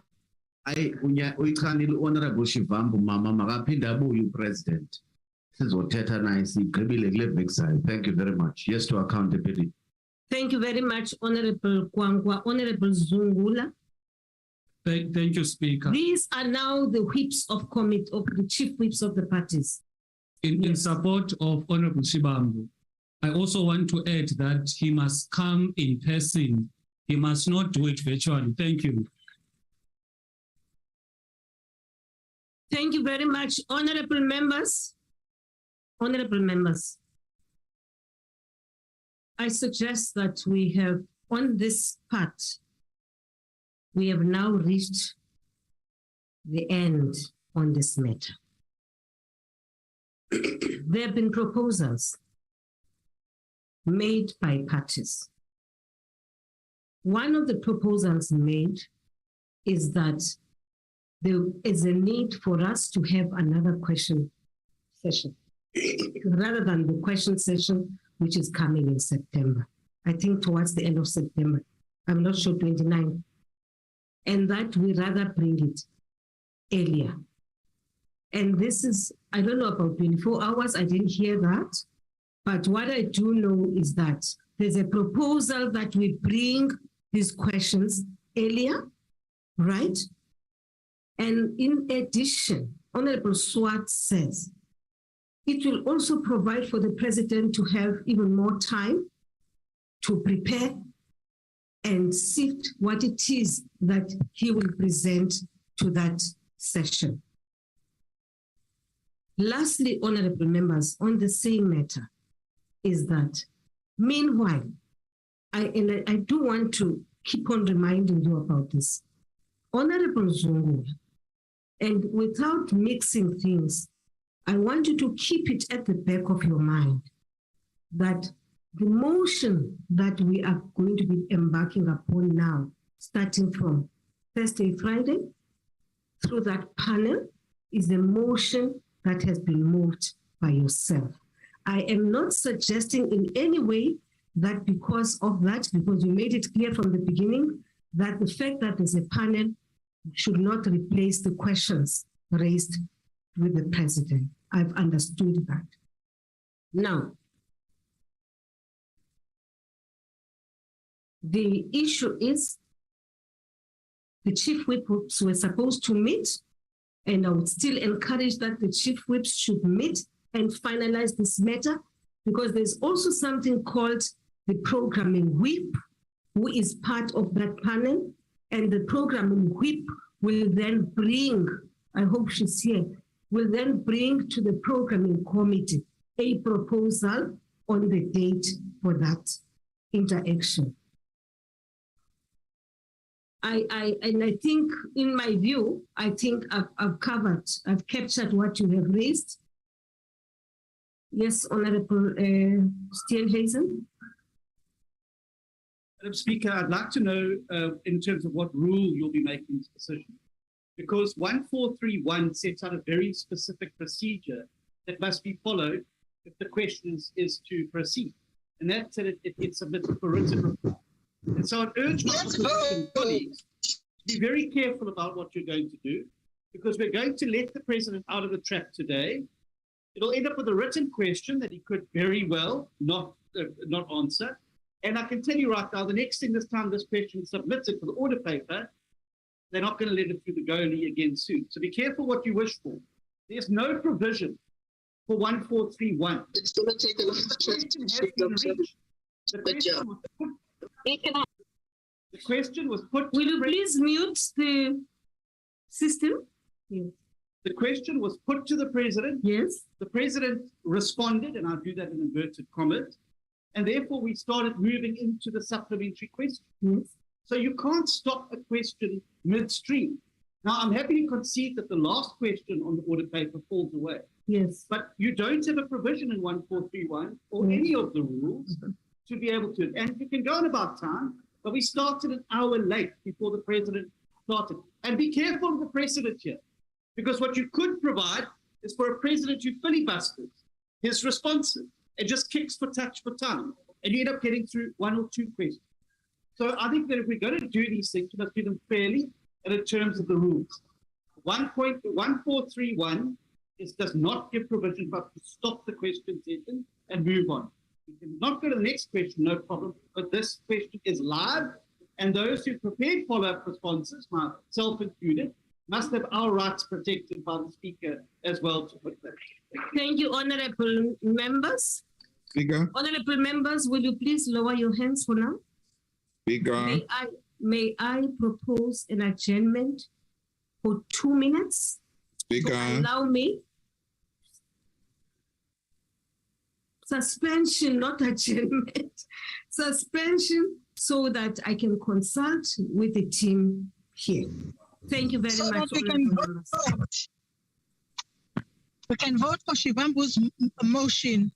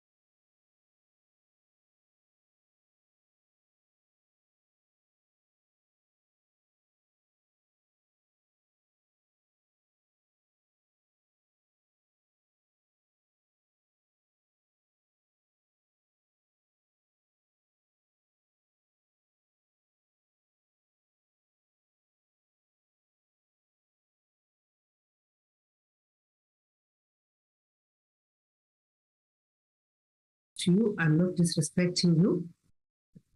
And so, honorable members, I have come to this. This is my ruling. I wish to state that in the first instance, everything I have done here has been in terms of the rules and practices of the House. And I think it's something which I need to emphasize.